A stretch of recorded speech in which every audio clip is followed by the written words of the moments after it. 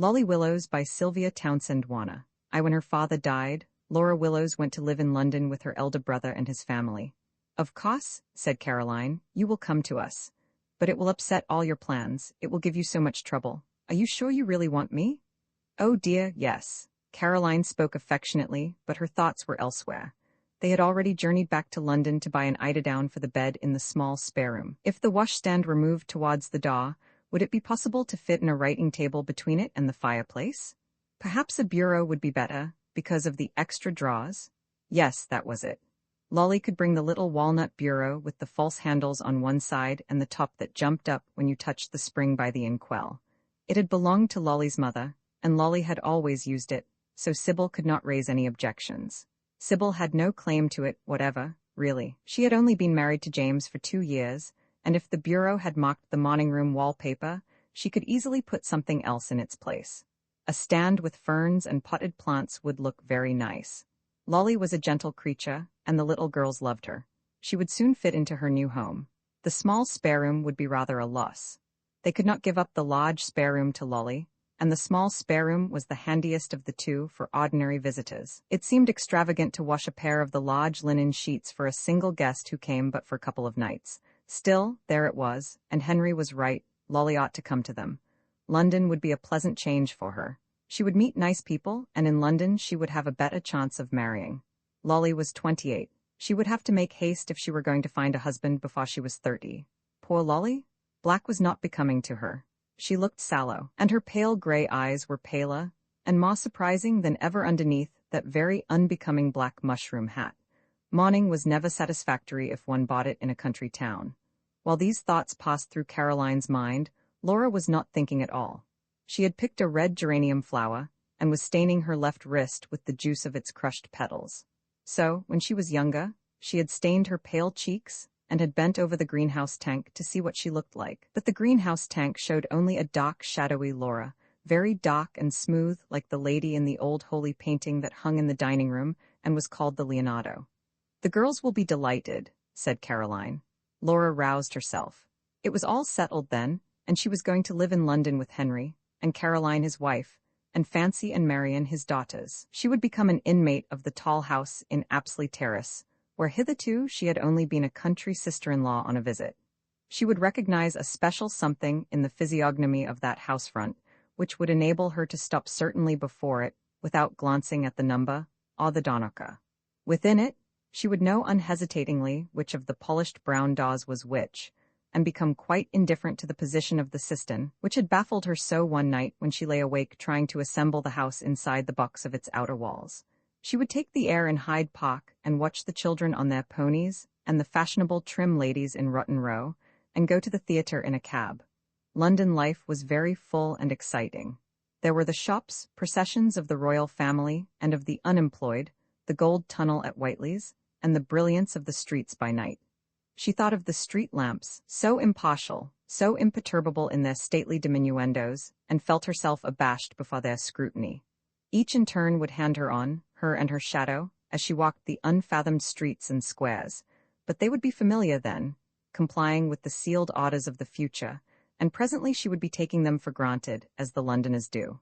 But in London there would be no greenhouse with a glossy tank, and no apple room, and no potting shed, earthy and warm, with bunches of poppy heads hanging from the ceiling, and sunflower seeds in a wooden box, and bulbs in thick paper bags, and hanks of tarred string, and lavender drying on a tea tray. She must leave all this behind, or only enjoy it as a visitor, unless James and Sybil happened to feel, as Henry and Caroline did, that of course she must live with them. Sybil said, "Dearest Lolly, so Henry and Caroline ought to have you. We shall miss you more than I can say, but of course you will prefer London. Dear old London with its picturesque fogs and its interesting people and all, I quite envy you, but you mustn't quite forsake Lady Place. You must come and pay us long visits so that Tito doesn't forget his aunt." "Will you miss me, Tito?" said Laura, and stooped down to lay her face against his prickly bib and his smooth, warm head. Tito fastened his hands round her finger. "I'm sure he'll miss your ring, Lolly," said Sybil. "You'll have to cut the rest of your teeth on the poor old coral when Auntie Lolly goes, won't you, my angel? I'll give him the ring if you think he'll really miss it, Sybil." Sybil's eyes glowed, but she said, "Oh no, Lolly, I couldn't think of taking it. Why, it's a family ring." When Fancy Willowes had grown up and married, and lost her husband in the war, and driven a lorry for the government, and married again from patriotic motives, she said to Owen Wolfe Saunders, her second husband, "How unenterprising women were in the old days. Look at Aunt Lolly. Grandfather left her 500 a year, and she was nearly 30 when he died, and yet she could find nothing better to do than to settle down with Mum and Dad, and stay there ever since." "The position of single women was very different 20 years ago," answered Mr. Wolfe Saunders. "Femme sole, you know, and femme couvert, and all that sort of rot." Even in 1902, there were some forward spirits who wondered why that Miss Willowes, who was quite well off, and not likely to marry, did not make a home for herself, and take up something artistic or emancipated. Such possibilities did not occur to any of Laura's relations.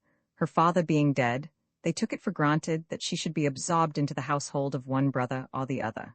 And Laura, feeling rather as if she were a piece of property forgotten in the will, was ready to be disposed of as they should think best. The point of view was old-fashioned, but the Willowesses were a conservative family and kept to old-fashioned ways.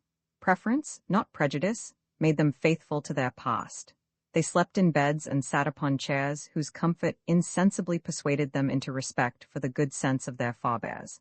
Finding that well-chosen wood and well-chosen wine improved with keeping, they believed that the same law applied to well-chosen ways. Moderation, civil speaking, leisure of the mind, and a handsome simplicity were canons of behavior imposed upon them by the example of their ancestors. Observing those canons, no member of the Willowes family had risen to much eminence. Perhaps great-great-aunt Salome had made the nearest approach to fame. It was a decent family boast that great-great-aunt Salome's puff paste had been commended by King George Roman III, and great-great-aunt Salome's prayer book, with the services for King Charles the Martyr and the restoration of the royal family and the welfare of the House of Hanover, a nice example of impartial piety, was always used by the wife of the head of the family. Salome, though married to a canon of Salisbury, had taken off her embroidered kid gloves, turned up her sleeves, and gone into the kitchen to mix the paste for His Majesty's eating, her Venice Point lappets dangling above the floury bowl.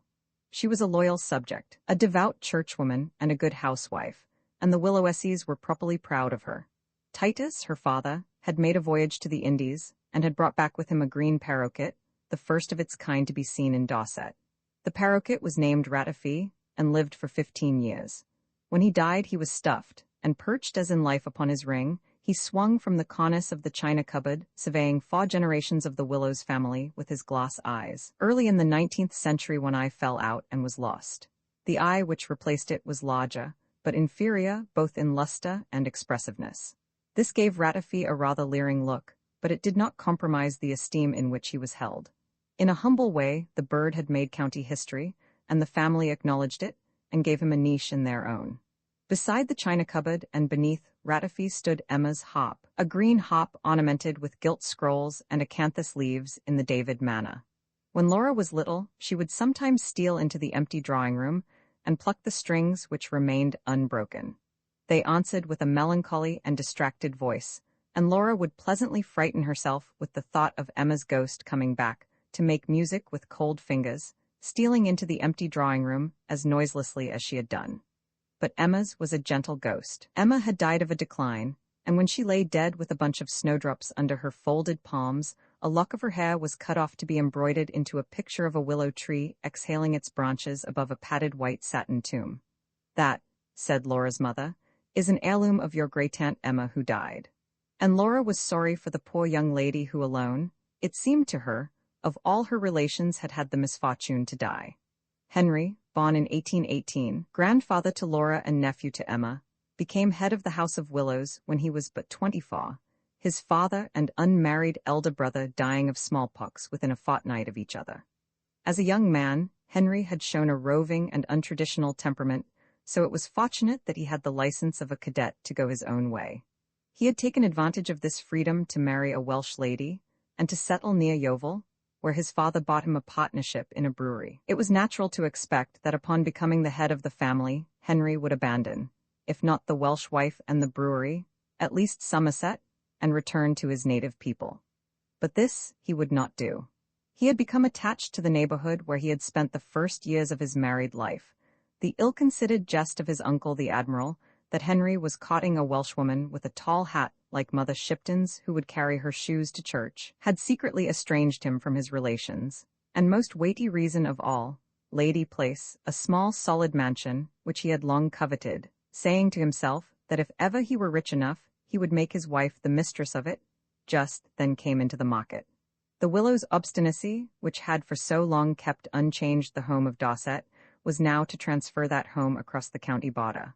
The old house was sold, and the furniture and family belongings were installed at Lady Place.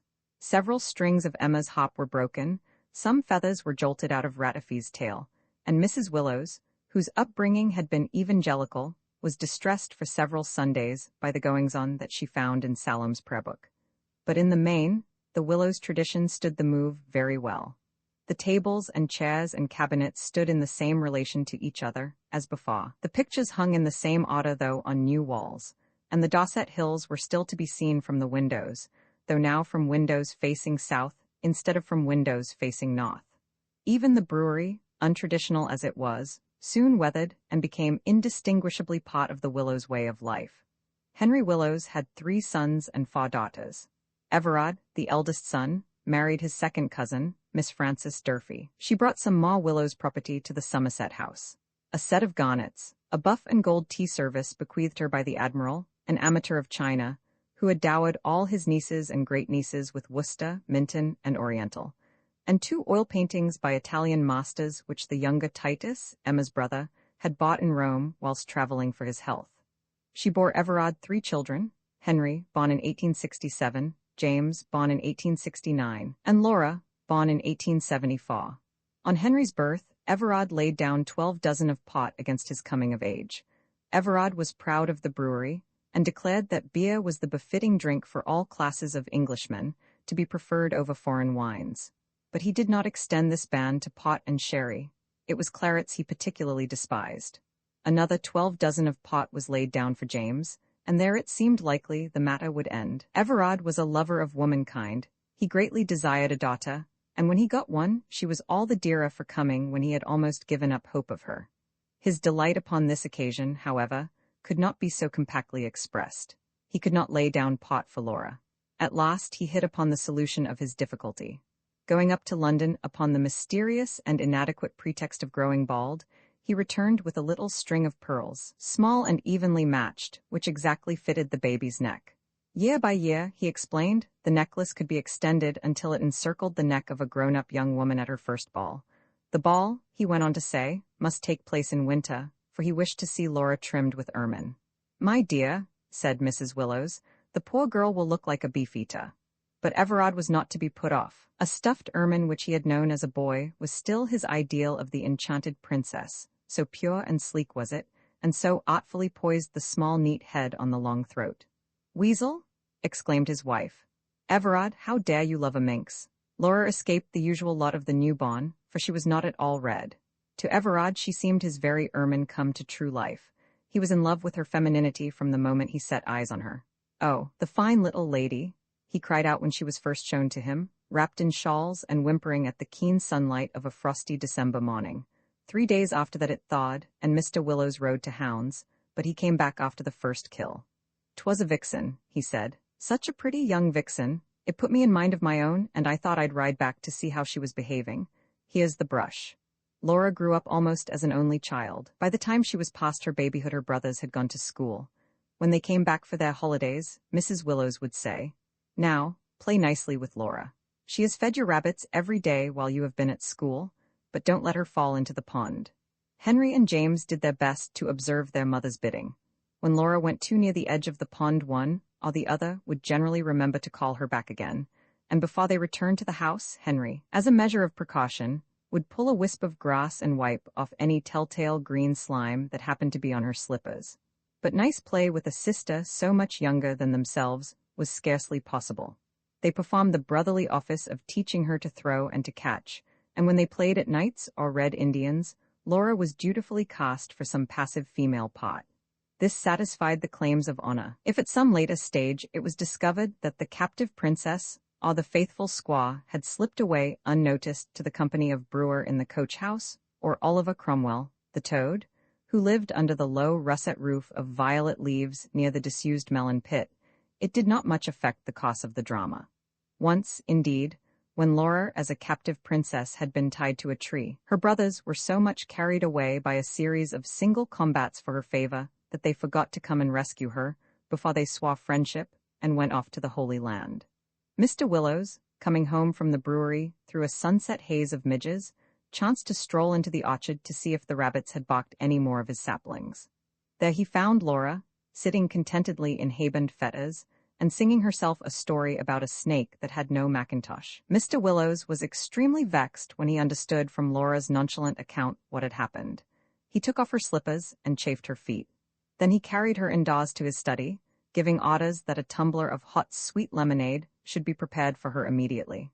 She drank it sitting on his knee while he told her about the new ferret. When Henry and James were heard approaching with wah-whoops, Mr. Willowes put her into his leather armchair and went out to meet them.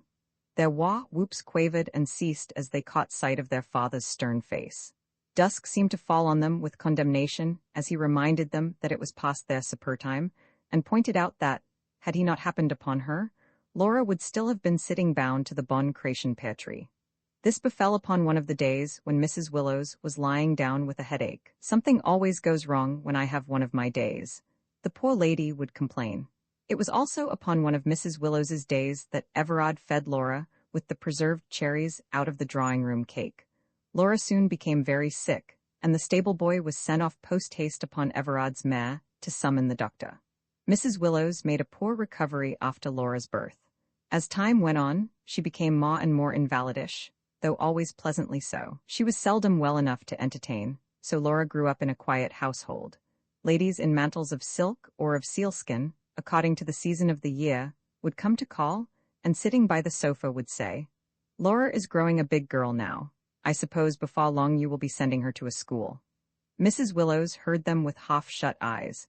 Holding her head deprecatingly upon one side, she returned evasive answers. When by quite shutting her eyes she had persuaded them to go, she would call Laura and say, "Darling, aren't your skirts getting a little short?" Then Nanny would let out another tuck in Laura's ginghams and merinos, and some months would pass before the ladies returned to the attack. They all liked Mrs. Willowes, but they were agreed amongst themselves that she needed bracing up to a sense of her responsibilities, especially her responsibilities about Laura. It really was not right that Laura should be left so much to herself. Poor dear Miss Taylor was an excellent creature. Had she not inquired about peninsulas in all the neighboring schoolrooms of consequence? But Miss Taylor for 3 hours daily and MME, Brevet's dancing classes in winter could not supply all Laura's needs. She should have the companionship of girls of her own age, or she might grow up eccentric. Another little hint to Mrs. Willowes would surely open the poor lady's eyes. But though Mrs. Willowes received their good counsel with a flattering air of being just about to become impressed by it, and filled up their teacups with a great deal of delicious cream, the silk and sealskin ladies hinted in vain, for Laura was still at home when her mother died. During the last few years of her life, Mrs. Willowes grew continually more skilled in evading responsibilities, and her death seemed but the final perfected expression of this skill. It was as if she had said, yawning a delicate cat's yawn, "I think I will go to my grave now," and had left the room, her white shawl trailing behind her. Laura mourned for her mother in skirts that almost reached the ground, for Miss Bottle, the family dressmaker, had nice sensibilities and did not think that legs could look sorrowful. Indeed, Laura's legs were very slim and frisky. They liked climbing trees and jumping over haycocks. They had no wish to retire from the world and belong to a young lady. But when she had put on the new clothes that smelt so queerly, and looking in the mirror saw herself sad and grown up, Laura accepted the inevitable. Sooner or later, she must be subdued into young ladyhood, and it seemed befitting that the change should come gravely, rather than with the conventional polite uproar and fuss of coming out, which odd term meant, as far as she could see, and when once the champagne bottles were emptied and the flimsy ball dress lifted off the thin shoulders, going in. As things were, she had a recompense for the loss of her liberty. For Everard needed comfort, he needed a woman to comfort him, and abetted by Miss Bottle's insinuations, Laura was soon able to persuade him that her comfortings were of the legitimate womanly kind. It was easy, much easier than she had supposed, to be grown up, to be clear-headed and watchful, to move sedately and think before she spoke. Already her hands looked much whiter on the black lap. She could not take her mother's place. That was as impossible as to have her mother's touch on the piano, for Mrs. Willowes had learnt from a former pupil of Field she had the jeu perlé, but she could take a place of her own. So Laura behaved very well, said the Willowes connection, agreeing and approving amongst themselves, and went about her business, and only cried when alone in the potting shed, where a pair of old gardening gloves repeated to her the shape of her mother's hands. Her behavior was the more important in that neither of her brothers was at home when Mrs. Willowes died. Henry, now a member of the Inner Temple, had just proposed marriage to a Miss Caroline Fawcett. When he returned to London after the funeral, it was impossible not to feel that he was travelling out of the shadow that rested upon Lady Place to bask in his private glory of a suitable engagement. He left his father and sister to find consolation in consoling each other. For though James was with them, and though his sorrow was without qualification, they were not likely to get much help from James. He had been in Germany studying chemistry, and when they sent off the telegram, Everard and Laura reckoned up how long he would take to reach Lady Place, and planned how they could most comfortingly receive him, for they had already begun to weave a thicker clothing of family kindness against the chill of bereavement. On hearing the crunch of the wagonette in the drive, and the swishing of the wet rhododendrons, they glanced at each other reassuringly, taking heart at the thought of the bright fire in his bedroom, the carefully chosen supper that awaited him. But when he stood before them, and they looked at his red, twitching face, they were abashed before the austerity of a grief so differently sustained from their own. Nothing they had to offer could remedy that heartache. They left him to himself, and sought refuge in each other's society, as much from his sorrow as theirs, and in his company they sat quietly, like two good children in the presence of a more grown-up grief than they could understand. James might have accepted their self-effacement with silent gratitude, or he might not have noticed it at all. It was impossible to tell. Soon after his return, he did a thing so unprecedented in the annals of the family that it could only be explained by the extreme exaltation of mind which possessed him, for without consulting anyone, he altered the furniture, transferring a mirror and an almond green brocade settee from his mother's room to his own. This accomplished, he came slowly downstairs and went out into the stable yard, where Laura and his father were looking at a litter of puppies. He told them what he had done, speaking dryly, as of some everyday occurrence, and when they, a little timidly, tried to answer as if they too thought it a very natural and convenient arrangement, he added that he did not intend to go back to Germany, but would stay henceforth at Lady Place and help his father with the brewery. Everard was much pleased at this. His faith in the merits of brewing had been rudely jolted by the refusal of his eldest son to have anything to do with it. Even before Henry left school, his ambition was set on the law. Hearing him speak in the school debating society, one of the masters told him that he had a legal mind. This compliment left him with no doubts as to what career he wished to follow, and before long, the legal mind was brought to bear upon his parents. Everard was hurt, and Mrs. Willowes was slightly contemptuous, for she had the old-fashioned prejudice against the learned professions, and thought her son did ill in not choosing to live by his industry rather than by his wits. But Henry had as much of the Willowes' determination as either his father or his mother, and his stock of it was 25 years younger and livelier than theirs. "Times are changed," said Everard.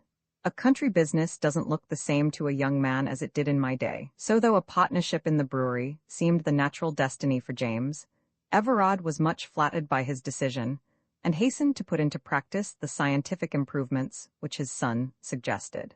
Though by nature mistrustful of innovations, he hoped that James might be innocently distracted from his grief by these interests, and gave him a new hopper in the same paternal spirit, as formerly he had given him a rook rifle. James was quite satisfied with the working of the hopper, but it was not possible to discover if it had assuaged his grief, because he concealed his feelings too closely, becoming, by a hyperbole of reticence, reserved even about his reserve, so that to all appearances he was no more than a red-faced young man with a moderate flow of conversation. Everard and Laura never reached that stage of familiarity with James which allows members of the same family to accept each other on surface values. Their love for him was tinged with awe, the awe that love learns in the moment of finding itself unavailing. But they were glad to have him with them, especially Everard, who was growing old enough to like the prospect of easing his responsibilities, even the inherent responsibility of being a Willowes, on to younger shoulders. No one was better fitted to take up this burden than James. Everything about him, from his seat on a horse to his taste in leather bindings, betokened an integrity of good taste and good sense, unostentatious, haughty, and discriminating. The leather bindings were soon in Laura's hands. New books were just what she wanted, for she had almost come to the end of the books in the Lady Place library. Had they known this, the silk and sealskin ladies would have shaken their heads over her upbringing even more deploringly. But naturally, it had not occurred to them that a young lady of their acquaintance should be under no restrictions as to what she read, and Mrs. Willowes had not seen any reason for making them better informed. So Laura read undisturbed, and without disturbing anybody, for the conversation at local tea parties and balls never happened to give her an opportunity of mentioning anything that she had learnt from Locke on the Understanding or Glanville on witches. In fact, as she was generally ignorant of the books which their daughters were allowed to read, the neighboring mammas considered her rather ignorant. However, they did not like her any the worse for this, for her ignorance, if not so sexually displeasing as learning, was of so unsweetened a quality as to be wholly without attraction. Nor had they any more reason to be dissatisfied with her appearance.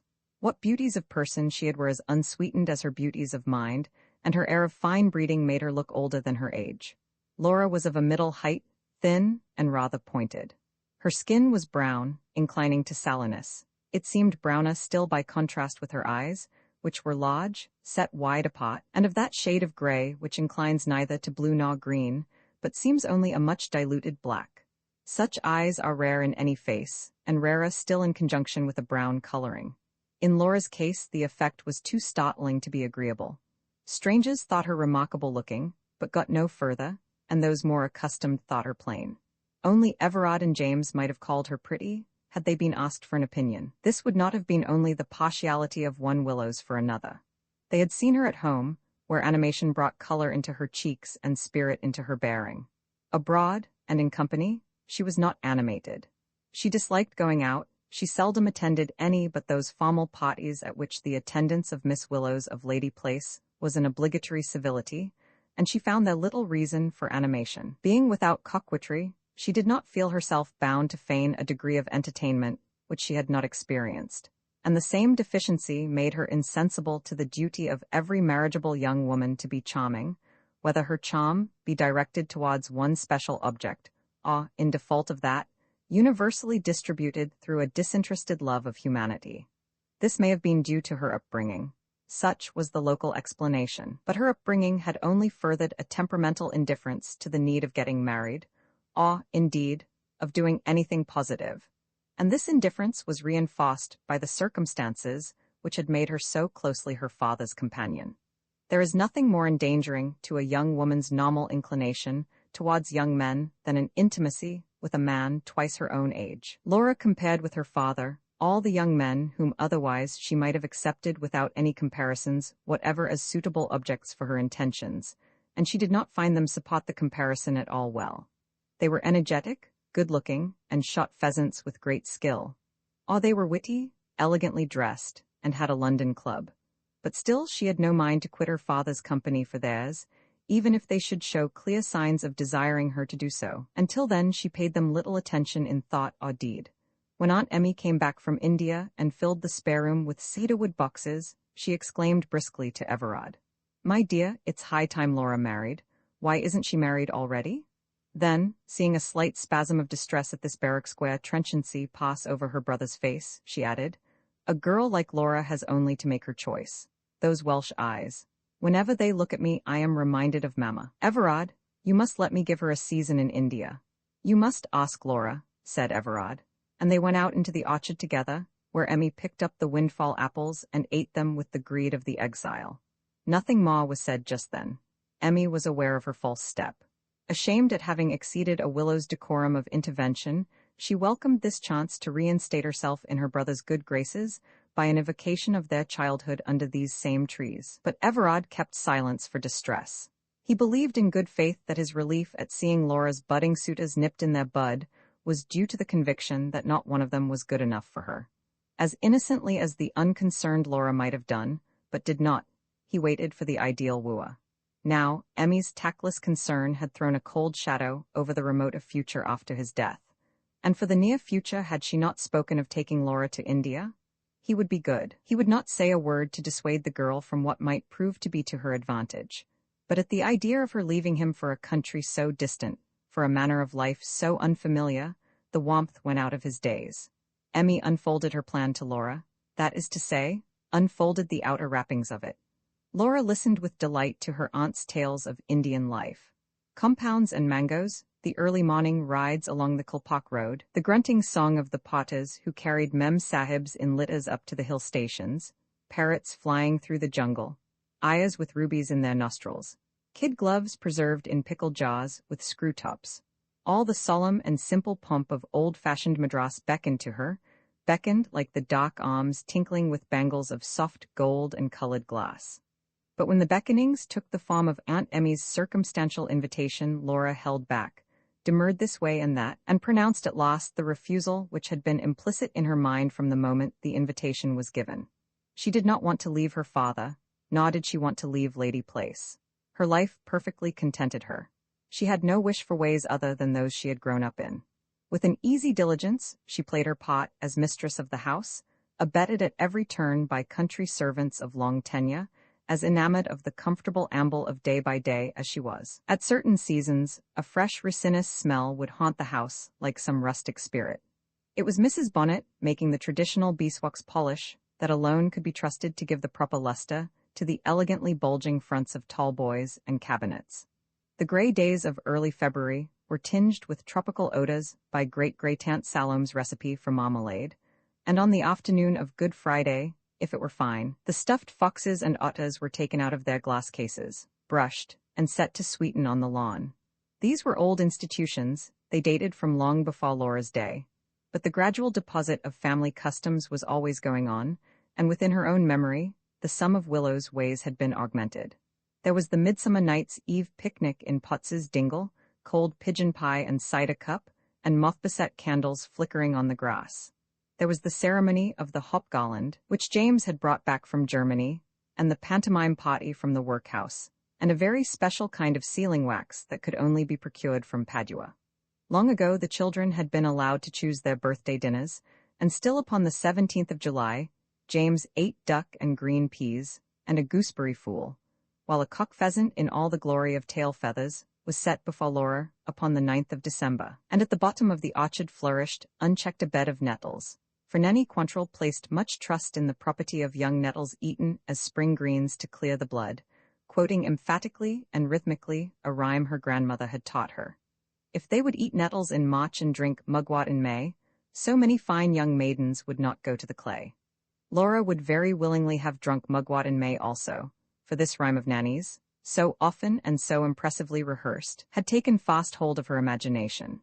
She had always had a taste for botany. She had also inherited a fancy for brewing. One of her earliest pleasures had been to go with Everard to the brewery and look into the great vats while he, holding her firmly with his left hand, with his right plunged a long stick through the clotted froth which, working and murmuring, gradually gave way until far below through the tumbling, dissolving rent, the beer was disclosed. Botany and brewery she now combined into one pursuit, for at the spur of Nanny's rhyme, she turned her attention into the forsaken green byways of the rural pharmacopoeia. From Everard she got a little still, from the family recipe books much information and good advice.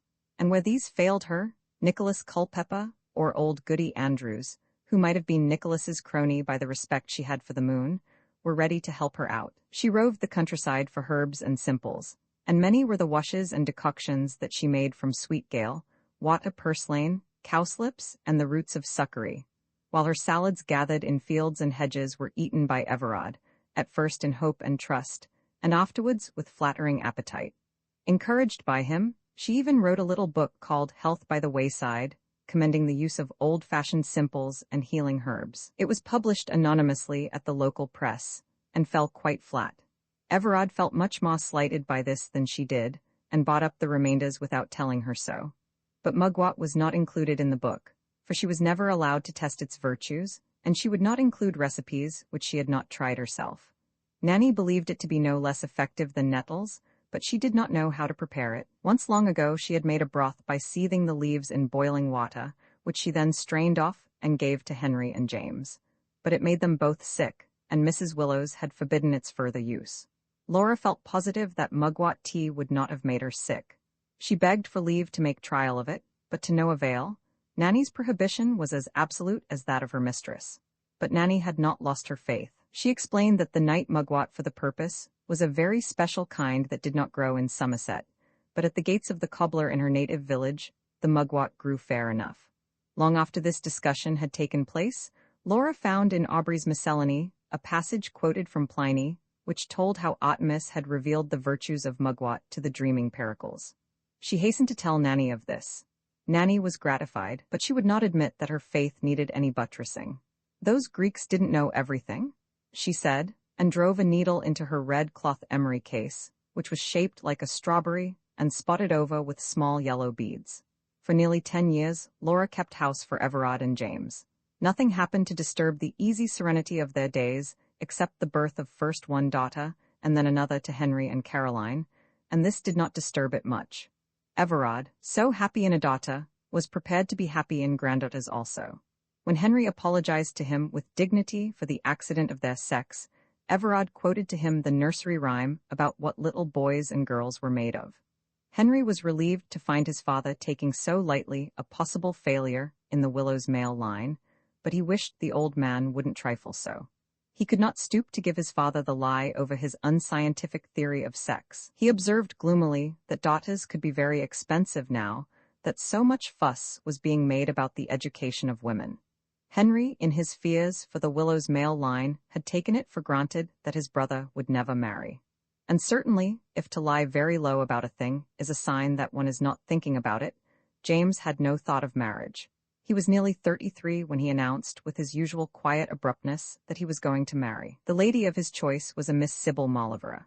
She was the daughter of a clergyman, but of a fashionable London clergyman, which no doubt accounted for her not being in the least like any clergyman's daughter seen by Everard and Laura hitherto. Miss Mauleverer's skirts were so long and so lavish that they lay in folds upon the ground all round her when she stood still, and required to be lifted in both hands before she could walk. Her hats were further off her head than any hats that had yet been seen in Somerset, and she had one of the up-to-date smooth Aberdeen terriers. It was indeed hard to believe that this distinguished creature had been born and bred in a parish. But nothing could have been more parochial than her determination to love her new relations and to be loved in return. She called Everard Vataline. She taught Laura to dance the cakewalk. She taught Mrs. Bonnet to make petits canapés à l'impératrice. Having failed to teach Brewer how to make a rock garden, she talked of making one herself. And though she would have liked old oak better, she professed herself enchanted by the Willowes walnut and mahogany. So assiduously did this pretty young person seek to please that Laura and Everard would have been churlish had they not responded to her blandishments. Each, indeed, secretly wondered what James could see in anyone so showy and dashing as Sybil, but they were too discreet to admit this, even one to the other, and contented themselves with politely wondering what Sybil could see in such a country sober-sides as James. Lady Place was a large house, and it seemed proper that James should bring his wife to live there. It also seemed proper that she should take Laura's place as mistress of the household. The sisters-in-law disputed this point with much civility, each insisting upon the other's claim like two queens curtsying in a doorway. However, Sybil was the visiting queen and had to yield to Laura in civility and assume the responsibilities of housekeeping.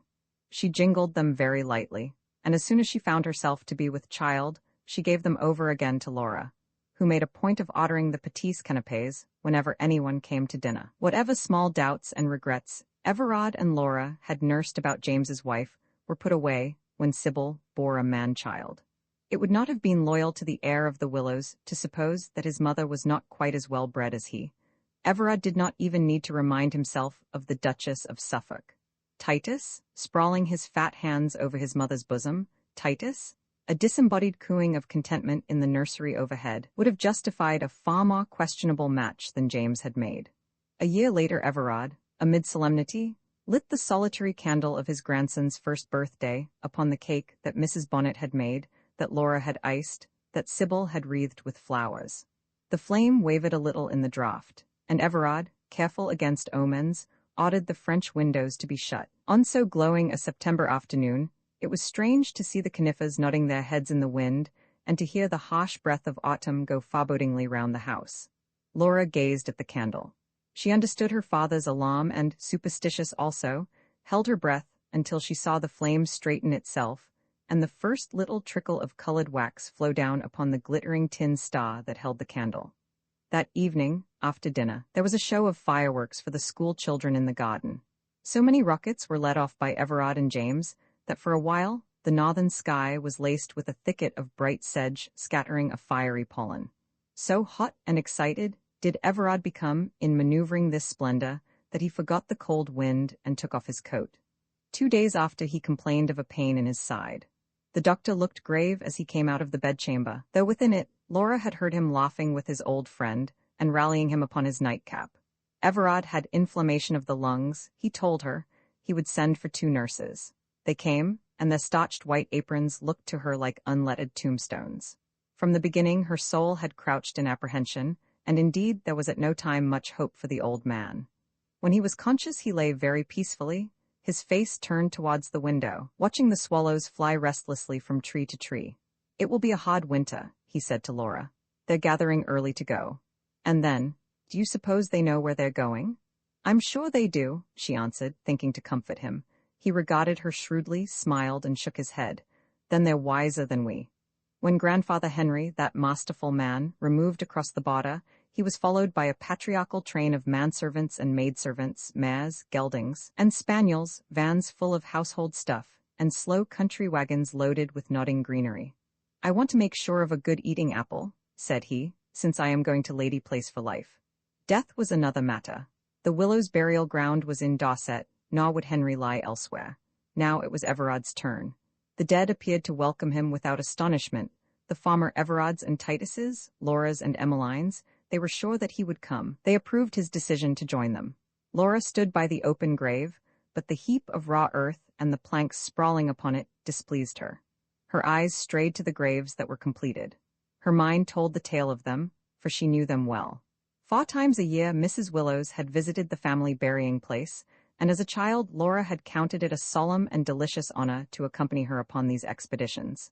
In summer especially, it was pleasant to sit on the churchyard wall, under the thick roof of lime trees, or to finger the headstones, now hot, now cold, while her mother went from grave to grave with her gauntlet gloves and her gardening basket. Afterwards they would eat their sandwiches in a hayfield, and pay a visit to old Mrs. Diamond, whose sons and grandsons in hereditary office clipped the grass and trimmed the bushes of the family enclosure. As Laura grew older, the active part of these excursions fell upon her, and often of late years when she went alone, she half yielded her mind to the fancy that the dead mother, whose grave she tended, was sitting a little apart in the shade, presently to rise and come to meet her, having just recalled and delicately elaborated some odd trait of a neighboring great-uncle. The bees droned in the motionless lime trees. A hot ginny churchyard smell detached itself in a leisurely way from the evergreens when the mourners brushed by them. The sun, but an hour or so declined, shone with an ardent and steadfast interest upon the little group. "In the midst of life we are in death," said Mr. Waubrey, his voice sounding rather shameless taken out of church and displayed upon the basking echoless air. "In the midst of death we are in life," Laura thought, would be a more accurate expression of the moment. Her small body encased in tremendous sunlight seemed to throb with an intense vitality, impersonally responding to heat, scent, and color. With blind, clear-sighted eyes, she saw the coffin lowered into the grave, and the earth shoveled in on top of it. She was aware of movement around her, of a loosening texture of onlookers, of footsteps and departures, but it did not occur to her that the time was come when she too must depart. She stood and watched the sexton, who had set to work now in a more businesslike fashion. An arm was put through hers. A voice said, "Dear Laura, we must go now," and Caroline led her away. Tears ran down Caroline's face. She seemed to be weeping because it was time to go. Laura would have turned for one more backward look, but Caroline prevented her. Her tears ran faster, and she shook her head and sighed. They reached the gate. It closed behind them with a contented click, for they were the last to leave. Opposite the churchyard were the gates of the old home. The drive was long, straight, and formal. It had been a cart track across a meadow when the old home was a farm. At the end of the drive stood the gray stone house. A purple clematis muffled the porch, and a white cat lay asleep in a bed of nasturtiums. The blinds were drawn down in respect to the dead. Laura looked at it. Since her earliest childhood, it had been a familiar sight, a familiar thought, but now she saw it with different eyes. A prescience of exile came over her, and, forgetting Lady Place, she looked with the yearning of an outcast at the dwelling so long ago discarded. The house was like an old blind nurse sitting in the sun and ruminating past events. It seemed an act of the most horrible ingratitude to leave it all and go away without one word of love. But the gates were shut, the time of welcome was gone by. For a while they stood in the road, none making a move, each waiting for the other's lead. A tall poplar grew on the left hand of the churchyard gate. Its scant shadow scarcely indented the white surface of the road. A quantity of wasps were buzzing about its trunk, and presently one of the wasps stung Henry. This seemed to be the spur that they were all waiting for. They turned and walked to the corner of the road where the carriages stood that were to drive them back to the station. Everyone was sorry for Laura, for they knew how much she had loved her father. They agreed that it was a good thing that Henry and Caroline were taking her to London. They hoped that this change would distract her from her grief. Meanwhile, there was a good deal to do, and that also was a distraction. Clothes and belongings had to be sorted out, friends and family pensioners visited, and letters of condolence answered. Beside this, she had her own personal accumulation of vagrant odds and ends to dispose of. She had lived for 28 years in a house where there was no lack of cupboard room, and a tradition of hoarding, so the accumulation was considerable. There were old toys, letters, stones of strange shapes or bright colors, lesson books, watercolor sketches of the dogs and the garden, a bunch of dance programs kept for the sake of their little pencils, and all the little pencils tangled into an inextricable knot. Pieces of unfinished needlework, jewelers' boxes, scraps cut out of the newspaper, and unexplainable objects that could only be remembrances of things she had forgotten. To go over these hoards amused the surface of her mind, but with everything thrown away, she seemed to be denying the significance of her youth. Thus busied, she was withheld all day from her proper care. But at dusk, she would go out of the house and pace up and down the nut alley at the foot of the garden. The cold airs that rose up from the ground spoke sadly to her of burial, the mossy paths were hushed and humble under her tread, and the smells of autumn condoled with her. Brewer the gardener, stamping out the ashes of his bonfire, saw her pass to and fro, a slender figure moving sedately between the unmoving boughs. He alone of all the household had taken his master's death without exclamation. Death coming to the old was a harmless thought to him, but looking at Laura he sighed deeply, as though he had planted her, and now saw her dashed and broken by bad weather. 10 days after Everard's death, Henry and Caroline left Lady Place, taking Laura with them.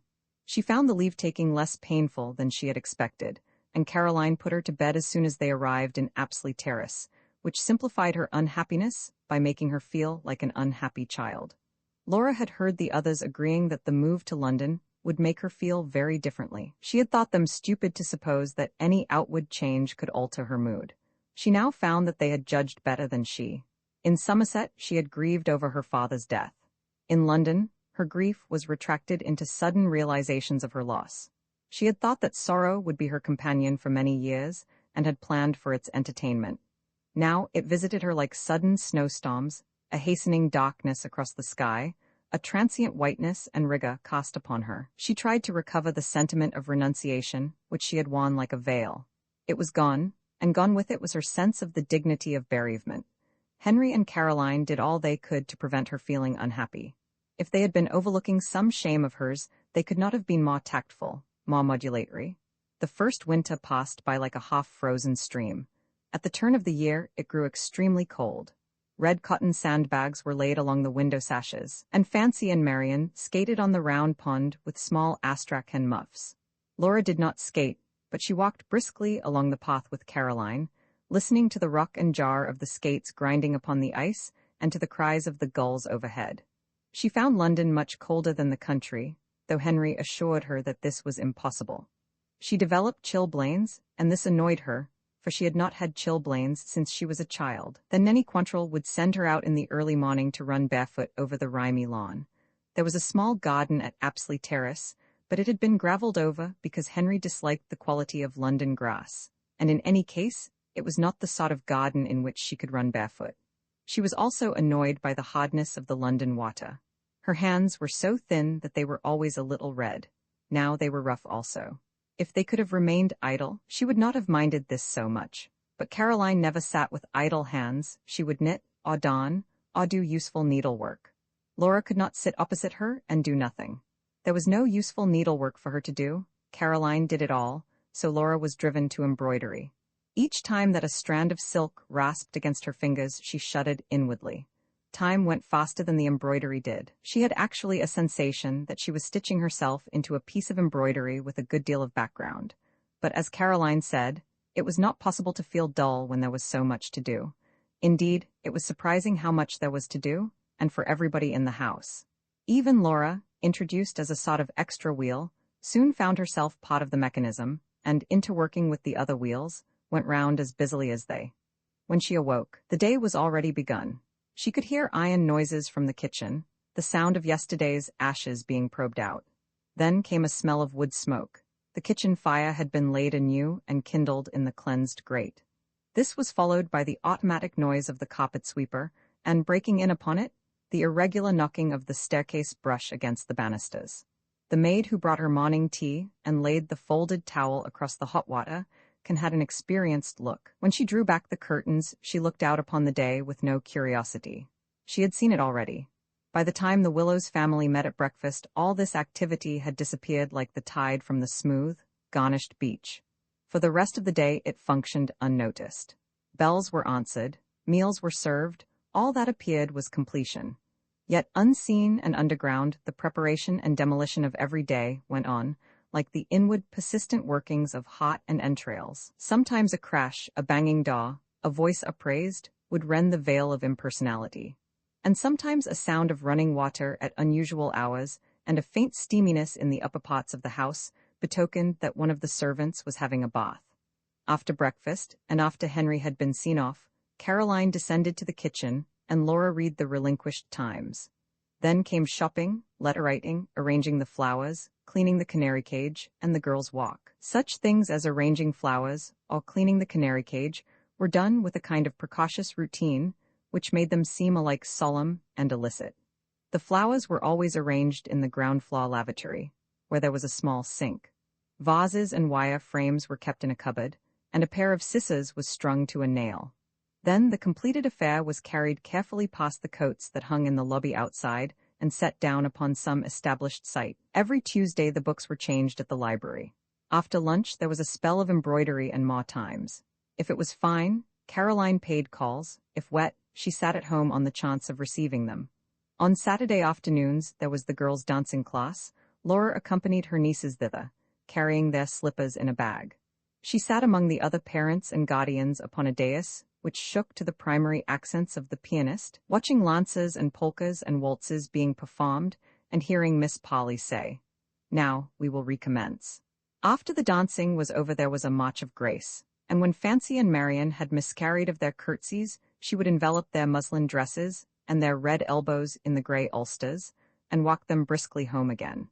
They were dull children, though their dullness did not prevent them having a penetrating flow of conversation. Their ways and thoughts were governed by a sort of zodiacal procession of other little girls, and when they came down to the drawing-room after tea, it seemed to Laura that they brought the Waters, or the Wilkinsons, or the de la Bottes with them. Dinner was at 7:30. It was a sensible rule of Caroline's that at dinner only general topics should be discussed. The difficulties of the day, if the day had presented difficulties, were laid aside. To this rule, Caroline attributed the excellence of Henry's digestion. Henry's digestion was further safeguarded by being left to itself in the smoking room for an hour after dinner. If he was busy, this hour of meditation would be followed by some law work. If not, he would join them in the drawing-room, or go to his club. When they were thus left by themselves, Laura and Caroline went off to bed early, for they were pleasantly fatigued by their regular days and regular meals. Later on Laura, half asleep, would hear Henry's return from his club.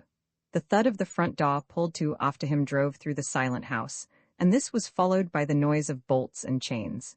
Then the house, emptied of another day, creaked once or twice and fell into repose, its silence and security barred up within it like a kind of moral family plate. The remainder of the night was left at the disposal of the grandfather's clock in the hall, equitably dealing out minutes and quarters and hours. On Sunday mornings Henry would wind the clock. First one and then the other, the quivering chains were wound up, till only the snouts of the leaden weights were visible, drooping sullenly over the abyss of time wherein they were to make their descent during the 7 days following. After that the family went to church, and they were wound up for the week in much the same manner. They went to evening service too, but evening service was less austere. The vindictive sentiments sounded less vindictive. If an umbrella fell down with a crash, the ensuing silence was less affronted. The sermon was shorter, or seemed so, and swung more robustly into, and now, to God the Father. After evening service came cold supper. Fancy and Marian sat up for this, and it was rather a cheerful meal, with extra trivialities such as sardines and celery. The leaden weights had already started upon their downward course. Caroline was a religious woman. Resolute, orderly, and unromantic, she would have made an admirable mother superior. In her housekeeping and her scrupulous account books, she expressed an almost mystical sense of the validity of small things. But like most true mystics, she was unsympathetic and difficult of approach. Once only did she speak her spiritual mind to Laura. Laura was nursing her when she had influenza. Caroline wished to put on a clean nightdress, and Laura, opening the third drawer of the large mahogany wardrobe, had commented upon the beautiful orderliness with which Caroline's body linen was arranged therein. "We have our example," said Caroline. The grave clothes were folded in the tomb. Looking into the large shadowy drawer, where nightgowns and chemises lay folded exactly upon each other in a purity that disdained even lavender, Laura shuddered a little at this revelation of her sister-in-law's private thoughts. She made no answer, and never again did Caroline open her mind to her upon such matters. Laura never forgot this. Caroline seemed affectionately disposed towards her. She was full of practical good sense, her advice was excellent and pleasantly bestowed. Laura saw her a good wife, a fond and discreet mother, a kind mistress, a most conscientious sister-in-law. She was also rather gluttonous. But for none of these qualities could Laura feel at ease with her. Compared to Caroline, she knew herself to be unpractical, unmethodical, lacking in initiative. The tasks that Caroline delegated to her she performed eagerly and carefully, but she performed them with the hampering consciousness that Caroline could do them better than she, and in less time. Even in so simple a matter as holding a skein of wool for Caroline to wind off into a ball, Caroline's large white fingers worked so swiftly that it was she who twitched the next length off Laura's thumb before Laura, watching the diminishing thread, remembered to dip her hand. But all this, for Laura was humble and Caroline kind, could have been overcome. It was in the things that never appeared that Laura felt her inadequacy. Laura was not in any way religious. She was not even religious enough to speculate towards irreligion. She went with Caroline to early service, whenever Caroline's inquiries suggested it, and to morning service and evening service every Sunday. She knelt beside her and heard her pray in a small, stilled version of the voice which she knew so well in its clear, everyday ordinances. Religion was Great-Great-Aunt Salom's prayer book, which Caroline held in her gloved hands. Religion was a strand in the Willowes' life, and the prayer book was the outward sign of it, but it was also the outward sign of the puff pastry which had been praised by King George Roman III. Religion was something to be preserved. It was part of the Willowes' life, and so was the prayer book, preserved from generation to generation. Laura was bawed by the church which they attended. She would have liked, now that she was come to London, to see the world, to adventure in churches. She was darkly, adventurously drawn to see what services were like amongst Roman Catholics, amongst Huguenots, amongst Unitarians and Swedenborgians, feeling about this rather as she felt about the East End. She expressed her wish to Caroline, and Caroline, rather unexpectedly, had been inclined to further it. But Henry banned the project. It would not do for Laura to go elsewhere than to the family place of worship, he said.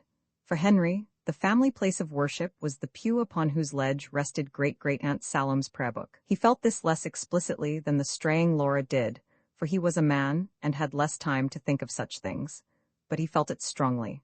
Laura believed that she would like Caroline if she could only understand her. She had no difficulty in understanding Henry, but for no amount of understanding could she much like him.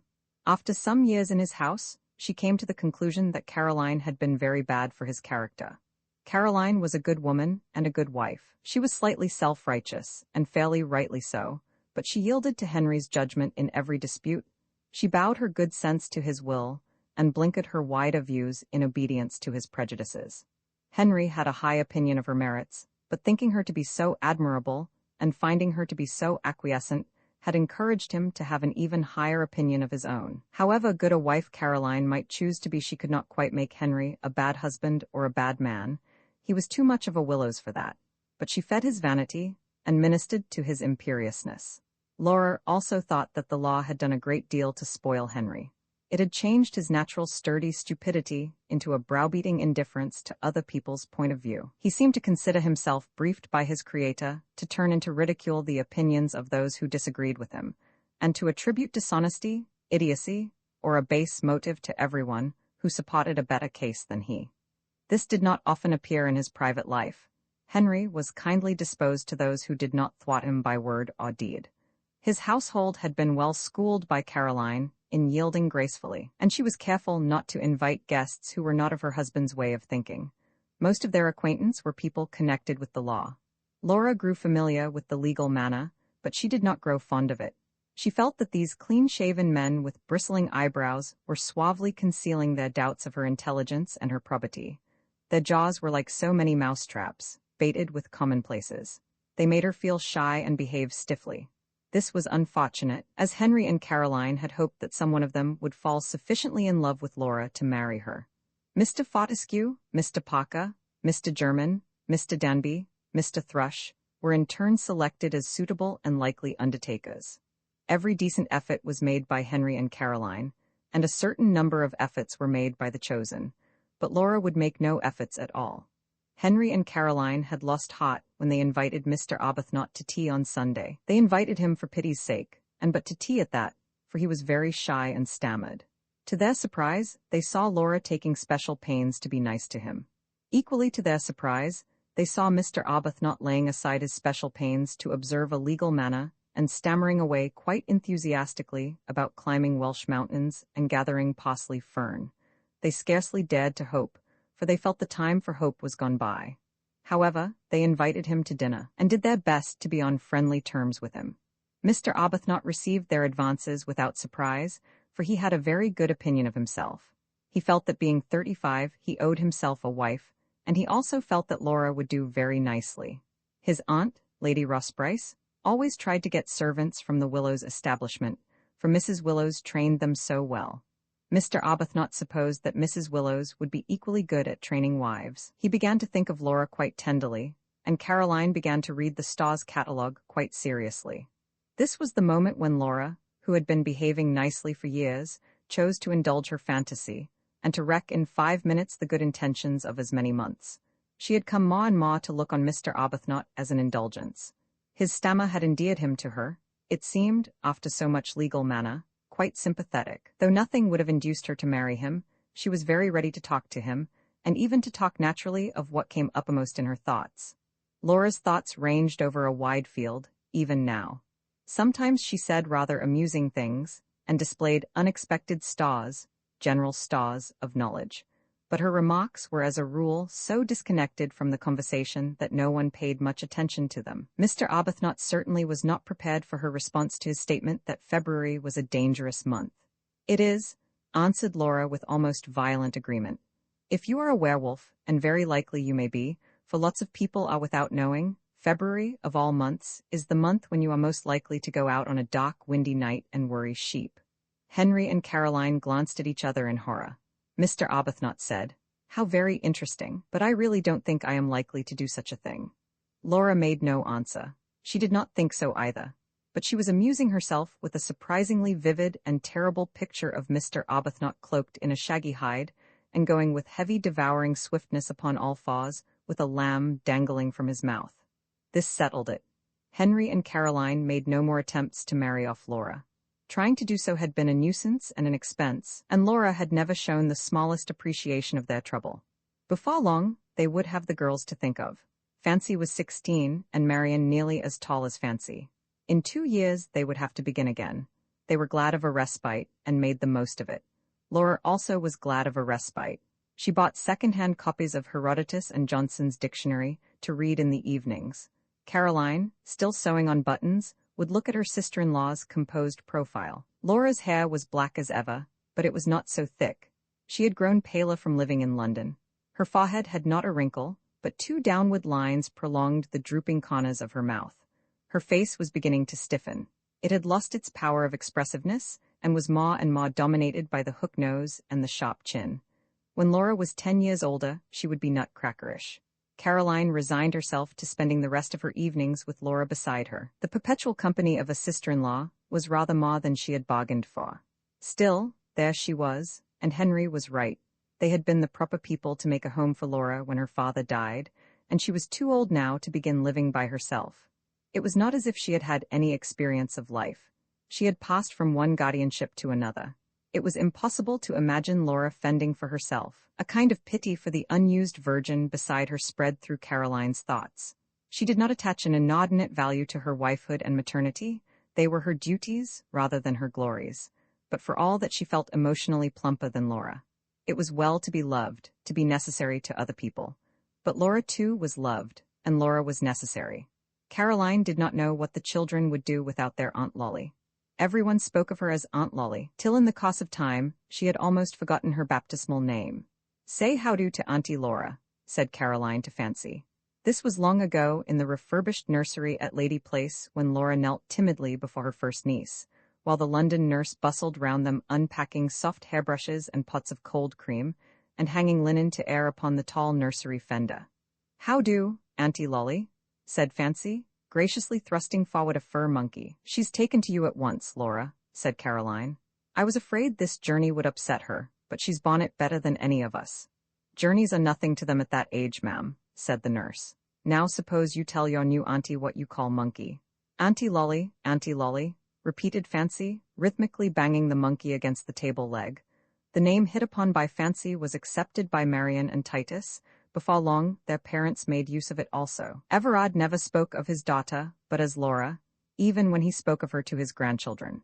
He was too old to change his ways, and he had, in any case, a prejudice against nicknames and abbreviations. But when Laura went to London, she left Laura behind, and entered into a state of Aunt Lolly. She had quitted so much of herself in quitting Somerset, that it seemed natural to relinquish her name also. Divested of her easily won honours as mistress of the household, shorn of her long meandering country days, sleeping in a smart brass bedstead instead of her old and rather pompous four-poster, wearing unaccustomed clothes and performing unaccustomed duties, she seemed to herself to have become a different person. Or rather, she had become two persons, each different. One was Aunt Lolly, a middle-aging lady, light-footed upon stairs, and indispensable for Christmas Eve and birthday preparations. The other was Miss Willowes, my sister-in-law Miss Willowes, whom Caroline would introduce, and abandon to a feeling of being neither light-footed nor indispensable. But Laura was put away. When Henry asked her to witness some document for him, her Laura Erminia Willowes seemed as much a thing out of common speech as the spinster that followed it. She would look, and be surprised that such a dignified name should belong to her. Twice a year, in spring and in summer, the Willowes family went into the country for a holiday. For the first 3 years of Laura's London life, they went as a matter of cost to Lady Place. There once more arose the problem of how two children of one sex can play nicely with a much younger child of the other. Fancy and Marian played at tea parties under the weeping ash, and Titus was the butler with a tin tray. Titus would presently run off and play by himself at soldiers, beating martial tattoos upon the tray. But now there was no danger of the youngest member of the party falling into the pond, for Aunt Lolly was always on guard. Laura enjoyed the visits to Lady Place, but her enjoyment did not go very deep. The knowledge that she now was a visitor where she had formerly been at home seemed to place a clear sheet of glass between her and her surroundings. She felt none of the grudge of the dispossessed. She scarcely gave a thought to the old days. It was as if in the agony of leaving Lady Place after her father's death, she had said goodbye so irremediably that she could never really come there again. But the visits to Lady Place came to a sad end, for in 1905, James died suddenly of heart failure. Sybil decided that she could not go on living alone in the country. A manager was found for the brewery. Lady Place was let unfurnished upon a long lease, and Sybil and the 4-year-old heir of the Willowes name and traditions moved to a small place in Hampstead. Sybil had proposed to sell some of the furniture, for there was a great deal more of it than she needed, and most of it was too large to fit into her new dwelling. This project was opposed by Henry, and with considerable heat. The family establishment must, he admitted, be broken up, but he would allow no part of it to be alienated. All the furniture that could not be found room for at Hampstead or at Apsley Terrace must be stowed till Titus should be of an age to resume the tenure of Lady Place. To Laura, it seemed as though some familiar murmuring brook had suddenly gone underground. There it flowed, silenced and obscured, until the moment when it should reappear and murmur again, between green banks. She thought of Titus as a grown man and herself as an old woman meeting among the familiar belongings. She believed that when she was old, the ghost-like feeling that distressed her would matter less. She hoped that she might not die before that day, if it were only that she would remember so well, as Titus could not, how the furniture stood in the rooms and the pictures hung on the walls. But by then, she said to herself, Titus would have a wife with tastes of her own. Sybil would have liked to alter several things, but tradition had been too strong for her. It would be a very different matter in 20 years' time. The chairs and tables and cabinets would come out blinking and forgetful from their long storage in darkness. They would have lost the individuality by which they had made certain corners so surely their own. The lady place she had known was over. She could remember it if she pleased, but she must not think of it. Meanwhile, Emma's hop trailed its strings in her bedroom. Ratafee was removed to Hampstead. Titus had insisted upon this. She wondered if Henry felt as she did. He had shown a great deal of Willow's spirit over the furniture, but otherwise he had not expressed himself. In person Henry, so it was said, resembled his grandfather, who had made the move from Dorset to Somerset, the sacrilegious move which the home-loving of the Willowes had so soon sanctified that in the third generation she was feeling like this about Lady Place. Henry seemed to resemble his grandfather in spirit also. He could house all the family traditions in his practical mind, and for the rest talk about bricks and mortar. He concerned himself with the terms of Sybil's lease, the agreement with the manager of the brewery, and the question of finding a satisfactory place to carry his family to for the holidays. After some experiments, they settled down to a routine that, with a few modifications for the sake of variety or convenience, served them for the next 15 years. In spring, they went to some moderately popular health resort and stayed in a hotel, for it was found that the uncertainty of an English spring, let alone the uncertainty of a Christian Easter, made lodgings unsatisfactory at that time of year. In summer they went into lodgings, or took a furnished house in some seaside village without any attractions. They did this, not to be economical, there was no need for economy, but because they found rather plain dull holidays the most refreshing. Henry was content with a little unsophisticated golf and float fishing. The children bathed and played on the beach and went on bicycling expeditions, and Caroline and Laura watched the children bathe and play, and replenished their stock of underclothes, and rested from the strain of London housekeeping. Sometimes Caroline did a little reading. Sometimes Sybil and Titus stayed with them, or Titus stayed with them alone while his mother paid visits. Laura looked forward with pleasure to the summer holidays. The Easter holidays she never cared about, as she had a particular dislike for palms, but after the first shock of arrival and smelling the sea, the days seemed to dribble out very much like the days in London. When the end came, and she looked back from the wagonette over the past weeks, she found that after all she had done few of the things she intended to do. She would have liked to go by herself for long walks inland and find strange herbs, but she was too useful to be allowed to stray. She had once formed an indistinct project of observing limpets, but for all her observations, she discovered little save that if you sit very still for a long time, the limpet will begin to move sideways, and that it is almost impossible to sit very still for a long time and keep your attention fixed upon such a small object as a limpet without feeling slightly hypnotized and slightly sick. On the lowest count, she seldom contrived to read all the books, or to finish all the needlework which she had taken with her, and the freckles on her nose mocked her with the receptivity of her skin compared to the dullness of her senses. They were submerged in the usual quiet summer holidays when the war broke out. The parish magazine said, the vicar had scarcely left East Bingham when war was declared. The vicar was made of stouter stuff than they. He continued his holiday, but the Willowesses went back to London. Laura had never seen London in August before. It had an arrested look, as though the war were a kind of premature autumn. She was extraordinarily moved. As they drove across the river from Waterloo, she wanted to cry. That same evening, Fancy went upstairs and scrubbed the box-room floor for the sake of practice. She upset the bucket, and large damp patches appeared on the ceiling of Laura's room. For a month, Fancy behaved like a cat whose kittens have been drowned. If her family had not been so taken up with the war, they would have been alarmed at this change in her demeanor. As it was, they scarcely noticed it.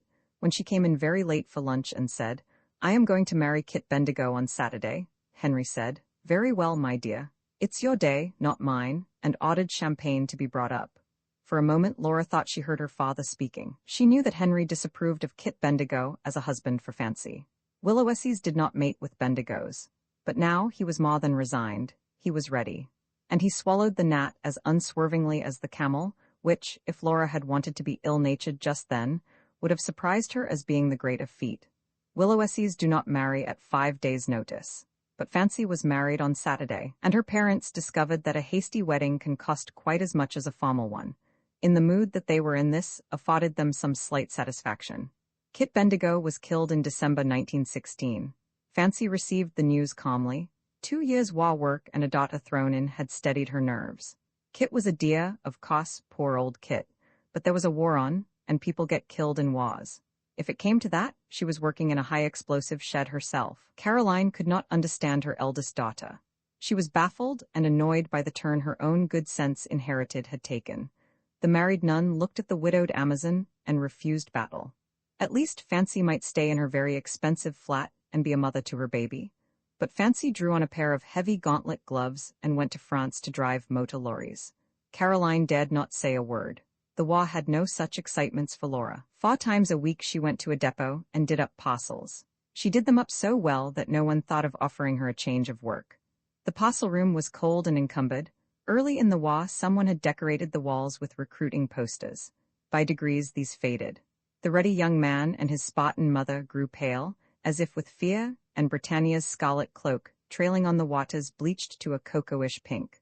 Laura watched them discolor with a muffled heart. She would not allow herself the cheap symbolism they provoked. Time will bleach the scarlet from young men's cheeks and from Britannia's mantle. But blood was scarlet as ever, and she believed that, however despairing her disapproval, that blood was being shed for her. She continued to do up parcels until the 11th day of November 1918.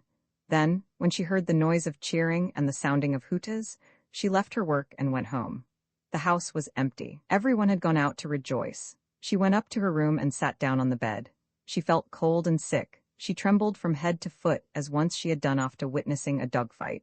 All the hootas were sounding. They seemed to domineer over the noises of rejoicing with sarcastic emphasis. She got up and walked about the room. On the mantelpiece was a photograph of Titus. "Well," she said to it, "you've escaped killing, anyhow." Her voice sounded harsh and unreal. She thought the walls of her room were shaking at the concussion, like stage walls. She lay down upon her bed, and presently fainted. When she came to herself again, she had been discovered by Caroline and put to bed with influenza. She was grateful for this, and for the darkened room, and the cool, clinking tumblers. She was even grateful for the bad dreams which visited her every night and sent up her temperature. By their aid, she was enabled to stay in bed for a fortnight, a thing she had not done since she came to London. When she went downstairs again, she found Henry and Caroline talking of better days to come. The house was unaltered, yet it had a general air of refurbishment. She also, after her fortnight in bed, felt somehow refurbished, and was soon drawn into the talk of better days. There was nothing immoderate in the family display of satisfaction. Henry still found frowning matter in the Times, and Caroline did not relinquish a single economy. But the satisfaction was there, a demure Willowes-like satisfaction in the family tree that had endured the gale with an unflinching green heart. Laura saw nothing in this to quarrel with.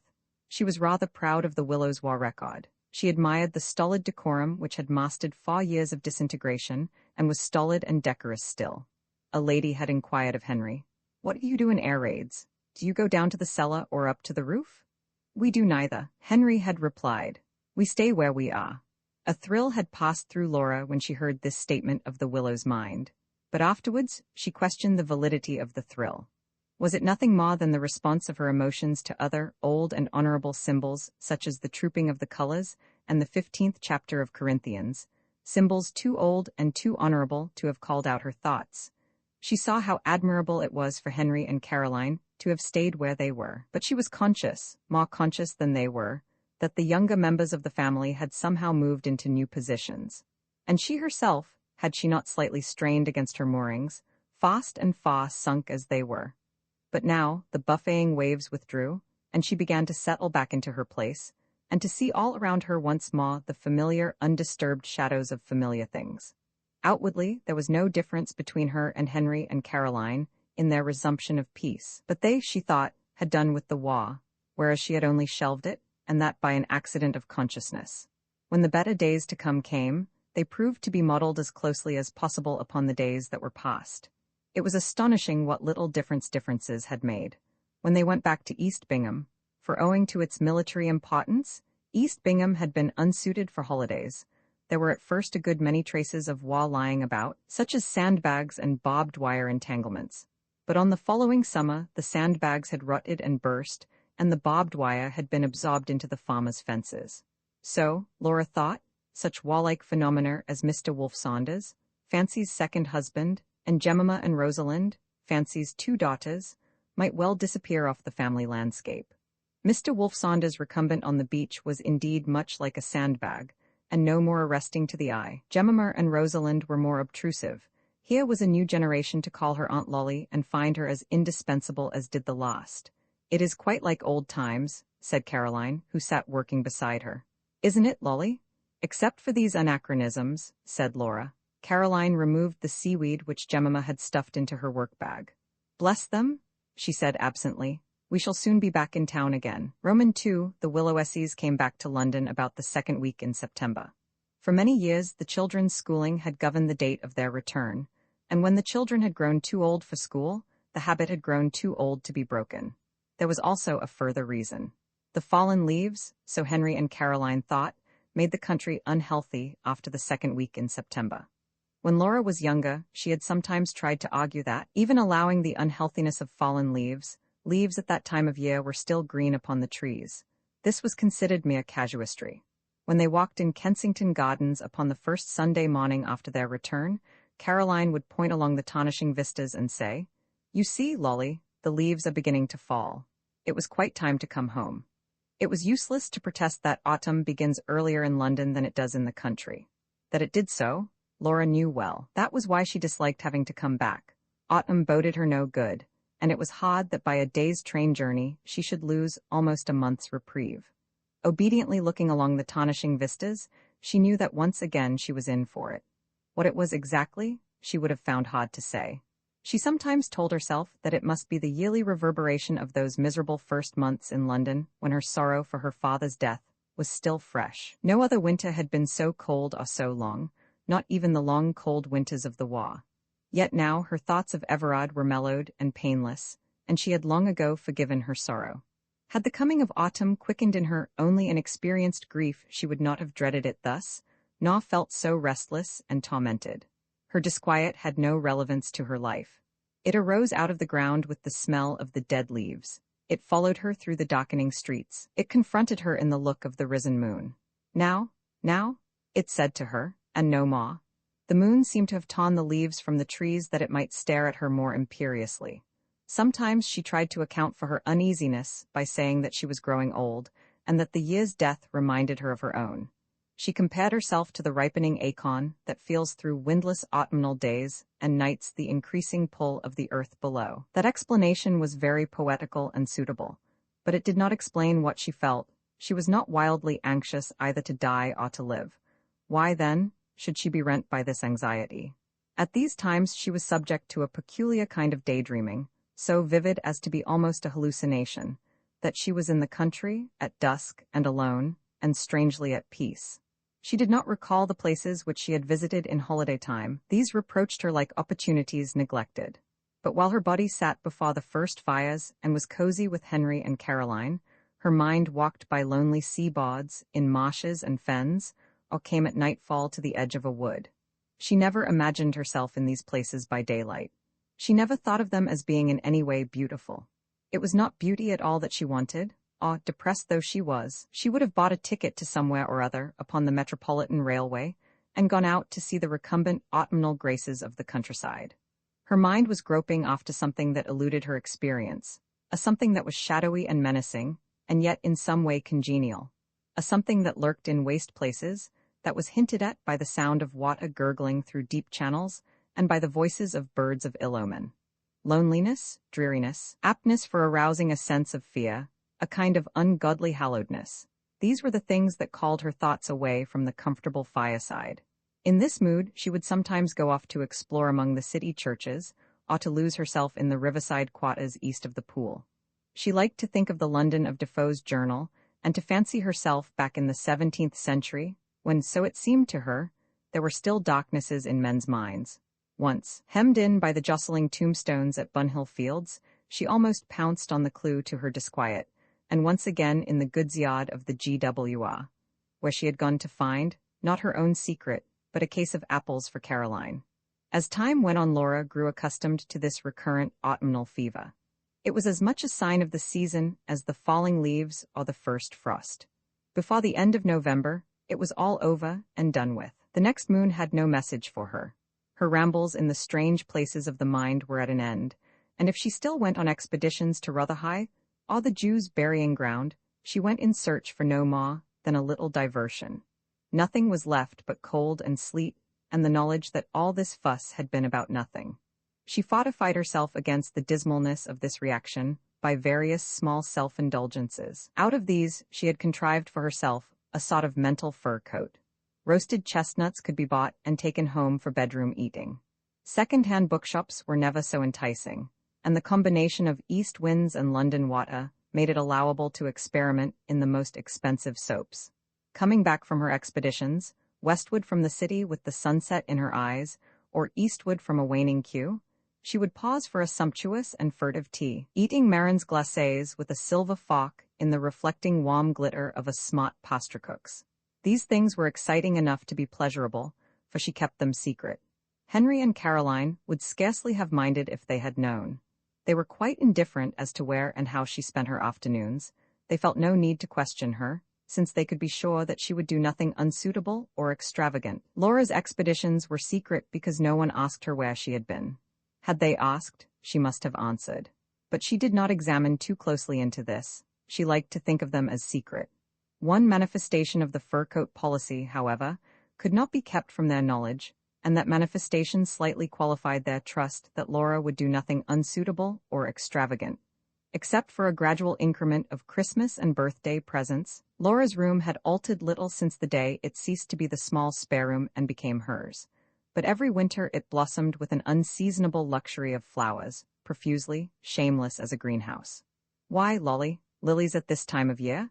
Caroline would say, not reproachfully, but still with a consciousness that in the drawing-room there were dahlias, and in the dining-room a fern, and in her own sitting-room, where she did the accounts, neither ferns nor flowers. Then Laura would thrust the lilies into her hands, and she would take them to show that she had not spoken with ill will. Besides, Lolly would really see more of them if they were in the drawing-room, and the next day she would meet Laura on the stairs carrying azaleas. On one occasion even Henry had noticed the splendor of the lilies. Red lilies, angular, authoritative in form and color like cardinals' hats. "Where do these come from?" Caroline had asked, knowing well that nothing so costly in appearance could come from her florist. "From Africa," Laura had answered, pressing the firm, wet stalks into her hand. "Oh well, I dare say they are quite common flowers there," said Caroline to herself, trying to gloss over the slight awkwardness of accepting a trifle so needlessly splendid. Henry had also asked where they came from. "From Anthos, I believe," said Caroline. "Ah," said Henry, and roused the coins in his trousers pocket. "It's rather naughty of Lolly. Would you like me just to hint to her that she mustn't be quite so reckless?" "No, better not. No need for her to worry about such things." Husband and wife exchanged a glance of compassionate understanding. It was better not. Much better that Lolly should not be worried about money matters. She was safe in their hands. They could look after Lolly. Henry was like a wall, and Caroline's breasts were like towers. They condoned this extravagance, yet they mistrusted it. Time justified them in their mistrust. Like many stupid people, they possessed acute instincts. "He that is unfaithful in little things," Caroline would say when the children forgot to wind up their watches. Their instinct told them that the same truth applies to extravagance in little things. They were wiser than they knew.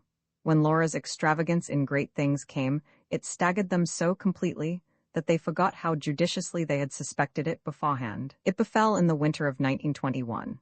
The war was safely over, so was their silver wedding, so was Marian's first confinement. Titus was in his 3rd year at Oxford, Sybil was at last going grey, Henry might be made a judge at any moment. The trade returns and the stock exchange were not all that they should be, and there was always the influenza. But Henry was doing well enough to be lenient to his investments, and Aunt Lucilla and her fortune had been mercifully released. In the coming spring, Caroline proposed to have the house thoroughly done up. the lesser renovations she was getting over beforehand, and that was why Laura had gone out before the shops shut to show Mr. Bunting a pair of massy candlesticks and to inquire how much he would charge for replating them. His estimate was high, too high to be accepted upon her own responsibility. She decided to carry the candlesticks back and consult Caroline. Mr. Bunting lived in the Earl's Court Road, rather a long way off for such a family friend, but she had plenty of time for walking back, and for diversion she thought she would take a circuitous route, including the 2 foxes who guard the forsaken approach in Holland Park and the lane beside the Bayswater Synagogue. It was in Moscow Road that she began to be extravagant, but when she walked into the little shop she had no particular intention of extravagance, for Caroline's parcel hung remindingly upon her arm, and the shop itself, half florist and half greengrocer, had a simple appearance. There were several other customers, and while she stood waiting to be served she looked about her. The aspect of the shop pleased her greatly. It was small and homely. Fruit and flowers and vegetables were crowded together in countrified disorder. On the sloping shelf in the window, among apples and rough-skinned cooking pears and trays of walnuts, chestnuts, and filberts, was a basket of eggs, smooth and brown, like some larger kind of nut. At one side of the room was a wooden staging. On this stood jars of homemade jam and bottled fruits. It was as though the remnants of summer had come into the little shop for shelter. On the floor lay a heap of earthy turnips. Laura looked at the bottled fruits, the sliced pears in syrup, the glistening red plums, the green gages. She thought of the woman who had filled those jars and fastened on the bladders. Perhaps the greengrocer's mother lived in the country. A solitary old woman picking fruit in a darkening orchard, rubbing her rough fingertips over the smooth-skinned plums, a lean, wiry old woman, standing with upstretched arms among her fruit trees, as though she were a tree herself, growing out of the long grass, with arms stretched up like branches. It grew darker and darker. Still she worked on, methodically stripping the quivering taut boughs one after the other. As Laura stood waiting, she felt a great longing. It weighed upon her like the load of ripened fruit upon a tree. She forgot the shop, the other customers, her own errand. She forgot the winter air outside, the people going by on the wet pavements. She forgot that she was in London. She forgot the whole of her London life. She seemed to be standing alone in a darkening orchard, her feet in the grass, her arms stretched up to the pattern of leaves and fruit, her fingers seeking the rounded ovals of the fruit among the pointed ovals of the leaves. The air about her was cool and moist. There was no sound, for the birds had left off singing, and the owls had not yet begun to hoot. No sound, except sometimes the soft thud of a ripe plum falling into the grass, to lie there a compact shadow among shadows. The back of her neck ached a little with the strain of holding up her arms. Her fingers searched among the leaves. She started as the man of the shop came up to her and asked her what she wished for. Her eyes blinked. She looked with surprise at the gloves upon her hands. "I want one of those large chrysanthemums," she said, and turned towards the window where they stood in a brown jar. There were the apples and pears, the eggs, the disordered nuts overflowing from their compartments. There on the floor were the earthy turnips, and close at hand were the jams and bottled fruits. If she was behaving foolishly, if she looked like a woman roused out of a fond dream, these were kindly things to waken to. The man of the shop also had a kind face. He wore a gardener's apron, and his hands were brown and dry as if he had been handling earth. "Which one would you like, ma'am?" he asked, turning the bunch of chrysanthemums about that she might choose for herself. She looked at the large, mop-headed blossoms. Their curled petals were deep garnet color within and tawny yellow without. As the light fell on their sleek flesh, the garnet color glowed, the tawny yellow paled as if it were thinly washed with silver. She longed for the moment when she might stroke her hand over those mop heads. "I think I will take them all," she said.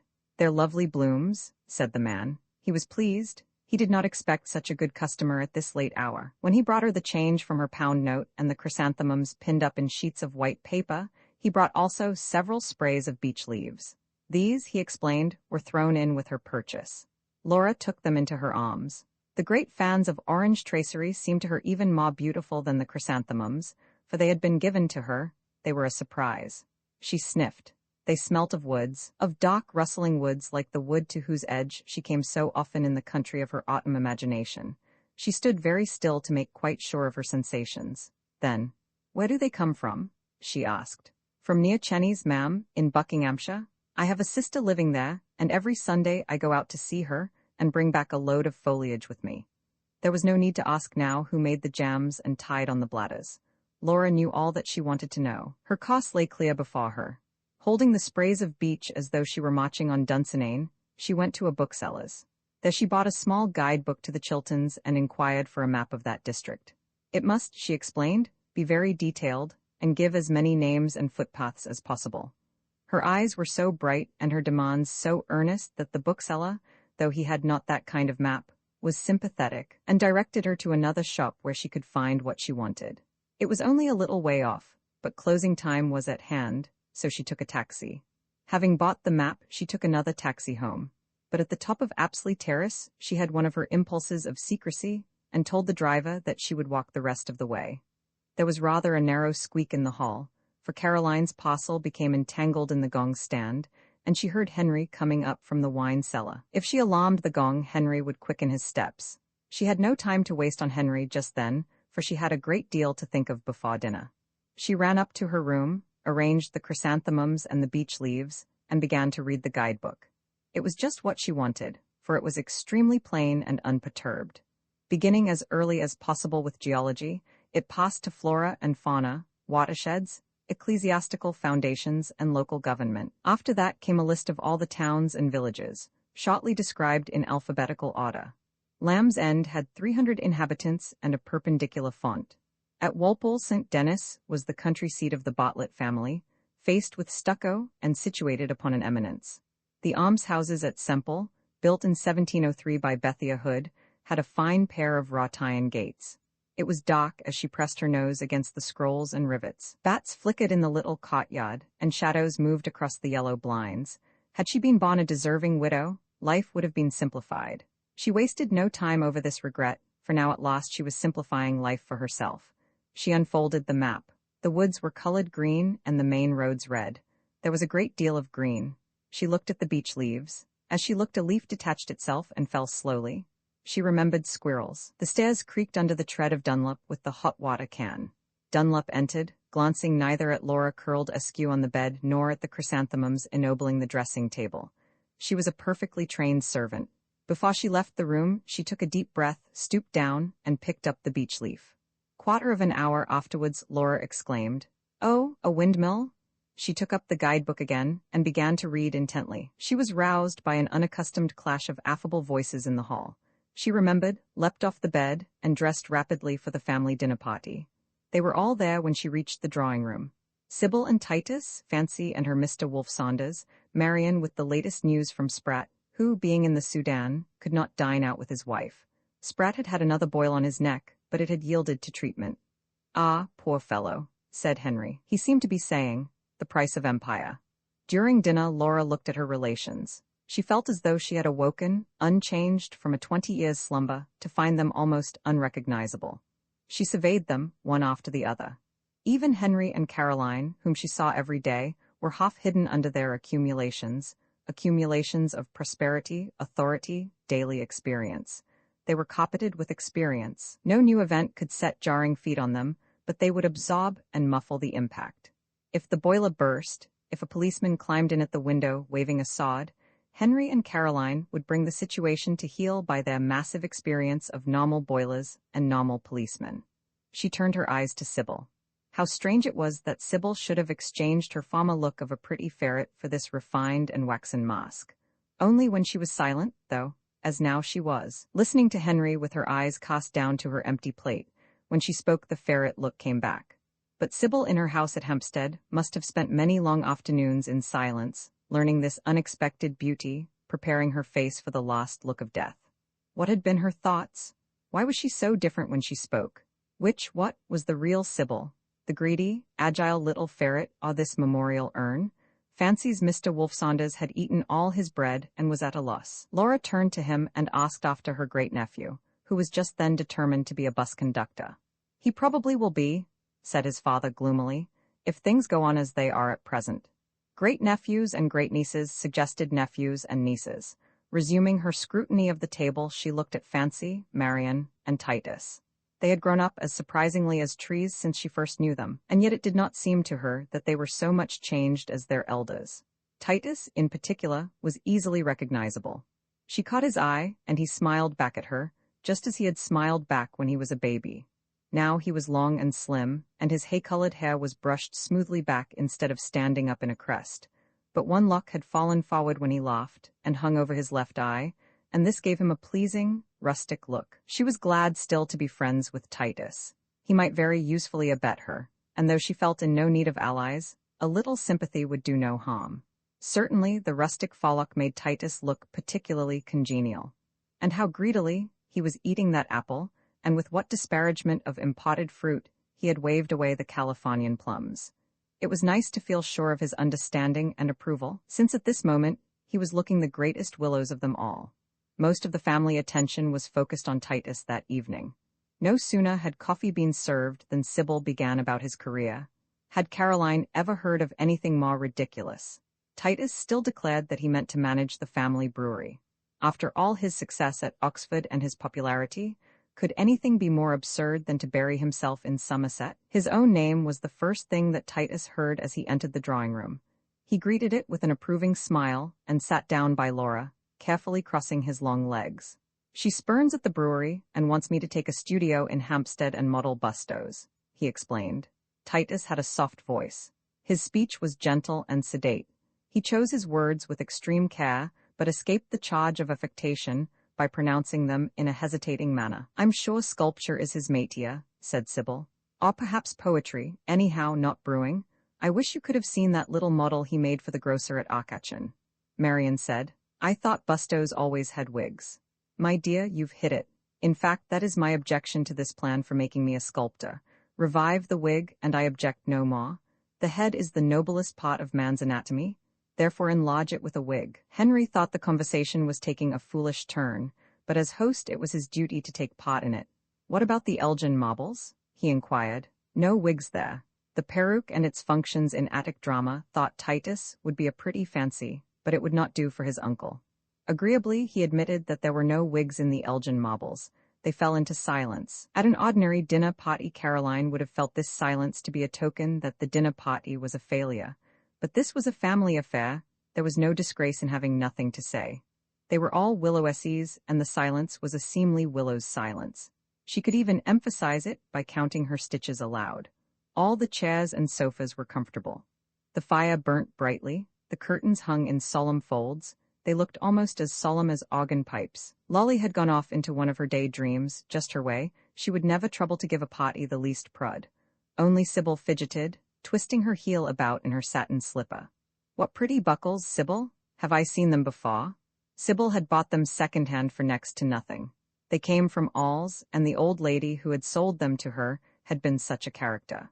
She repeated the characteristic remarks of the old lady in a very competent French accent. Her feet were as slim as ever, and she could stretch them out very prettily. Even in doing so, she remembered to ask Caroline where they were going for the Easter holidays. Oh, to Blythe, I expect, said Caroline. We know it. When I have evicted my tenants and brewed a large butt of family ale, I shall invite you all down to Lady Place, said Titus. But before then, said Laura, speaking rather fast, I hope you will all come to visit me at Great Mop. Everyone turned to stare at her in bewilderment. Of course, it won't be as comfortable as Lady Place, and I don't suppose there will be room for more than one of you at a time, but I'm sure you'll think it delightful. I don't understand, said Caroline. What is this place, Lolly? Great Mop. It's not really great, it's in the Chilterns. But why should we go there? To visit me, I'm going to live there. Live there, my dear Lolly? Live there, Aunt Lolly? This is very sudden. Is there really a place called? Lolly, you are mystifying us. They all spoke at once, but Henry spoke loudest, so Laura replied to him. No, Henry, I'm not mystifying you. Great Mop is a village in the Chilterns, and I am going to live there, and perhaps keep a donkey, and you must all come on visits. I've never even heard of the place, said Henry conclusively, but you'll love it. A secluded hamlet in the heart of the Chilterns. Great Mop is situated 12 miles from Wickenden in a hilly district with many beechwoods. The parish church has a fine Norman tower and a squint. The population is 227.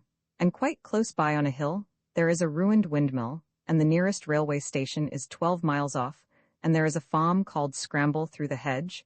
Henry thought it time to interrupt. I suppose you don't expect us to believe all this. I know, it does seem almost too good to be true, but it is. I've read it in a guidebook and seen it on a map.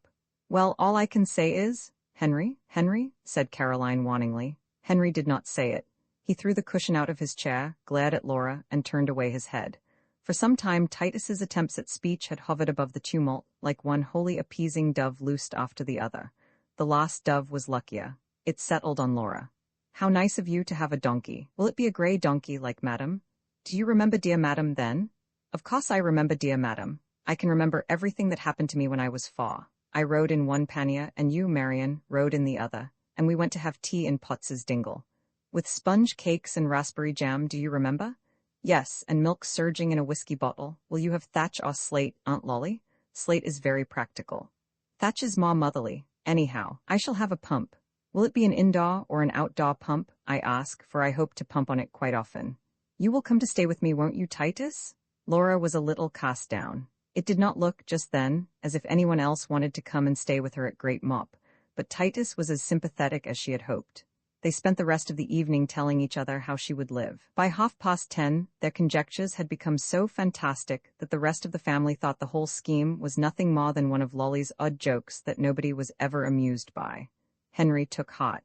He rallied Laura, supposing that when she lived at Great Mop, she would start hunting for catnip again and become the village witch. "How lovely," said Laura. Henry was satisfied.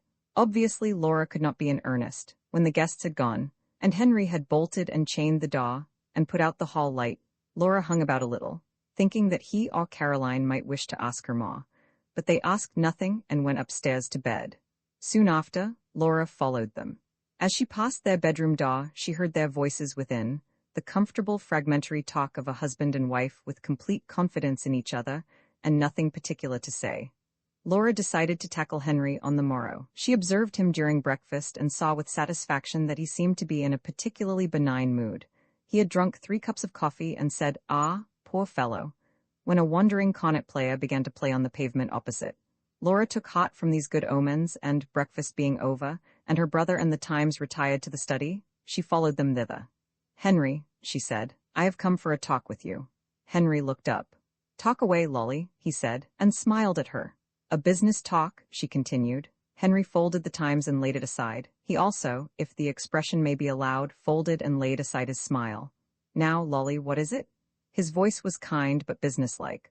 Laura took a deep breath, twisted the garnet ring round her little finger, and began.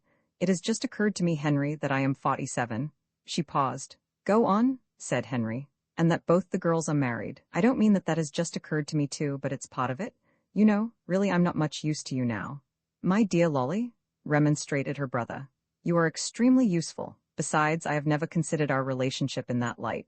So I have been thinking, and I have decided that I should like to go and live at Great Mop. You know, that place I was talking about last night."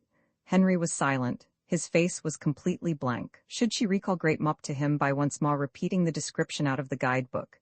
"In the Chilterns," she murmured. "Pop, 227. Henry's silence was unnerving her. "Really, I think it would be a good plan. I should like to live alone in the country. And in my heart, I think I have always meant to, one day. But one day is so like another, it's almost impossible to throw salt on its tail. If I don't go soon, I never shall. So if you don't mind, I should like to start as soon as possible." There was another long pause. She could not make out Henry at all. It was not like him to say nothing when he was annoyed. She had expected thunders and tramplings, and those she could have weathered. But thus becalmed under a lowering sky, she was beginning to lose her head. At last he spoke. "I hardly know what to say. I'm sorry if the idea annoys you, Henry. I am not annoyed. I am grieved and astonished. For 20 years you have lived under my roof. I have always thought, I may be wrong, but I have always thought, that you were happy here." "Quite happy," said Laura. "Caroline and I have done all we could to make you so. The children, all the children, look on you as a second mother. We are all devoted to you. And now, without a word of warning, you propose to leave us and go and live at a place called Great Mop. Lolly, I must ask you to put this ridiculous idea out of your head. I never expected you to be so upset, Henry. Perhaps I should have told you more gradually. I should be sorry to hurt you." "You have hurt me, I admit," said he, firmly seizing on this advantage. "Still, let that pass. Say you won't leave us, Lolly. I'm afraid I can't quite do that. But, Lolly, what you want is absurd. It's only my own way, Henry. If you would like a change, take one by all means. Go away for a fortnight, go away for a month. Take a little trip abroad if you like, but come back to us at the end of it. No, Henry, I love you all, but I feel I have lived here long enough." But why? What has come over you?" Laura shook her head. "Surely you must have some reasons." I have told you my reasons. Lolly, I cannot allow this. You are my sister. I consider you my charge. I must ask you, once for all, to drop this idea. It is not sensible or suitable. I have reminded you that I am 47. If I am not old enough now to know what is sensible and suitable, I never shall be. Apparently not. This was more like Henry's old form, but though he had scored her off, it did not seem to have encouraged him as much as scoring off generally did. He began again, almost as a suppliant. Be guided by me, Lolly. At least take a few days to think it over. No, Henry, I don't feel inclined to. I'd much rather get it over now. Besides, if you are going to disapprove as violently as this, the sooner I pack up and start the better. You are mad. You talk of packing up and starting when you have never even set eyes on the place. I was thinking of going there today to make arrangements. Well then, you will do nothing of the kind. I'm sorry to seem harsh, Lolly, but you must put all this out of your mind. Why? It is impracticable. Nothing is impracticable for a single, middle-aged woman with an income of her own. Henry paled slightly and said, Your income is no longer what it was. Oh, taxes? Said Laura contemptuously. Never mind, even if it's a little less, I can get along on it. You know nothing of business, Lolly. I need not enter into explanations with you. It should be enough for me to say that for the last year your income has been practically non-existent, but I can still cash checks. I have placed a sum at the bank to your credit. Laura had grown rather pale too, her eyes shone. I'm afraid you must enter into explanations with me, Henry. After all, it is my income, and I have a right to know what has happened to it. Your capital has always been in my hands, Lolly, and I have administered it as I thought fit. Go on, said Laura. In 1920, I transferred the greater part of it to the Ethiopian Development Syndicate, a perfectly sound investment which will in time be as good as ever, if not better. Unfortunately, owing to this government and all this socialistic talk, the soundest investments have been badly hit. The Ethiopian Development Syndicate is one of them. Go on, Henry. I have understood quite well so far. You have administered all my money into something that doesn't pay. Now explain why you did this.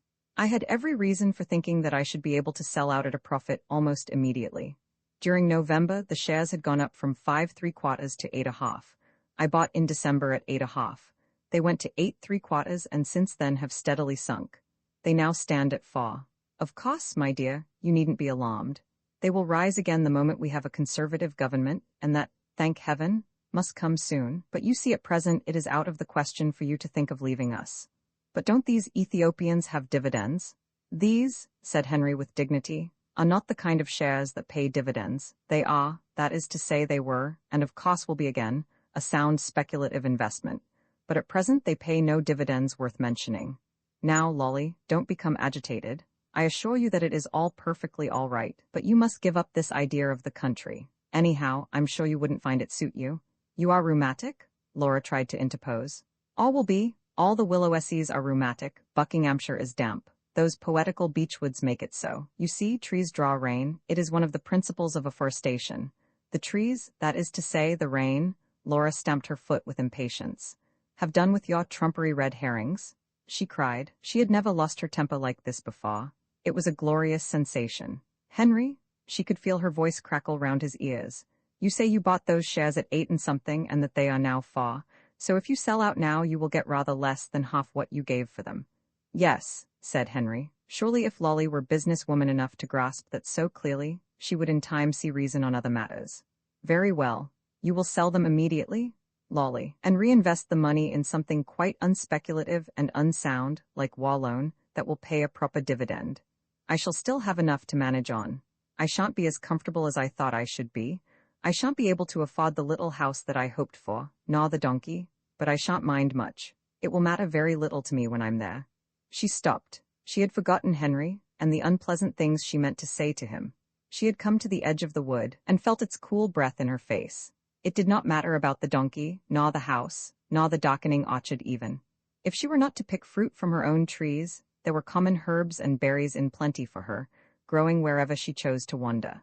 It is best as one grows older to strip oneself of possessions, to shed oneself downward like a tree, to be almost wholly earth before one dies. As she left the room, she turned and looked at Henry. Such was her mood, she could have blessed him solemnly, as before an eternal departure. But he was sitting with his back to her, and did not look round. When she had gone, he took out his handkerchief and wiped his forehead. 10 days later Laura arrived at Great Mop. After the interview with Henry, she encountered no more opposition. Caroline knew better than to persist against an obstinacy which had worsted her husband, and the other members of the family, their surprise being evaporated, were indifferent. Titus was a little taken aback when he found that his aunt's romantic proposals were seriously intended. He for his part was going to Corsica. A banal mountainous spot, he said politely, compared with Buckinghamshire. The day of Laura's arrival was wet and blusterous. She drove in a car from Wickenden. The car lurched and rattled, and the wind slapped the rain against the windows. Laura could scarcely see the rising undulations of the landscape. When the car drew up before her new home, she stood for a moment looking up the village street. But the prospect was intercepted by the umbrella under which Mrs. Leake hastened to conduct her to the porch. So had it rained, and so had the wind blown, on the day when she had come on her visit of inspection, and had taken rooms in Mrs. Leake's cottage. So, Henry and Caroline and their friends had assured her, did it rain and blow all through the winter in the Chilterns. No words of theirs, they said, could describe how dismal and bleak it would be among those unsheltered hills. To Laura, sitting by the fire in her parlor, the sound of wind and rain was pleasant. Weather like this, she thought, would never be allowed in London. The unchastened gusts that banged against the side of the house and drove the smoke down the chimney, and the riotous gurgling of the rain in the gutters were congenial to her spirit. "Who, you daredevil," said the wind, "have you come out to join us?"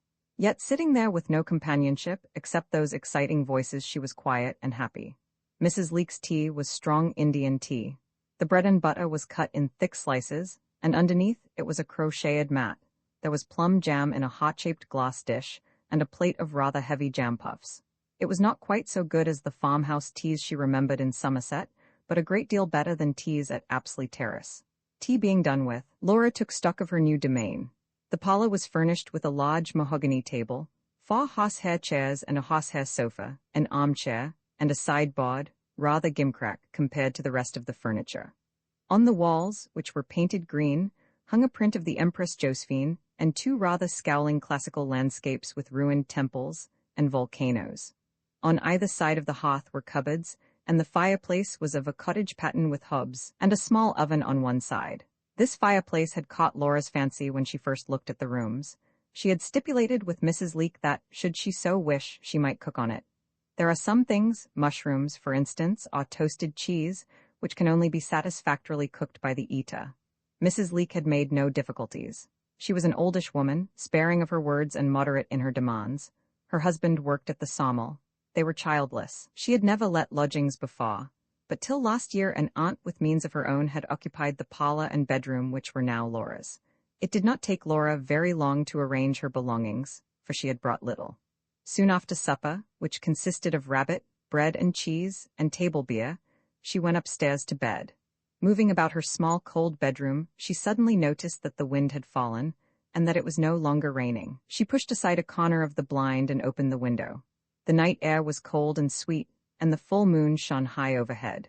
The sky was cloudless, lovely, and serene. A few stars glistened there like drops of water about to fall. For the first time she was looking at the intricate landscape of rounded hills and scooped valleys which she had chosen for learning by heart. Dark and compact, the beechwoods lay upon the hills.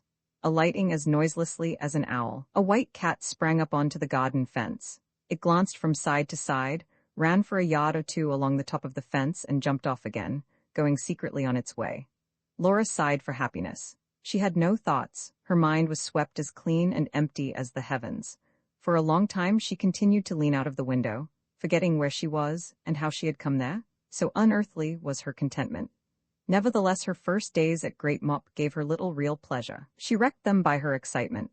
Every morning immediately after breakfast, she set out to explore the country. She believed that by eating a large breakfast, she could do without lunch. The days were short, and she wanted to make the most of them, and making the most of the days and going back for lunch did not seem to her to be compatible. Unfortunately, she was not used to making large breakfasts, so her enthusiasm was qualified by indigestion until about 4 p.m., when both enthusiasm and indigestion yielded to a faintish feeling. Then she turned back, generally by road, since it was growing too dark to find out footpaths, and arrived home with a limp between 6 and 7. She knew in her heart that she was not really enjoying this sort of thing, but the habit of useless activity was too strong to be snapped by change of scene. And in the evening, as she looked at the map and marked where she had been with little blading footsteps of red ink, she was enchanted afresh by the names and the bridle paths, and, forgetting the blistered heel and the dissatisfaction of that day's walk, planned a new walk for the morrow.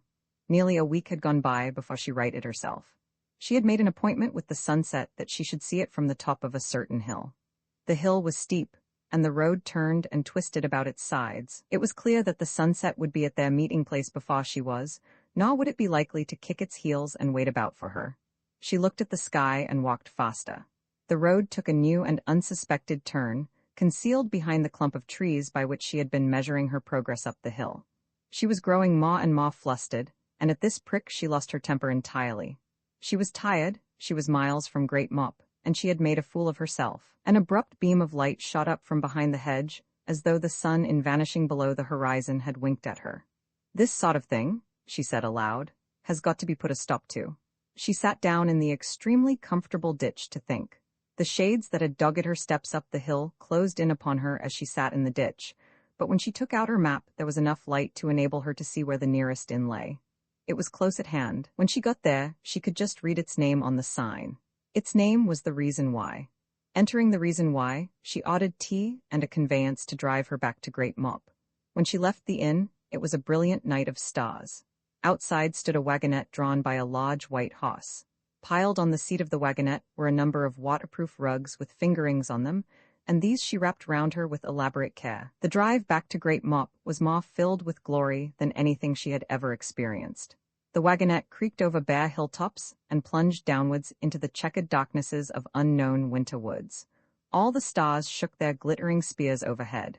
Turning this way and that to look at them, the frost pinched her cheeks. That evening she asked Mrs. Leake if she would lend her some books. From Mrs. Leake's library she chose Mahala, by the Rev. Sabine Baringgood, and an anonymous work of information called Inquire Within Upon Everything. The next morning was fine and sunny. She spent it by the parlor fire, reading. When she read bits of Mahala, she thought how romantic it would be to live in the Essex marshes. From Inquire Within Upon Everything, she learned how gentlemen's hats if plunged in a bath of logwood will come out with a dash of respectability, and that ruins are best constructed of caulk. During the afternoon, she learned other valuable facts like these, and fell asleep. On the following morning she fell asleep again, in a beechwood, curled up in a heap of dead leaves. After that she had no more trouble. Life becomes simple if one does nothing about it. Laura did nothing about anything for days and days, till Mrs. Leake said, "We shall soon be having Christmas, miss." Christmas? So it had caught them all again. By now, the provident Caroline herself was suffering the 11th hour in Oxford Street. But here even Christmas was made easy. Laura spent a happy afternoon choosing presents at the village shop. For Henry, she bought a bottle of ginger wine, a pair of leather gaiters, and some highly recommended tincture of sassafras for his winter cough. For Caroline she bought an extensive parcel, all the shop had in fact, of variously colored rug wools, and a pound's worth of assorted stamps. For Sybil she bought some tinned fruits, some sugar biscuits, and a pink knitted bed jacket. For Fancy and Marion, respectively, she bought a swanny flute and a box with Ely Cathedral on the lid, containing string, which Mrs. Trumpet was very glad to see the last of, as it had been forced upon her by a traveller, and had not hit the taste of the village. To her great-nephew and great-nieces she sent postal orders for 1 guinea, and pink gauze stockings filled with tin toys. These she knew would please, for she had always wanted one herself. For Dunlop she bought a useful button-hook. Acquaintances and minor relations were greeted with picture postcards, either photographs of the local War Memorial Hall and Institute, or a colored view of some sweet peas with the motto, "Kind thoughts from Great Mop." A postcard of the latter kind was also enclosed with each of the presents. Titus was rather more difficult to suit, but by good luck she noticed 2 heavy glass jars such as old-fashioned druggists use. These were not amongst Mrs. Trumpet's wares. She kept linen buttons in the one and horn buttons in the other, but she was anxious to oblige such a magnificent customer and quite ready to sell her anything that she wanted. She was about to empty out the buttons when Laura stopped her. "You must keep some for your customers, Mrs. Trumpet. They may want to put them in their Christmas puddings." Laura was losing her head a little with excitement. "But I should like to send about 3 dozen of each sort, if you can spare them. Buttons are always useful." "Yes, miss. Shall I put in some linen thread too?" Mrs. Trumpet was a stout, obliging woman, She promised to do up all the parcels in thick brown paper and send them off 3 days before Christmas. As Laura stepped out of the shop in triumph, she exclaimed, "Well, that's done it." For the life of her, she could not have said in what sense the words were intended. She was divided between admiration for her useful and well-chosen gifts, and delight in affronting a kind of good taste which she believed to be merely self-esteem. Although she had chosen presents with such care for her relations, Laura was surprised when counter-presents arrived from them. She had not thought of them as remembering her. Their presents were all of a warm nature. They insisted upon that bleakness and draughtiness which their senders had foretold. When Caroline wrote to thank Laura, she said, "I have started to make you a nice warm coverlet out of those pretty wools you sent. I think it will look very cheerful and variegated. I often feel quite worried to think of you upon those windswept hills, and from all I hear you have a great many woods round you, and I'm afraid all the decaying leaves must make the place damp." Heaping coals of fire was a religious occupation. Laura rather admired Caroline for the neat turn of the wrist with which she heaped these. In spite of the general determination of her family that she should feel, the cold Laura lived at Great Mop very comfortably. Mrs. Leake was an excellent cook. She attended to her lodgers civilly and kindly enough, made no comments, and showed no curiosity. At times, Laura felt as though she had exchanged one Caroline for another. Mrs. Leake was not, apparently, a religious woman. There were no texts on her walls, and when Laura asked for the loan of a Bible, Mrs. Leake took a little time to produce it and blew on the cover before she handed it over. But like Caroline, she gave the impression that her kingdom was not of this world. Laura liked her, and would have been glad to be upon less distant terms with her, but she did not find it easy to break through Mrs. Leake's reserve. She tried this subject and that, but Mrs. Leake did not begin to thaw until Laura said something about blackcurrant tea. It seemed that Mrs. Leake shared Laura's liking for distillations. That evening she remarked that the table beer was of her own brewing, and lingered a while with the folded cloth in her hand to explain the recipe. After that, Laura was given every evening a glass of homemade wine, dandelion, cowslip, elderberry, ashkie, or marigold. By her appreciation and her inquiries, she entrapped Mrs. Leake into pausing longer and longer before she carried away the supper tray. Before January was out, it had become an established thing that after placing the bedroom candlestick on the cleared table, Mrs. Leake would sit down and talk for half an hour or so. There was an indoor pleasantness about these times. Through the wall came the sound of Mr. Leake snoring in the kitchen. The two women sat by the fire, tilting their glasses and drinking in small peaceful sips. The lamplight shone upon the tidy room and the polished table, lighting topaz in the dandelion wine, spilling pools of crimson through the flanks of the bottle of plum gin. It shone on the contented drinkers, and threw their large, close-at-hand shadows upon the wall.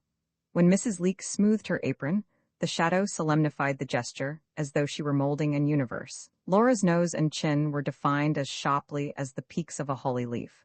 Mrs. Leake did most of the talking. She talked well. She knew a great deal about everybody, and she was not content to quit a character until she had brought it to life for her listener.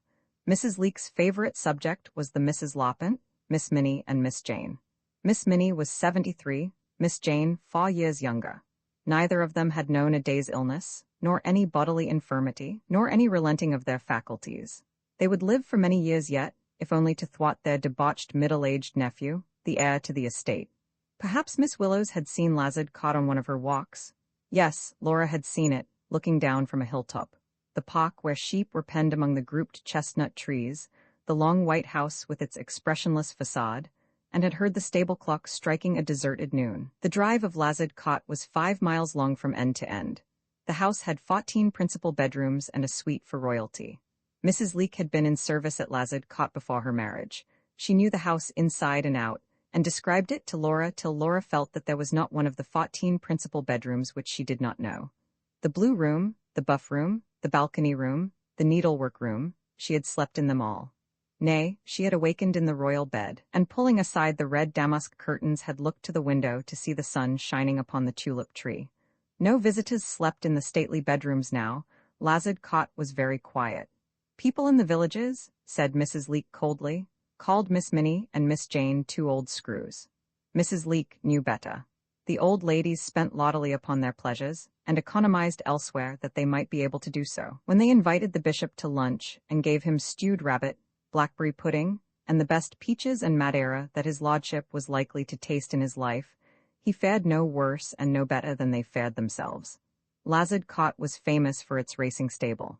To the upkeep of this all meaner luxuries were sacrificed suitable bonnets, suitable subscriptions, bedroom fires, salmon, and cucumber. But the stable-yard was like the forecart of a temple. Every morning after breakfast, Miss Jane would go round the stables and feel the horse's legs, her gnarled old hand with its diamond ring slipping over the satin coat. Nothing escaped the sisters. The dairy, the laundry, the glasshouses, the poultry-yard, all were scrutinized. If any servant were found lacking he or she was called before Miss Minnie in the justice room. Mrs. Leake had never suffered such an interview, but she had seen others come away, white-faced, all weeping with apron thrown overhead. Even the coffins were made on the estate. Each sister had chosen her elm, and had watched it felled, with sharp words for the woodman when he aimed amiss. When Mrs. Leake had given the last touches to Miss Minnie and Miss Jane, she made Laura's flesh creep with the story of the doctor who took the new house up on the hill. He had been a famous doctor in London, but when he came to Great Mop no one would have anything to do with him. It was said he came as an interloper, watching for old Dr. Halley to die that he might step into his shoes. He grew more and more morose in his lonely house. Soon the villagers said he drank. At last came the morning when he and his wife were found dead. He had shot her, and then himself, so it appeared, and the verdict at the inquest was of insanity. The chief witnesses were another London doctor, a great man for the brain, who had advised his friend to lead a peaceful country life, and the maidservant, who had heard ranting talk and cries late one evening, and ran out of the house in terror, banging the door behind her, to spend the night with her mother in the village. After the doctor, Mrs. Leake called up Mr. Jones, the clergyman. Laura had seen his white beard browsing among the tombs. He looked like a blessed goat tethered on hallowed grass. He lived alone with his books of Latin and Hebrew, and his tame owl which he tried to persuade to sleep in his bedroom. He had dismissed red-haired Emily, the sexton's niece, for pouring hot water on a mouse. Emily had heated the water with the kindest intentions, but she was dismissed nevertheless. Mrs. Leake made much of this incident, for it was Mr. Jones's only act of authority. In all other administrations he was guided by Mr. Gurdon, the clock. Mr. Gurdon's beard was red and curly. Laura knew him by sight also. Fiery down covered his cheeks, his eyes were small and truculent, and he lived in a small surprised cottage near the church. Every morning he walked forth to the rectory to issue his orders for the day. This old woman was to be visited with soup, that young one with wrath, and more manure should be ordered for the rectory cabbages. For Mr. Gurdon was Mr. Jones's gardener, as well as his clock. Mr. Gurdon had even usurped the clergyman's perquisite of quarrelling with the organist. Henry Perry was the organist. He had lost one leg and 3 fingers in a bus accident, so there was scarcely any other profession he could have taken up. And he had always been fond of playing tunes, for his mother, who was a superior widow, had a piano at Rose Cottage. Mr. Gurdon said that Henry Perry encouraged the choir boys to laugh at him. After church, he used to hide behind a yew tree to pounce out upon any choir boys who desecrated the graves by leaping over them. When he caught them, he pinched them. Pinches are silent. They can be made use of in sacred places where smacking would be irreverent. One summer, Mr. Gurdon told Mr. Jones to forbid the choir treat. 3 days later, some of the boys were playing with a tricycle. They allowed it to get out of control, and it began to run downhill. At the bottom of the hill was a sharp turn in the road, and Mr. Gurdon's cottage. The tricycle came faster and faster and crashed through the fence into Mr. Gurdon, who was attending to his lettuces and had his back turned. The boys giggled and ran away. Their mothers did not take the affair so lightly. That evening Mr. Gurdon received a large seed cake, 2 dozen fresh eggs, a packet of cigarettes, and other appeasing gifts. Next Sunday, Mr. Jones, in his kind tenor voice, announced that a member of the congregation wished to return thanks for mercies lately received. Mr. Gurdon turned round in his place and glared at the choir boys. Much as he disliked Henry Perry, Mr. Gurdon had disliked the doctor from London even more. The doctor had come upon him frightening an old woman in a field, and had called him a damned bully and a hypocrite. Mr. Gurdon had cursed him back, and swore to be even with him. The old woman bore her defender no better will. She talked in a surly way about her aunt, who was a gypsy, and able to afflict people with lice by just looking at them. Laura did not hear this story from Mrs. Leake. It was told her some time after by Mrs. Trumpet. Mrs. Trumpet hated Mr. Gurdon, though she was very civil to him when he came into the shop. Few people in the village liked Mr. Gurdon, but he commanded a great deal of politeness. Red and burly and to be feared, the clock reminded Laura of a red bull belonging to the farmer. In one respect he was unlike the bull. Mr. Gurdon was a very respectable man. Mrs. Leake also told Laura about Mr. and Mrs. Ward, who kept the lamb and flag, about Miss Carlo the dressmaker, who fed a pet hedgehog on bread and milk, and about fat Mrs. Garland, who let lodgings in the summer and was always so down at heel and jolly. Although she knew so much about her neighbors, Mrs. Leake was not a sociable woman. The Mrs. Loppin, the dead doctor, Mr. Jones, Mr. Gurdon, and Miss Carlo. She called them up and caused them to pass before Laura, but in a dispassionate way, rather like the witch of Endor calling up old Samuel. Nor was Great Mop a sociable village, at any rate, compared with the villages which Laura had known as a girl. Never had she seen so little dropping in, leaning over fences, dawdling at the shop or in the churchyard. Little laughter came from the taproom of the Lamb and Flag. Once or twice she glanced in at the window, as she passed by, and saw the men within sitting silent and abstracted with their mugs before them.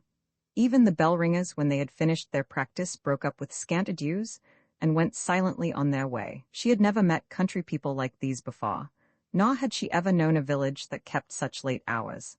Lights were burning in the cottages till 1 and 2 in the morning, and she had been awakened at later hours than those by the sound of passing voices. She could hear quite distinctly, for her window was open and faced upon the village street. She heard Miss Carlo say complainingly, "It's all very well for you young ones, but my old bones ache so. It's a wonder how I get home." Then she heard the voice of red-haired Emily say, "No bones so nimble as old bones, Miss Carlo, when it comes to," and then a voice unknown to Laura said, "Hush," and she heard no more, for a cock crew. Another night, some time after this, she heard someone playing a mouth organ. The music came from far off. It sounded almost as if it were being played out of doors. She lit a candle and looked at her watch. It was 3:30. She got out of bed and listened at the window. It was a dark night, and the hills rose up like a screen. The noise of the mouth organ came wavering and veering on the wind. A drunk man, perhaps, yet what drunk man would play on so steadily? She lay awake for an hour or more, half puzzled, half lulled by the strange music that never stopped, that never varied, that seemed to have become part of the air. Next day she asked Mrs. Leake what this strange music could be. Mrs. Leake said that young Billy Thomas was distracted with toothache. He could not sleep, and played for hours nightly upon his mouth organ to divert himself from the pain. On Wednesday, the tooth drawer would come to Bolly's, and young Billy Thomas would be put out of his agony. Laura was sorry for the sufferer, but she admired the circumstances. The highest flights of her imagination had not risen to more than a benighted drunk. Young Billy Thomas had a finer invention than she. After a few months, she left off speculating about the villages. She admitted that there was something about them which she could not fathom, but she was content to remain outside the secret, whatever it was. She had not come to Great Mop to concern herself with the hearts of men. Let her stray up the valleys, and rest in the leafless woods that looked so warm with their core of fallen red leaves, and find out her own secret, if she had one. With autumn it might come back to question her. She wondered. She thought not. She felt that nothing could ever again disturb her peace. Wherever she strayed, the hills folded themselves round her like the fingers of a hand. About this time she did an odd thing. In her wanderings she had found a disused well. It was sunk at the side of a green lane, and grass and bushes had grown up around its low rim, almost to conceal it. The wooden frame was broken and molded. Ropes and pulleys had long ago been taken away, and the water was sunk far down, only distinguishable as an uncertain reflection of the sky. Here, one evening, she brought her guidebook and her map. Pushing aside the bushes, she sat down upon the low rim of the well. It was a still, mild evening towards the end of February. The birds were singing. There was a smell of growth in the air. The light lingered in the fields as though it were glad to linger. Looking into the well, she watched the reflected sky grow dimmer, and when she raised her eyes, the gathering darkness of the landscape surprised her. The time had come. She took the guidebook and the map and threw them in. She heard the disturbed water sidling against the walls of the well. She scarcely knew what she had done, but she knew that she had done rightly, whether it was that she had sacrificed to the place, or had cast herself upon its mercies, content henceforth to know no more of it than did its own children. As she reached the village, she saw a group of women standing by the milestone. They were silent and abstracted as usual. When she greeted them, they returned her greeting, but they said nothing among themselves. After she had gone by, they turned as of one accord and began to walk up the field path towards the wood. They were going to gather fuel, she supposed. Tonight their demeanor did not strike her as odd. She felt at one with them, an inhabitant like themselves, and she would gladly have gone with them up towards the wood. If they were different from other people, why shouldn't they be? They saw little of the world. Great Mop stood by itself at the head of the valley, 5 miles from the main road, and cut off by the hills from the other villages. It had a name for being different from other places. The man who had driven Laura home from the reason why had said, "It's not often that a wagonette is seen at Great Mop. It's an out-of-the-way place, if ever there was one. There's not such another village in Buckinghamshire for out-of-the-wayness. Well may it be called Great Mop, for there's never a little mop that I've heard of." People so secluded as the inhabitants of Great Mop would naturally be rather silent and keep themselves close. So Laura thought, and Mr. Santa was of the same opinion. Mr. Santa's words had weight, for he spoke seldom. He was a serious, brown young man, who after the war had refused to go back to his bank in Birmingham. He lived in a wooden hut which he had put up with his own hands, and kept a poultry farm. Laura first met Mr. Santa when she was out walking, early one darkish, wet, January morning. The lane was muddy. She picked her way, her eyes to the ground. She did not notice Mr. Santa until she was quite close to him. He was standing bareheaded in the rain. His look was sad and gentle. It reflected the mood of the weather, and several dead white hens dangled from his hands. Laura exclaimed, softly, apologetically. This young man was so perfectly of a piece with his surroundings that she felt herself to be an intruder. She was about to turn back when his glance moved slowly towards her. "Badger," he said, and smiled in an explanatory fashion. Laura knew at once that he had been careless and had left the henhouse door unfastened. She took pains that no shade of blame should mix itself with her condolences. She did not even blame the badger. She knew that this was a moment for nothing but kind words, and not too many of them. Mr. Santa was grateful. He invited her to come and see his birds. Side by side they turned in silence through a field gate and walked into Mr. Santa's field. Bright birds were on the sodden grass. As he went by they hurried into their pens, expecting to be fed. "If you would care to come in," said Mr. Santa, "I should like to make you a cup of tea." Mr. Santa's living room was very untidy and homelike. A basket of stockings lay on the table. Laura wondered if she might offer to help Mr. Santa with his mending, but after he had made the tea, he took up a stocking and began to darn it. He darned much better than she did. As she went home again, she fell to wondering what animal Mr. Santa resembled, but in the end, she decided that he resembled no animal except man.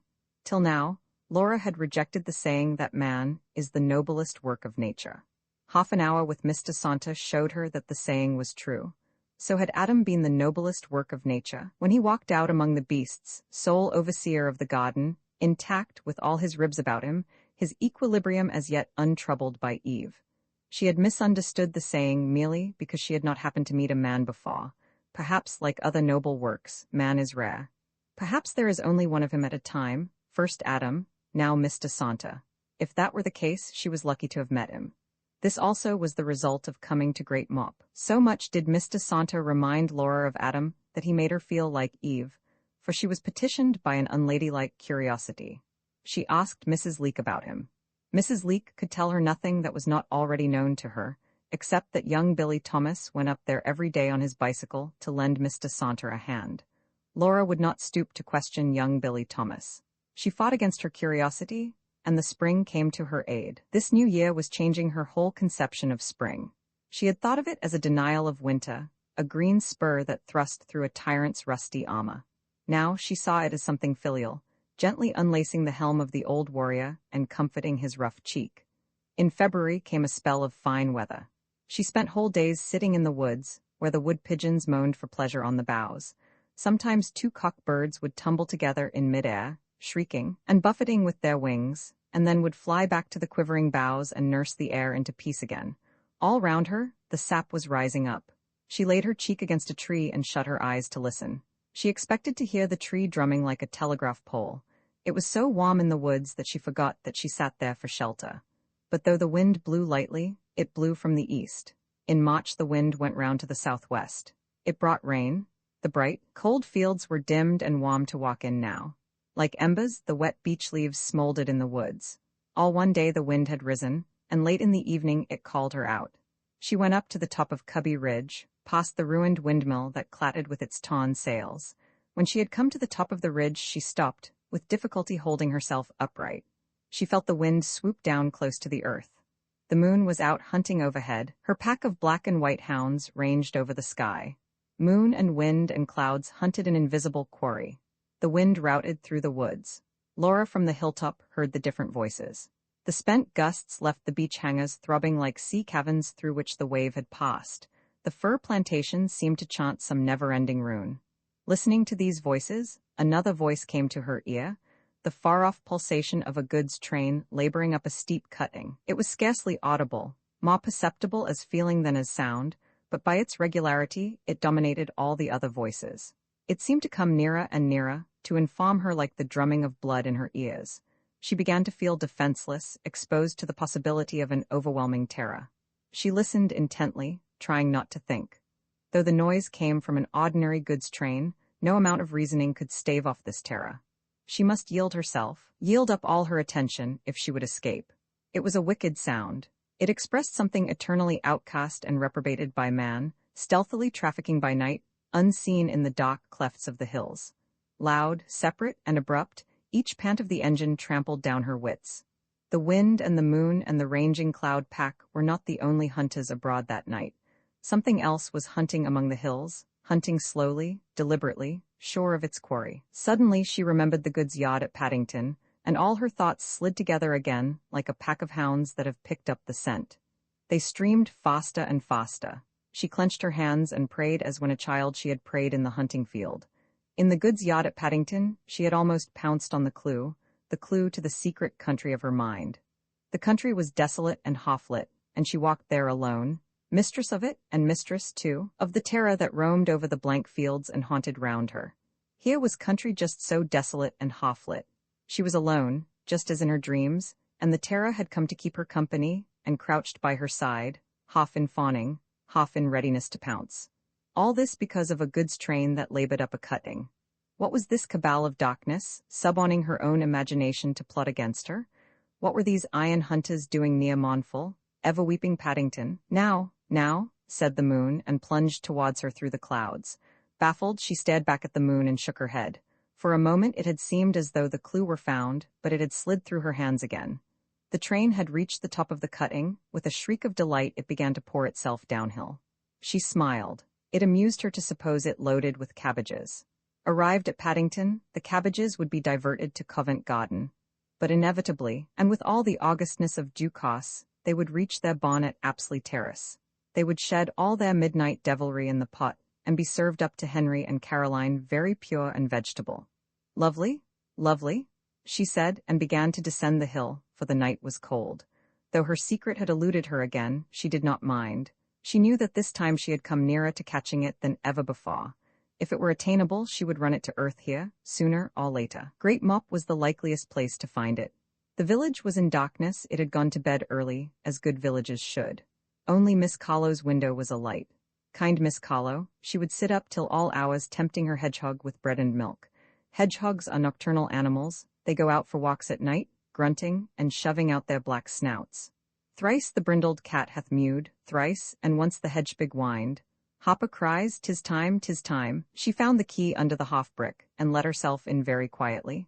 Only sleep sat up for her, waiting in the hushed house. Sleep took her by the hand, and convoyed her up the narrow stairs. She fell asleep almost as her head touched the pillow. By the next day all this seemed very ordinary. She had gone out on a windy night and heard a goods train. There was nothing remarkable in that. It would have been a considerable adventure in London, but it was nothing in the Chilterns. Yet she retained an odd feeling of respect for what had happened, as though it had laid some command upon her that waited to be interpreted and obeyed. She thought it over, and tried to make sense of it. If it pointed to anything, it pointed to Paddington. She did what she could. She wrote and invited Caroline to spend a day at Great Mop. She did not suppose that this was the right interpretation, but she could think of no other. All the birds were singing as Laura went down the lane to meet Caroline's car. It was almost like summer. Nothing could be more fortunate.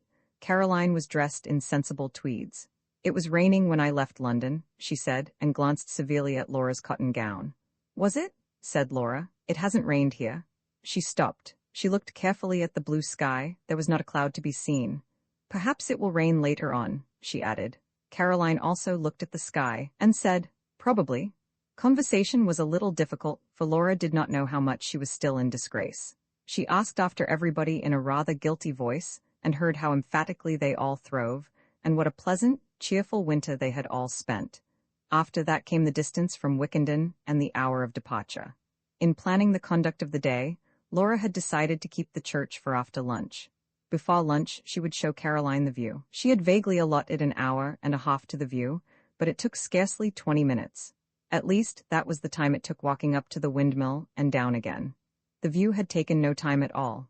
It was a clear day, and everything that could be seen was perceptible at the first glance. Caroline was so stoutly equipped for country walking that Laura had not the heart to drag her up another hill. They visited the church instead. The church was more successful. Caroline sank on her knees and prayed. This gave Laura an opportunity to look round, for she had not been inside the church before. It was extremely narrow, and had windows upon the south side only, so that it looked like a holy corridor. Caroline prayed for some time, and Laura made the most of it. Presently she was able to lead Caroline down the corridor, murmuring, "That window was presented in 1901. There is rather a nice brass in this corner. That bit of carving is old. It is the wise and the foolish virgins. Take care of the step." One foolish virgin pleased Laura as being particularly lifelike. She stood a little apart from the group, holding a flask close to her ear and shaking it. During lunch, Laura felt that her stock of oil, too, was running very low.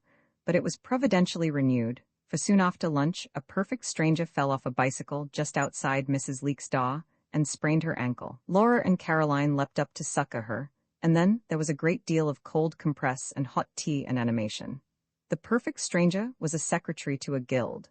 She asked Caroline if she did not think Great Mop a delightful nook, and Caroline cordially agreed. They went on discovering committees in common till tea-time, and soon after went off together in Caroline's car. Just as Caroline stepped into the car, she asked Laura if she had met any nice people in the neighborhood. "No, there aren't any nice people," said Laura, wondering if the bicycle would stay like that. Twined so casually round the driver's neck, she had released her attention 1 minute too soon. As far as she knew, this was her only slip throughout the day. It was a pity.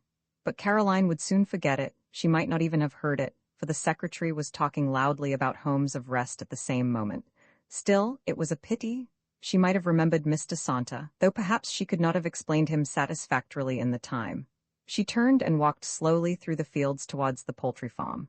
She could not settle down to complete solitude so soon after Caroline's departure. She would decline gradually, using Mr. Santa as an intermediate step. He was feeding his poultry, going from pen to pen with a zinc wheelbarrow and a large wooden spoon. The birds flew round him. He had continually to stop and fend them off like a swarm of large midges. Sometimes he would grasp a specially bothering bird and throw it back into the pen as though it were a ball.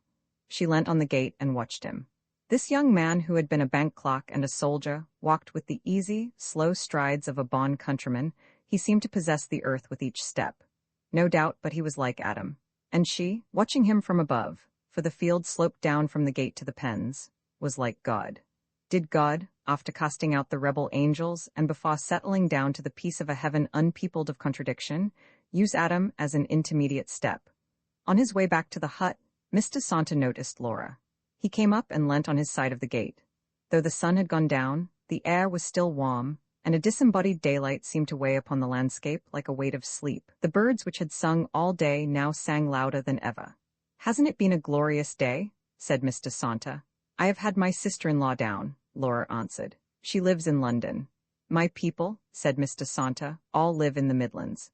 "Or in Australia," he added after a pause.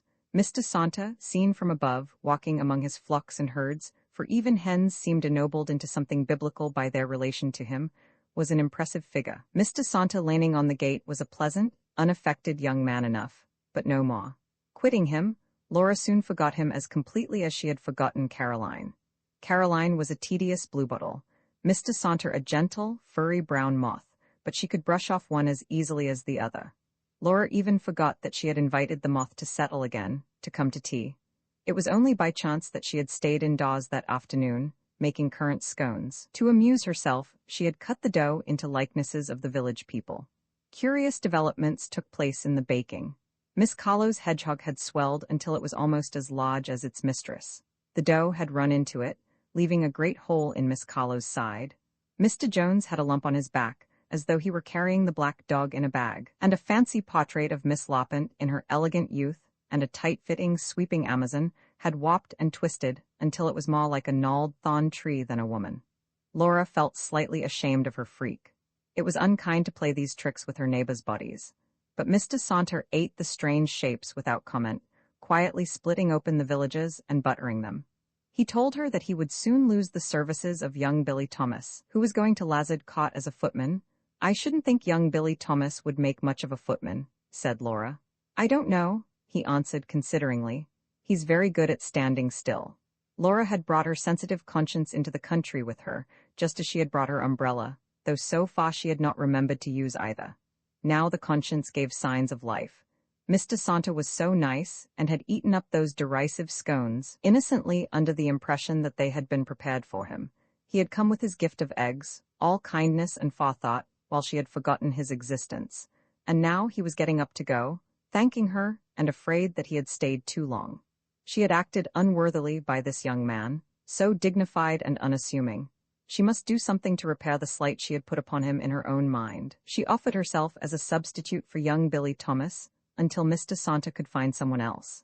"I don't know anything about hens," she admitted, "but I am fond of animals, and I am very obedient." It was agreed that she might go on the following day to help him with the trap nesting, and see how she liked it. At first, Mr. Saunter would not allow her to do more than walk round with him upon planks specially put down to save her from the muddy places, pencil the eggs, and drink tea afterwards. But she came so punctually, and showed such eagerness, that as time went on she persuaded him into allowing her a considerable share in the work. There was much to do, for it was a busy time of year.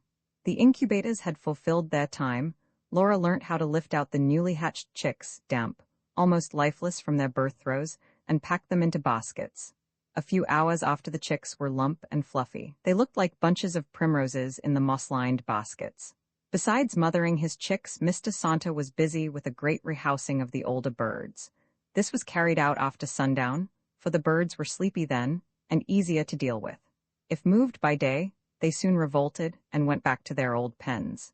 Even as it was, there were always a few sticklers, roosting uncomfortably among the newcomers, or standing disconsolately before their old homes, closed against them. Laura liked this evening round best of all. The April twilights were marvelously young and still. A slender moon sawed in the green sky, the thick spring grass was heavy with dew, and the earth darkened about her feet while overhead it still seemed quite light. Mr. Saunter would disappear into the henhouse, a protesting squawking and scuffling would be heard, then he would emerge with hens under either arm. He showed Laura how to carry them, 2 at a time, their breasts in her hands, their wings held fast between her arm and her side. She would tickle the warm breasts, warm and surprisingly bony with quills under the soft plumage, and make soothing noises. At first she felt nervous with the strange burden, so meek and inanimate one moment, so shrewish the next, struggling and beating with strong freed wings. However many birds Mr. Saunders might be carrying, he was always able to relieve her of hers. Immediately the termagant would subside, tamed by the large sure grasp, meek as a dove, with rigid dangling legs, and head turning sadly from side to side. Laura never became as clever with the birds as Mr. Saunter, but when she had overcome her nervousness, she managed them well enough to give her a great deal of pleasure. They nestled against her, held fast in the crook of her arm, while her fingers probed among the soft feathers and rigid quills of their breasts. She liked to feel their acquiescence, their dependence upon her. She felt wise and potent. She remembered the henwife in the fairy tales. She understood now why kings and queens resorted to the henwife in their difficulties. The henwife held their destinies in the crook of her arm, and hatched the future in her apron. She was sister to the spee-wife, and close cousin to the witch, but she practiced her art under cover of henwifery. She was not, like her sister and her cousin, a professional. She lived unassumingly at the bottom of the king's garden, wearing a large white apron, and very possibly her husband's cloth cap, and when she saw the king and queen coming down the gravel path, she curtsied reverentially, and pretended it was the eggs they had come about. She was easier of approach than the spee-wife, who sat on a creepie and stared at the smoldering peats till her eyes were red and unseeing, or the witch, who lived alone in the wood, her cottage window all grown over with brambles. But though she kept up this pretense of homeliness, she was not inferior in skill to the professionals. Even the pretense of homeliness was not quite so homely as it might seem. Laura knew that the Russian witches live in small huts mounted upon 3 giant hens' legs, all yellow and scaly. The legs can go. When the witch desires to move her dwelling, the legs stalk through the forest, clattering against the trees, and printing long scars upon the snow. Following Mr. Saunter up and down between the pens, Laura almost forgot where and who she was. So completely had she merged her personality into the henwife's. She walked back along the rutted track and down the steep lane as obliviously as though she were flitting home on a broomstick. All through April, she helped Mr. Santa. They were both sorry when a new boy applied for the job, and her duties came to an end. She knew no more of Mr. Saunter at the close of this association than she had known at its beginning. It could scarcely be said even that she liked him any better, for from their first meeting she had liked him extremely. Time had assured the liking, and that was all. So well assured was it that she felt perfectly free to wander away and forget him once more, certain of finding him as likable and well-liked as before whenever she might choose to return. During her first months at Great Mop, the moods of the winter landscape and the renewing of spring had taken such hold of her imagination that she thought no season could be more various and lovely. She had even written a slightly precious letter to Titus, for somehow correspondence with Titus was always rather attentive, declaring her belief that the cult of the summer months was a piece of Cockney obtuseness, a taste for sweet things, and a preference for dry grass to strew their eggshells upon. But with the first summer days and the first cowslips, she learnt better. She had known that there would be cowslips in May. From the day she first thought of Great Mop, she had promised them to herself.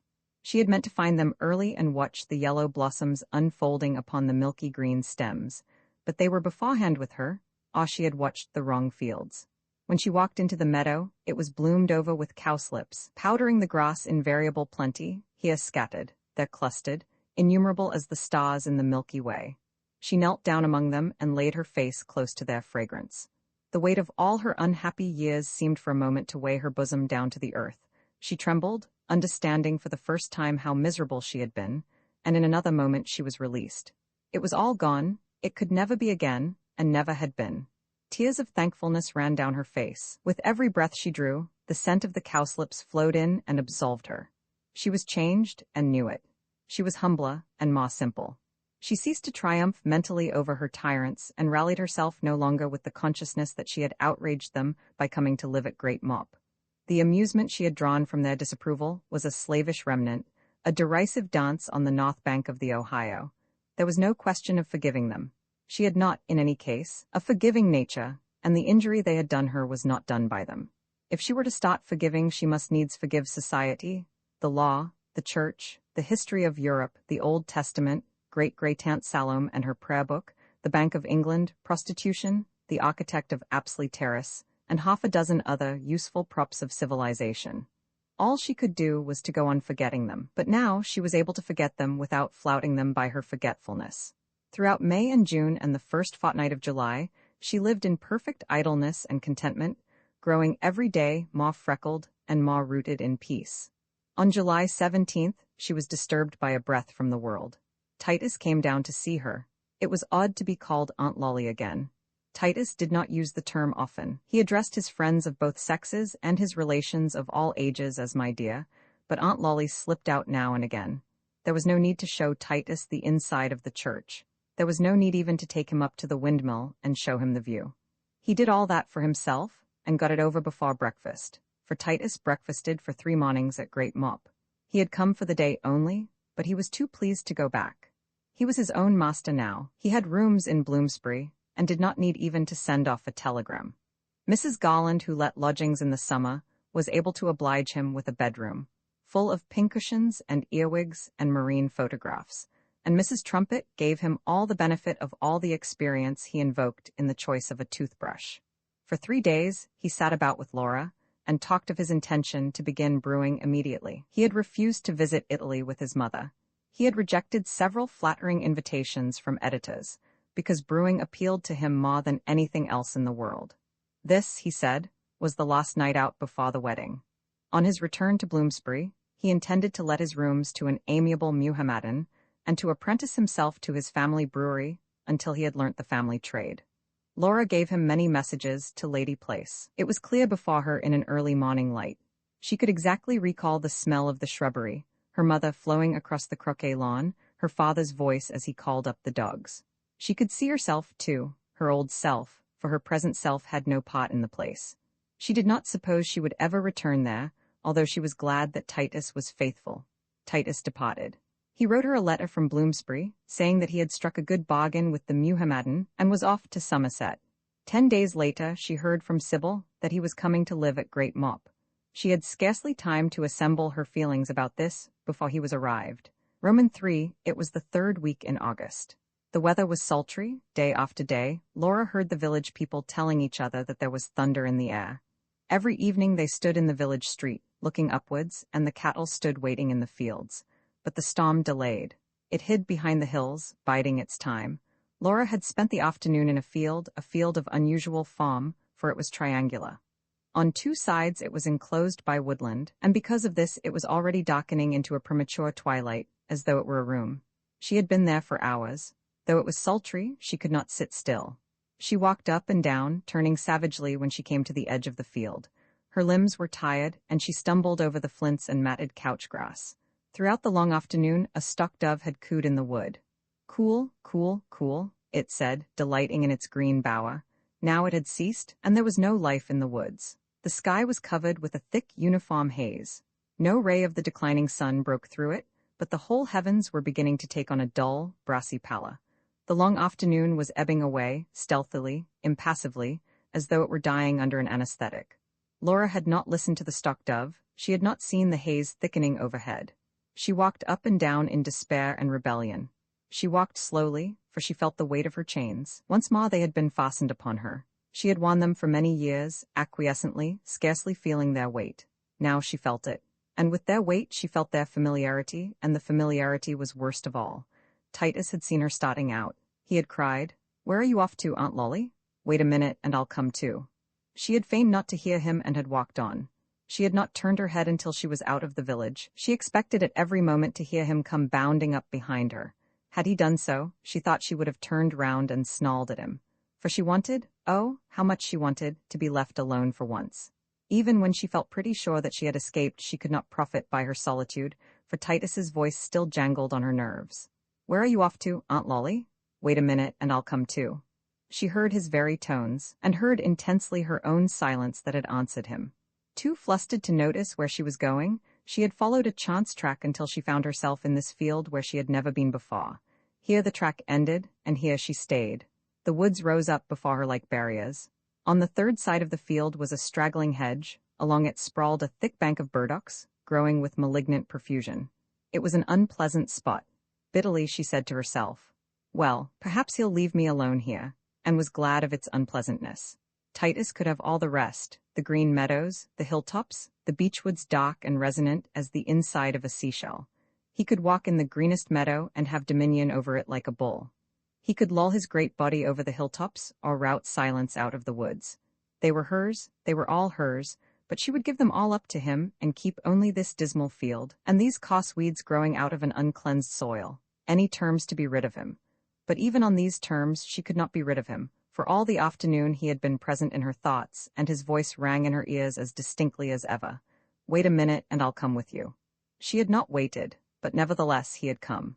Actually, she knew, and the knowledge smote her. Titus, seeing her walk by unheeding, had picked up his book again and read on, reading slowly, and slowly drawing at his pipe, careless, intent, and satisfied.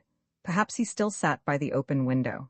Perhaps he had wandered about, taking his book with him, and now was lying in the shade, still reading, or sleeping with his nose pressed into the grass, or with idle patience inveigling an aunt to climb up a dry stalk. For this was Titus who had always been her friend. She had believed that she loved him. Even when she heard that he was coming to live at Great Mop, she had half thought that it might be rather nice to have him there. "Dearest Lolly," Sybil had written from Italy, "I feel quite reconciled to this wild scheme of Tito's, since you will be there to keep an eye on him. Men are so helpless. Tito is so impracticable. A regular artist?"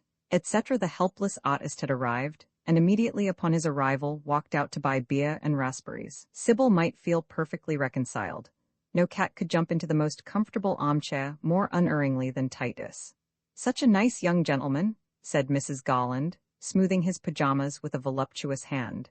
"Such a nice young gentleman," said Miss Carlo, rubbing her finger over the milling of the new florin she received for the raspberries. "Such a nice young gentleman," said Mrs. Trumpet at the shop, and Mrs. Watt at the lamb and flag. All the white-aproned laps opened to dandle him. The infant Bacchus walked down the village street with his beer and his raspberries, bowing graciously to all Laura's acquaintances. That evening he supped with her and talked about Fuseli. Fuseli, pronounced Fuseli, was a neglected figure of the utmost importance. The pictures, of course, didn't matter. Titus supposed there were some at the Tate.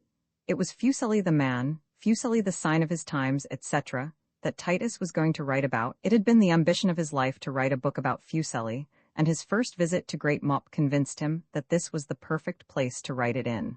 The secret, Titus said, of writing a good book was to be cut off from access to the reading room of the British Museum. Laura said a little pettishly that if that were all, Titus might have stayed in Bloomsbury and written his book on Good Fridays. Titus demurred. Suppose he ran out of ink? No? Great Mop was the place. "Tomorrow," he added, "you must take me around and show me all your footpaths." He left his pipe and tobacco pouch on the mantelpiece. They lay there like the orb and scepter of an usurping monarch. Laura dreamed that night that Fuseli had arrived at Mr. Saunter's poultry farm, killed the hens, and laid out the field as a golf course. She heard a great deal about Fuseli during the next few days, while she was obediently showing Titus all her footpaths.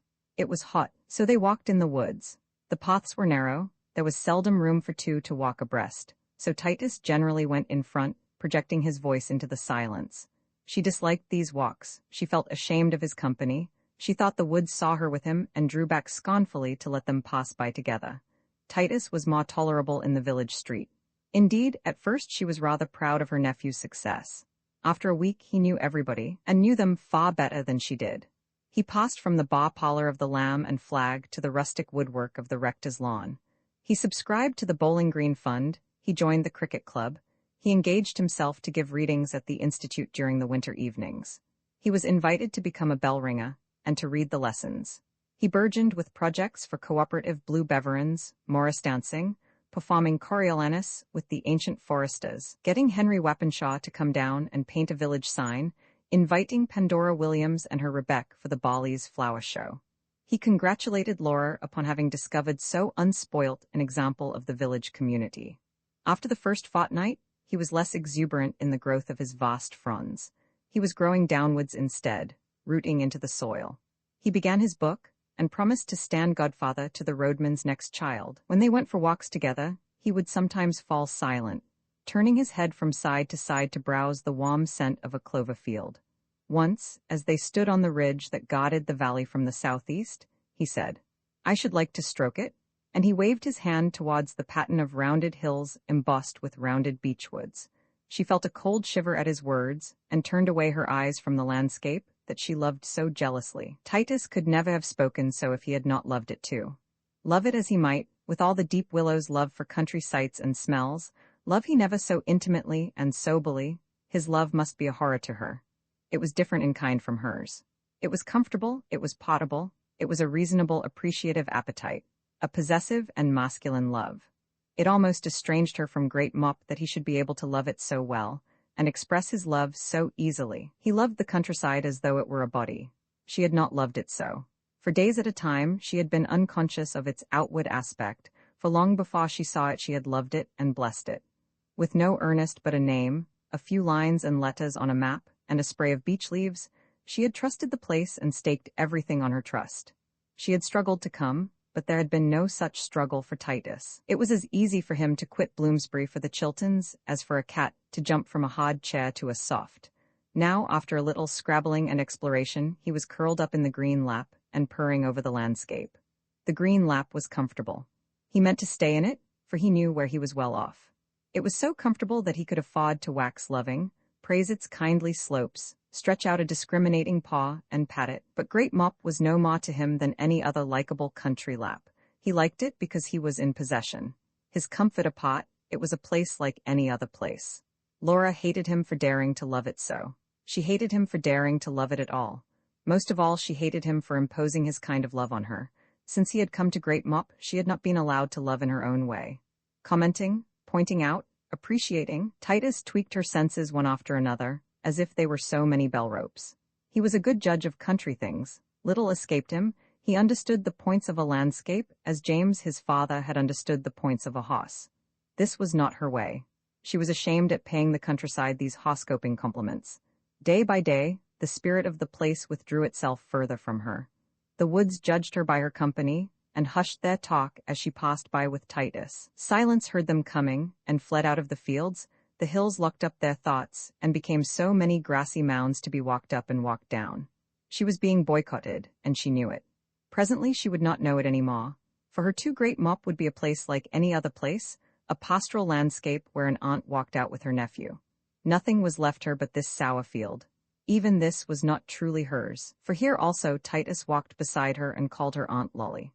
She was powerless against him. He had no idea how he had havocked her peace of mind. He was making her miserable in the best of faith. If he could guess, or if she could tell him, what ruin he carried with him, he would have gone away. She admitted that, even in her frenzy of annoyance, Titus had a kind heart. He meant her nothing but good.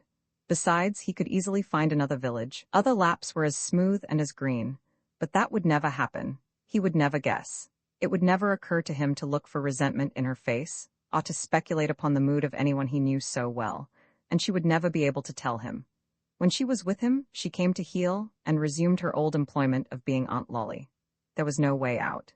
In vain she had tried to escape. Transient and delusive had been her ecstasies of relief. She had thrown away 20 years of her life like a handful of old rags, but the wind had blown them back again, and dressed her in the old uniform. The wind blew steadily from the old quarter. It was the same east wind that chivied bits of waste paper down Apsley Terrace. And she was the same old Aunt Lolly, so useful and obliging and negligible. The field was full of complacent witnesses. Titus had let them in.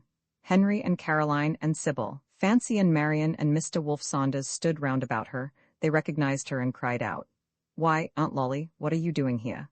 And Dunlop came stealthily up behind her and said, "Excuse me, Miss Lolly, I thought you might like to know that the warning gong has gone." She stood at bay, trembling before them, shaken and sick with the grinding anger of the slave. They were come out to recapture her. They had tracked her down and closed her in. They had let her run a little way. That was all, for they knew they could get her back when they chose. They had stood grinning behind the bushes when she wept in the cowslip field. It had been quite entertaining to watch her, for she had taken herself and her freedom so seriously, happy and intent as a child keeping house under the table. They had watched a while in their condescending grown-up way, and now they approached her to end the game. Henry was ready to overlook her rebellion. His lips glistened with magnanimity. Caroline and Sybil came smiling up to twine their arms round her waist. The innocent children of Fancy and Marion stretched out their hands to her and called her Aunt Lolly. And Titus, who had let them in, stood a little apart like a showman and said, "You see, it's all right, she's just the same." They were all leagued against her. They were come out to seize on her soul. They were invulnerably sure of their prey. "No," she cried out, wildly clapping her hands together. "No, you shan't get me. I won't go back. I won't. Oh, is there no help?" The sound of her voice frightened her. She heard its desperate echo rouse the impassive wood. She raised her eyes and looked round her. The field was empty. She trembled and felt cold. The sultry afternoon was over. Dusk and a clammy chill seemed to creep out from among the darkening trees that waited there so stilly. It was as though autumn had come in the place of twilight, and the colorless dark hue of the field dazzled before her eyes. She stood in the middle of the field, waiting for an answer to her cry. There was no answer, and yet the silence that had followed it had been so intent, so deliberate, that it was like a pledge. If any listening power inhabited this place, if any grimly favorable power had been evoked by her cry, then surely a compact had been made, and the pledge irrevocably given. She walked slowly towards the wood. She was incredibly fatigued. She could scarcely drag one foot after the other. Her mind was almost a blank. She had forgotten Titus. She had forgotten the long afternoon of frenzy and bewilderment. Everything was unreal except the silence that followed after her outcry. As she came to the edge of the wood, she heard the mutter of heavy foliage. "No," the wood seemed to say, "no, we will not let you go." She walked home unheedingly, almost as though she were walking in her sleep. The chance contact with a briar or a tall weed sent drowsy tinglings through her flesh. It was with surprise that she looked down from a hillside and saw the crouched roofs of the village before her. The cottage was dark. Laura remembered that Mrs. Leake had said that she was going out to a lecture at the Congregational Hall that evening. As she unlocked the door, she smiled at the thought of having the house all to herself. The passage was cool and smelt of linoleum. She heard the kitchen clock ticking pompously as if it, too, were pleased to have the house to itself. When Mrs. Leake went out and left the house empty, she was careful to lock the door of Laura's parlor and to put the key under the case with the stuffed owl. Laura slid her fingers into the dark slit between the bottom of the case and the bracket. The key was cold and sleek. She liked the feel of it and the obliging way it turned in the lock. As she entered the room, she sniffed. It smelt a little fusty from being shut up on a warm evening. Her nose distinguished Titus's tobacco and the hemp agrimony that she had picked the day before. But there was something else, a faintly animal smell which she could not account for. She threw up the rattling window and turned to light the lamp. Under the green shade the glow whitened and steadied itself.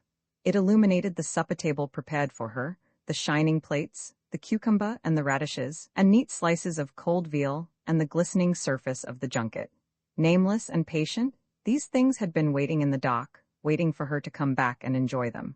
They met her eye with self-possession. They had been sure that she would be pleased to see them.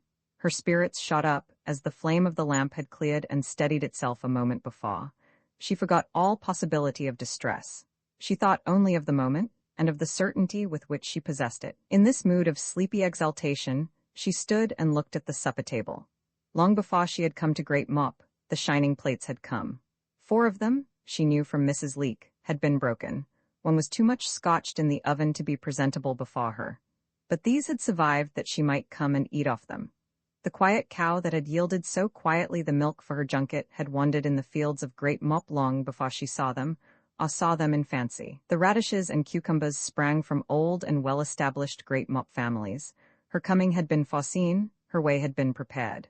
Great Mop was infallibly part of her life, and she part of the life of Great Mop. She took up a plate and looked at the maker's mark. It had come from Stoke-on-Trent, where she had never been. Now it was here, waiting for her to eat off it.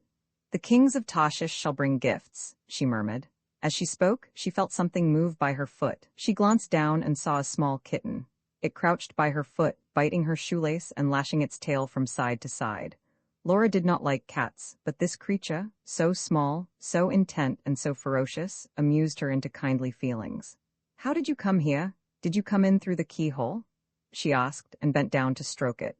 Scarcely had she touched its hard little head when it writhed itself round her hand, noiselessly clawing and biting, and kicking with its hind legs. She felt frightened by an attack so fierce and irrational, and her fears increased as she tried to shake off the tiny weight. At last she freed her hand and looked at it. It was covered with fast-reddening scratches, and as she looked she saw a bright round drop of blood ooze out from one of them. Her heart gave a violent leap and seemed to drop dead in her bosom. She gripped the back of a chair to steady herself and stared at the kitten. Abruptly pacified, it had curled itself into a ball and fallen asleep. Its lean ribs heaved with a rhythmic tide of sleep. As she stared, she saw its pink tongue flicker for one moment over its lips. It slept like a suckling. Not for a moment did she doubt.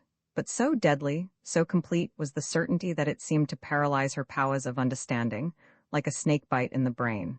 She continued to stare at the kitten, scarcely knowing what it was that she knew. Her heart had begun to beat once more, slowly, slowly.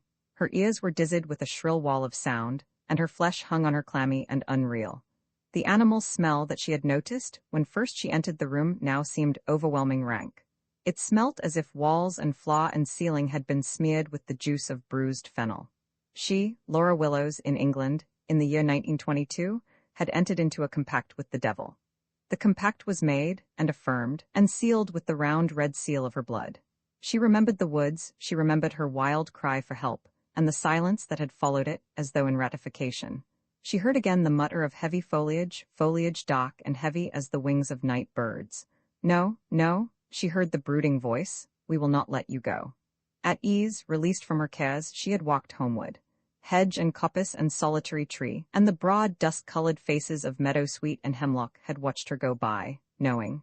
The dusk had closed her in, brooding over her. Every shadow, every deepened grove had observed her from under their brows of obscurity. All knew, all could bear witness. Couched within the wood, sleeping through the long sultry afternoon, had lain the Prince of Darkness, sleeping, or meditating some brooding thunderstorm of his own. Her voice of desperate need had aroused him. His silence had answered her with a pledge. And now, as a sign of the bond between them, he had sent his emissary. It had arrived before her, a rank breath, a harsh black body in her locked room. The kitten was her familiar spirit that already had greeted its mistress and sucked her blood.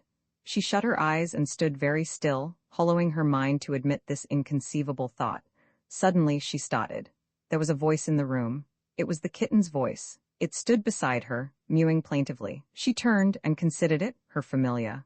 It was the smallest and thinnest kitten that she had ever seen. It was so young that it could barely stand steadily upon its legs. She caught herself thinking that it was too young to be taken from its mother. But the thought was ridiculous.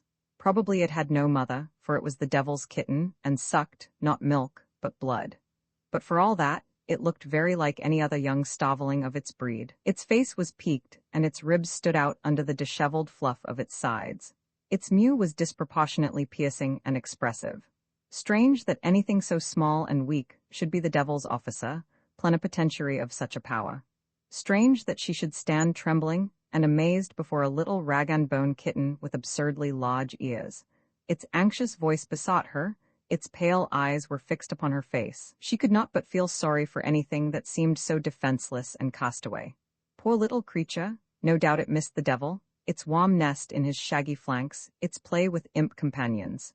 Now it had been sent out on its master's business, sent out too young into the world, like a slavey from an institution. It had no one to look to now but her, and it implored her help, as she but a little while ago had implored its master's. Her pity overcame her terror. It was no longer her familiar, but a foundling. And it was hungry. Must it have more blood, or would milk do? Milk was more suitable for its tender age. She walked to the table, pawed out a saucer full of milk and set it down on the floor. The kitten drank as though it were starving. Crouched by the saucer with dabbled nose, it shut its pale eyes and laid back its ears to lap, while shoots of ecstasy ran down its protuberant spine and stirred the tip of its tail. As Laura watched it, the last of her repugnance was overcome. Though she did not like cats, she thought that she would like this one. After all, it was pleasant to have some small thing to look after. Many lonely women found great companionship with even quite ordinary cats. This creature could never grow up a beauty, but no doubt it would be intelligent. When it had cleaned the saucer with large, final sweeps of its tongue, the kitten looked up at her. "Poor lamb," she said, and pawed out the rest of the milk. It drank less famishingly now. Its tail lay still, its body relaxed, settling down onto the floor, overcome by the peaceful weight within. At last, having finished its meal, it got up and walked round the room, stretching either hind leg in turn as it walked. Then, without a glance at Laura, it lay down, coiled and uncoiled, scratched itself nonchalantly, and fell asleep. She watched it a while and then picked it up, all limp and unresisting, and settled it in her lap. It scarcely opened its eyes, but burrowing once or twice with its head against her knees, resumed its slumber. Nursing the kitten in her lap, Laura sat thinking. Her thoughts were of a different color now. This trustful contentment, this warmth between her knees, lulled her by example. She had never wavered for an instant from her conviction that she had made a compact with the devil. Now she was growing accustomed to the thought. She perceived that throughout the greater part of her life, she had been growing accustomed to it. But insensibly, as people throughout the greater part of their lives grow accustomed to the thought of their death. When it comes, it is a surprise to them, but the surprise does not last long, perhaps but for a minute or two. Her surprise also was wearing off. Quite soon, and she would be able to fold her hands upon it, as the hands of the dead are folded upon their surprised hearts. But her heart still beat at its everyday rate, a small regular pulse impelling her momently forward into the new witch life that lay before her. Since her flesh had already accepted the new order of things, and was proceeding so methodically towards the future, it behoved her, so she thought, to try to readjust her spirit. She raised her eyes and looked at her room, the green-painted walls with the chairs sitting silently round. She felt herself inhabiting the empty house. Through the unrevealing square of the window, her mind looked at the view. About the empty house was the village, and about the village the hills, nably under their covering of night. Room, house, village, hills encircled her like the rings of a fortification. This was her domain, and it was to keep this inviolate that she had made her compact with the devil. She did not know what the price might be, but she was sure of the purchase. She need not fear Titus now, nor any of the Willowes. They could not drive her out or enslave her spirit any more, nor shake her possession of the place she had chosen. While she lived, her solitudes were hers inalienably. She and the kitten, the witch and the familiar, would live on at Great Mop, growing old together, and hearing the owls hoot from the wintered trees. And after? Mirk, but what else had there ever been? Those green grassy hills in the churchyard were too high to be seen over. What man can stand on their summit and look beyond? She felt neither fear nor disgust. A witch of but a few hours' standing, she rejected with the scorn of the initiate all the bugaboo surmises of the public. She looked with serene curiosity at the future, and saw it but little altered from what she had hoped and planned. If she had been called upon to decide in cold blood between being an aunt and being a witch, she might have been overawed by habit and the cowardice of compunction. But in the moment of election, under the stress and turmoil of the hunted lolly as under a covering of darkness, the true Laura had settled it all unerringly. She had known where to turn. She had been like the girl in the fairy tale, whose godmother gave her a little nutshell box and told her to open it in the hour of utter distress. Unsurmised by others, and half forgotten by the girl, the little nutshell box abided its time, and in the hour of utter distress it opened of itself. So, unrealized, had Laura been carrying her talisman in her pocket. She was a witch by vocation. Even in the old days of Lady Place the impulse had stirred in her. What else had set her upon her long solitary walks, her quests for powerful and forgotten herbs, her brews and distillations? In London she had never had the heart to take out her still.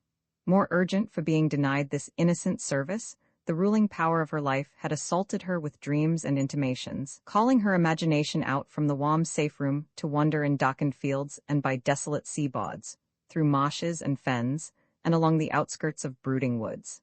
It had hailed her to Wapping and to the Jews' burying ground, and then, ironically releasing her, had left her to mourn and find her way back to Apsley Terrace. How she had come to Great Mop she could not say, whether it was of her own will, or whether, exchanging threatenings and mockeries for sweet persuasions, Satan had at last taken pity upon her bewilderment, leading her by the hand into the flower shop in the Moscow Road. But from the moment of her arrival, there he had never been far off. Sure of her, she supposed, he had done little for 9 months but watch her. Near at hand but out of sight the loving huntsman couched in the woods, following her with his eyes. But all the time, whether couched in the woods or hunting among the hills, he drew closer. He was hidden in the well when she threw in the map and the guidebook. He sat in the oven, teaching her what power she might have over the shapes of men. He followed her and missed a saunter up and down between the henhouses. He was nearest of all upon the night when she climbed Cubby Ridge, so near then that she acknowledged his presence and was afraid. That night, indeed, he must have been within a hand's breadth of her. But her fear had kept him at bay, or else he had not chosen to take her just then, preferring to watch until he could overcome her mistrust and lure her into his hand. For Satan is not only a huntsman. His interest in mankind is that of a skillful and experienced naturalist. Even human sportsmen at the end of their span sometimes declare that to potter about in the woods is more amusing than to sit behind a butt and shoot driven grouse. And Satan, who has hunted from eternity, a little jaded moreover by the success of his latest organized Flanders battue, might well feel that his interest in a solitary snipe like Laura was but sooner or later to measure the length of her nose. Yet hunt he must, it is his destiny, and whether he hunts with a gun or a butterfly net, sooner or later the chase must end. All finalities, whether good or evil, bestow a feeling of relief, and now, understanding how long the chase had lasted, Laura felt a kind of satisfaction at having been popped into the bag. She was distracted from these interesting thoughts by the sounds of footsteps. The kitten heard them too, and sat up, yawning. The leaks coming back from their lecture, thought Laura, but it was Titus. Inserting his head and shoulders through the window, he asked if he could come in and borrow some milk. "I haven't any milk," said Laura, "but come in all the same." She began to tickle the kitten behind the ears in order to reassure it. By lamplight, Titus's head seemed even nearer to the ceiling. It was a relief to her sense of precaution when he sat down. His milk, he explained, the jugful which Mrs. Golland left on the sitting-room table for his nightly Ovaltine, had curdled into a sort of unholy junket. This he attributed to popular education and the spread of science among dairy farmers. In other words, Mr. Dudbury had overdone the preservative. "I don't think it's science," said Laura. "More likely to be the weather. It was very sultry this afternoon. I saw you starting out. I had half a mind to come with you, but it was too hot to be a loving nephew." "Where did you go?" "Up to the windmill." "Did you find the wind?" "No, you weren't going in the direction of the windmill when I saw you." "No, I changed my mind. About the milk," she continued. Titus had come for milk. Perhaps being reminded that he had come in vain, he would go. She was growing sleepy. "I'm sorry, but I have none left. I gave it all to the kitten." "I've been remarking the kitten. He's new, isn't he? You ugly little devil." The kitten lay on her knees quite quietly. It regarded Titus with its pale eyes and blinked indifferently. It was only waiting for him to go, Laura thought, to fall asleep again. Where has it come from? A present from the water butt? I don't know, I found it here when I came back for supper. It's a plain-headed young grimalkin. Still, I should keep it if I were you. It will bring you luck. I don't think one has much option about keeping a cat, said Laura. If it wants to stay with me it shall. It looks settled enough. Do keep it, Aunt Lolly. A woman looks her best with a cat on her knees. Laura bowed. What will you call it? Into Laura's memory came a picture she had seen long ago in one of the books at Lady Place. The book was about the persecution of the witches, and the picture was a woodcut of Matthew Hopkins, the witch finder. Wearing a large hat, he stood among a coven of witches, bound cross-legged upon their stools. Their confessions came out of their mouths upon scrolls. My imp's name is Ilmazar, said one, and another imp at the bottom of the page, an alert, ill-favored cat, so lean and muscular that it looked like a skinned hare, was called Vinegar Tom. I shall call it Vinegar, she answered. Vinegar, said Titus. How do you like your name? The kitten pricked up its ears. It sprang from Laura's knee and began to fence with Titus's shadow, fainting and leaping back. Laura watched it a little apprehensively, but it did him no harm. It had awakened in a playful frame of mind after its long sleep, that was all. When Titus had departed, it followed Laura to her bedroom, and as she undressed it danced round her, patting at her clothes as they fell. In the morning the kitten roused her by mewing to be let out. She awoke from a profound and dreamless sleep. It took her a little time to realize that she had a kitten in her bedroom, a kitten of no ordinary kind. However, it was behaving quite like an ordinary kitten now, so she got out of bed and let it out by the back door. It was early. No one was stirring. The kitten disappeared with dignity among the cabbages, and Laura turned her thoughts backward to the emotions of overnight. She tried to recall them, but could not. She could only recall the fact that overnight she had felt them. The panic that then had shaken her flesh was no more actual than a lost winter's gale. It had been violent enough while it lasted, an invisible buffeting, a rending of life from its context. But now her memory presented it to her as a cold slab of experience, like a slab of pudding that had lain all night solidifying in the larder.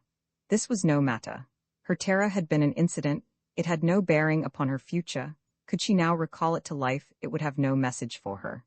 But she regretted her inability to recapture the mood that had followed upon it, when she sat still and thought so wisely about Satan. Those meditations had seemed to her of profound import. She had sat at her master's feet, as it were, admitted to intimacy and gaining the most valuable insight into his character. But that was gone too. Her thoughts, recalled, seemed to be of the most commonplace nature, and she felt that she knew very little about the devil. Meanwhile there was the kitten, and earnest that she should know more. Vinegar, she called and heard its answer, a drumming scramble among the cabbage leaves. She wished that Vinegar would impart some of his mind to her instead of being so persistently and genially kittenish. But he was a familiar, no doubt of it. And she was a witch, the inheritrix of aged magic, spells rubbed smooth with long handling, and the mistress of strange powers that got into Titus's milk jug. For no doubt that was the beginning, and a very good beginning, too. Well begun is half done. She could see Titus bending over his suitcase. The Willowes tradition was very intolerant of peas under its mattress. Though she tried to think clearly about the situation, grapple, she remembered, had been Caroline's unpleasantly strenuous word. Her attention kept sidling off to other things. The sudden oblique movements of the water drops that glistened on the cabbage leaves, or the affinity between the disheveled brown hearts of the sunflowers and Mrs. Leake's scrubbing brush, propped up and the kitchen windowsill. It must have rained heavily during the night. The earth was moist and swelled, and the air so fresh that it made her yawn. Her limbs were heavy, and the contentment of the newly awakened was upon her. All night she had bathed in nothingness, and now she was too recently emerged from that absolving tide to take much interest in what lay upon its banks. Her eyelids began to droop, and calling the kitten she went back to bed again, and soon fell asleep. She was asleep when Mrs. Leake brought her morning tea. Mrs. Leake said, "Did the thunder keep you awake, miss?" Laura shook her head. "I never even heard it." Mrs. Leake looked much astonished. "It's well to have a good conscience," she remarked. Laura stretched herself, sat up in bed, and began to tell Mrs. Leake about the kitten. This seemed to be her real awakening. The other was a dream. Mrs. Leake was quite prepared to welcome the kitten, that was, provided her old Jim made no unpleasantness. Jim was not Mr. Leake, but a mottled marmalade cat, very old and rather shabby. Laura could not imagine him making any unpleasantness, but Mrs. Leake estimated his character rather differently. Jim thought himself quite a great I am, she said.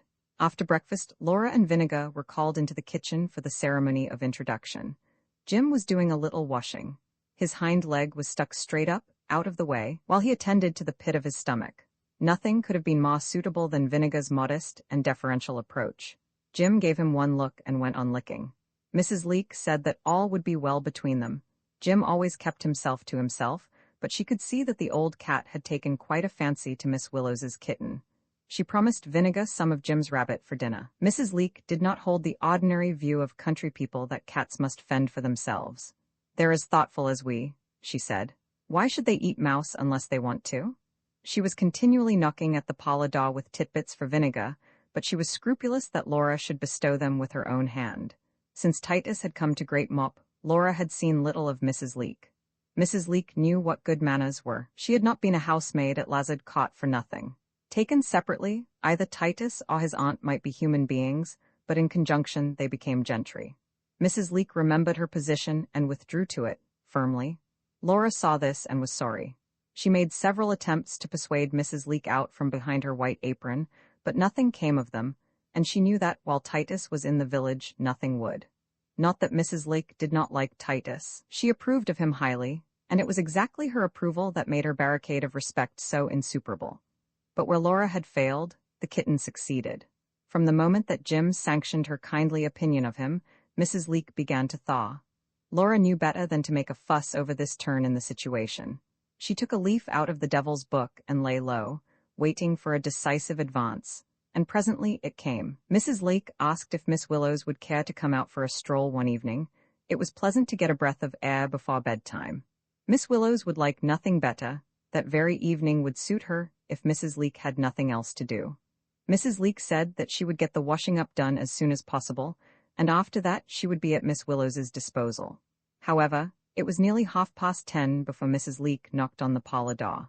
Laura had ceased to expect her, supposing that Mr. Leake or some household accident had claimed her, but she was quite as ready to go out for a walk as to go to bed, and Mrs. Leake made no reference to the lateness of the hour.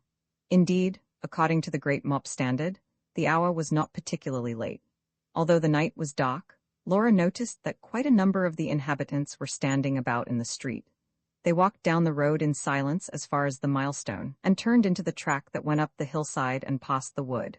Others had turned that way also. The gate stood open and voices sounded ahead.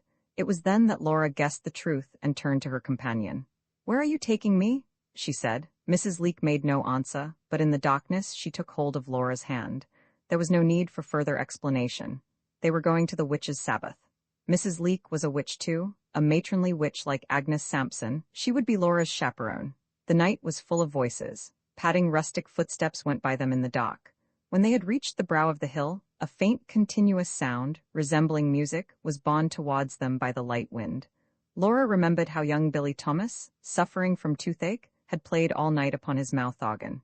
She laughed. Mrs. Leake squeezed her hand. The meeting place was some way off. By the time they reached it, Laura's eyes had grown accustomed to the darkness. She could see a crowd of people walking about in a large field. Lights of some sort were burning under a hedge, and one or two paper garlands were looped over the trees. When she first caught sight of them, the assembled witches and warlocks seemed to be dancing, but now the music had stopped and they were just walking about. There was something about their air of disconnected jollity which reminded Laura of a Primrose League gala and fete. A couple of bullocks watched the Sabbath from an adjoining field. Laura was denied the social gift. She had never been good at enjoying parties. But this, she hoped, would be a different and more exhilarating affair. She entered the field in a most propitious frame of mind, which not even Mr. Gurdon, wearing a large rosette like a steward's and staring rudely and searchingly at each comer before he allowed them to pass through the gate, was able to check. "Old goat," exclaimed Mrs. Leake in a voice of contemptuous amusement after they had passed out of Mr. Gurdon's hearing. "He thinks he can boss us here, just as he does in the village." "Is Mr. Jones here?" inquired Laura. Mrs. Leake shook her head and laughed. "Mr. Gurdon doesn't allow him to come. I suppose he doesn't think it suitable for a clergyman." Perhaps it was as well that Mr. Gurdon had such strict views. In spite of the example of Mr. Willowes, that old reading parson, it might be a little awkward if Mr. Jones were allowed to attend the Sabbath. But that apparently was not the reason. Mrs. Leek was beginning to explain when she broke off abruptly, coughed in a respectful way, and dropped a deep curtsy. Before them stood an old lady, carrying herself like a queen, and wearing a mackintosh that would have disgraced a tinker's drab. She acknowledged Mrs. Leek's curtsy with an inclination of the head, and turned to Laura. "I am Miss Loppant, and you, I think, must be Miss Willowes." The voice that spoke was clear as a small bell and colorless as if time had bleached it of every human feeling save pride. The hand that rested in Laura's was light as a bird's claw. A fine glove encased it like a membrane, and through the glove Laura felt the slender bones and the sharp-faceted rings. "Long ago," continued Miss Loppant, "I had the pleasure of meeting your great-uncle, Commodore Willowes." Good heavens, thought Laura in a momentary confusion, was great-uncle Demetrius a warlock? For Miss Loppant was so perfectly witch-like that it seemed scarcely possible that she should condescend to ordinary gentlemen. Apparently Miss Loppant could read Laura's thoughts. "At Cowes?" she added, reassuringly. Laura raised her eyes to answer, but Miss Loppant had disappeared. Where she had stood Miss Carlo, mincing and bridling, as though she would usurp the other's gentility. Over her face she wore a spotted veil. Recognizing Laura, she put on an air of delighted surprise and squeaked like a bat, and immediately she too edged away and was lost in the darkness. Then a young man whom she did not know came up to Laura and put his arm respectfully round her waist. She found herself expected to dance. She could not hear any music, but she danced as best she could, keeping time to the rhythm of his breath upon her cheek. Their dance was short. She supposed she had not acquitted herself to her partner's satisfaction, for after a few turns he released her and left her standing by the hedge. Not a word had passed between them. Laura felt that she ought to say something, but she could not think of a suitable opening. It was scarcely possible to praise the flaw. A familiar discouragement began to settle upon her spirits. In spite of her hopes, she was not going to enjoy herself. Even as a witch, it seemed, she was doomed to social failure, and her first Sabbath was not going to open livelier vistas than were opened by her first ball. She remembered her dancing days in Somerset, hunt balls, and county balls in the draughty assembly rooms. With the best intentions, she had never managed to enjoy them. The first hour was well enough, but after that came increasing listlessness and boredom. The effort, when one danced again with the same partner, not to say the same things, combined with the obligation to say something rather like them, the control of eyelids, the conversion of yawns into smiles, the humbling consciousness that there was nothing to look forward to except the drive home. That was pleasant, and so was the fillip of supper at the drive's end, and the relief of yielding at last to an unfeigned hunger and sleepiness. But these were by-blow joys. Of the delights for which balls are ordained, she knew nothing. She watched the dances go by and wondered what the enchantment was which they felt, and she could not. What made them come out in the middle of the night, loop paper garlands over the trees, light a row of candles in the ditch, and then, friends and enemies and indifferents, go bumping round on the rough grass? That fatal comparison with the Primrose League recurred to her. She was not entertained, so she blamed the entertainment. But the fault lay with her. She had never been good at parties. She had not got the proper Sabbath-keeping spirit. Miss Loppant was enjoying herself. Laura saw the bonnet whisk past. But doubtless Miss Loppant had enjoyed herself at Cowes. These depressing thoughts were interrupted by red-haired Emily, who came spinning from her partner's arms, seized hold of Laura, and carried her back into the dance. Laura liked dancing with Emily. The pasty-faced and anemic young slattern, whom she had seen dawdling about the village, danced with a fervor that annihilated every misgiving. They whirled faster and faster, fused together like two suns that whirl and blaze in a single destruction.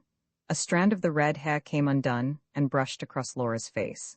The contact made her tingle from head to foot. She shut her eyes and dived into obliviousness. With Emily for a partner, she could dance until the gunpowder ran out of the heels of her boots.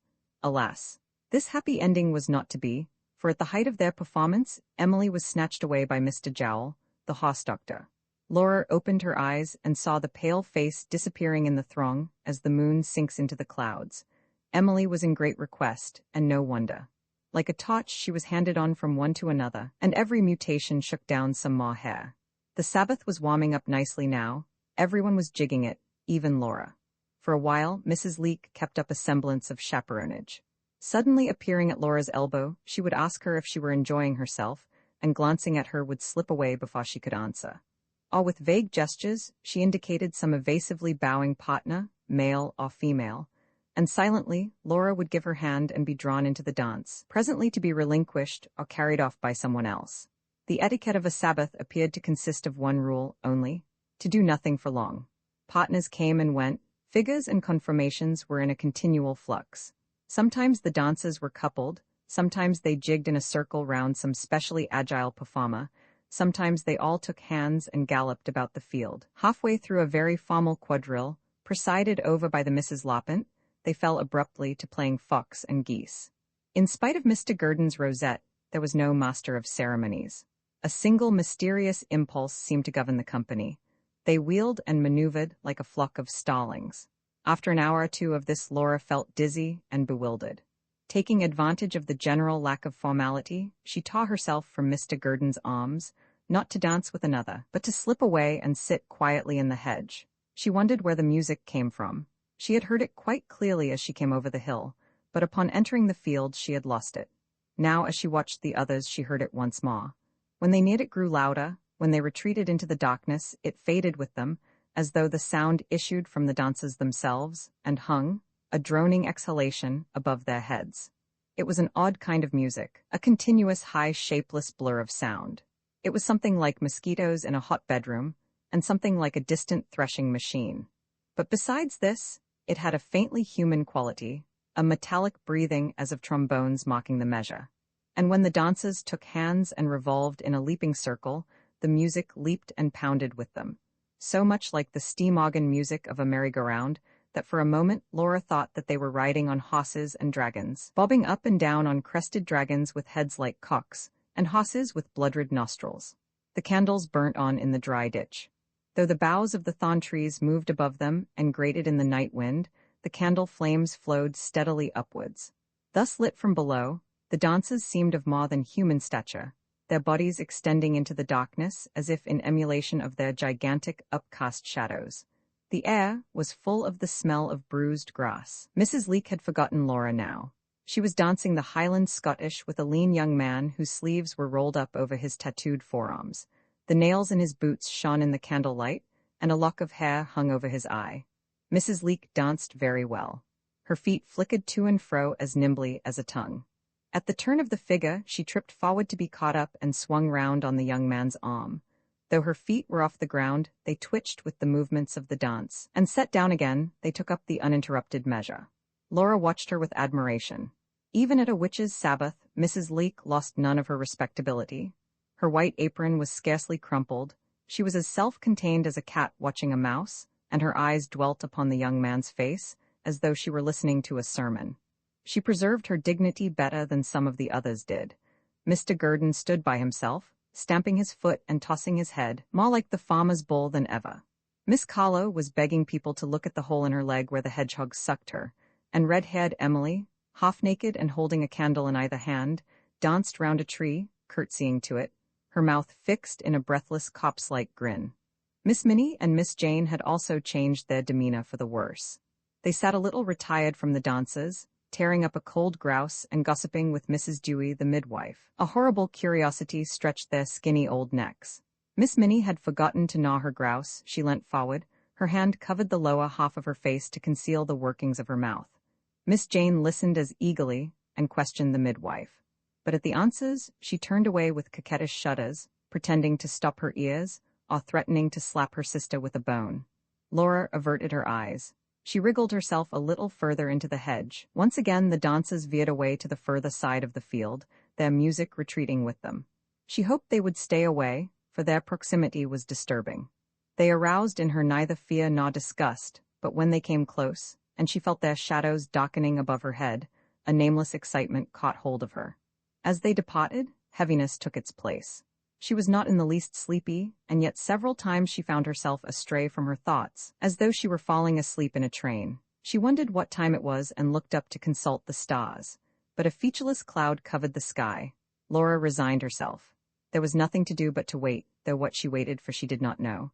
Whether at length Mrs. Leake would come, like a chaperone from the supper-room, and say, "Well, my dear, I really must take you home," or if, suddenly, at the first cockcrow, all the company would rise up in the air, a darkening bevy, and disperse, and she with them. She was roused by a shrill whistle. The others heard it too. Miss Minnie and Miss Jane scrambled up and hurried across the field, outdistancing Mrs. Dewey, who followed them panting for breath and twitching her skirts over the rough ground. The music had stopped. Laura saw all the witches and warlocks jostling each other and pressing into a circle. She wondered what was happening now. Whatever it was, it seemed to please and excite them a great deal, for she could hear them all laughing and talking at once. Some newcomer, she supposed, for their behavior was that of welcome. Now the newcomer must be making a speech, for they all became silent. A successful speech, for the silence was broken by acclamations and bursts of laughter. "Of course," said Laura. "It must be Satan." As she spoke, she saw the distant group turn and with one accord begin running towards where she sat. She got up, she felt frightened, for their advance was like a stampede of animals, and she feared that they would knock her down and trample her underfoot. The first runner had already swooped upon her.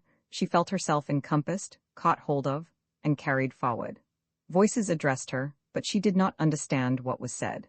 She gathered that she was being encouraged and congratulated, as though the neglectful assembly had suddenly decided to make much of the unsuccessful guest. Presently she found herself between Mrs. Leake and red-haired Emily.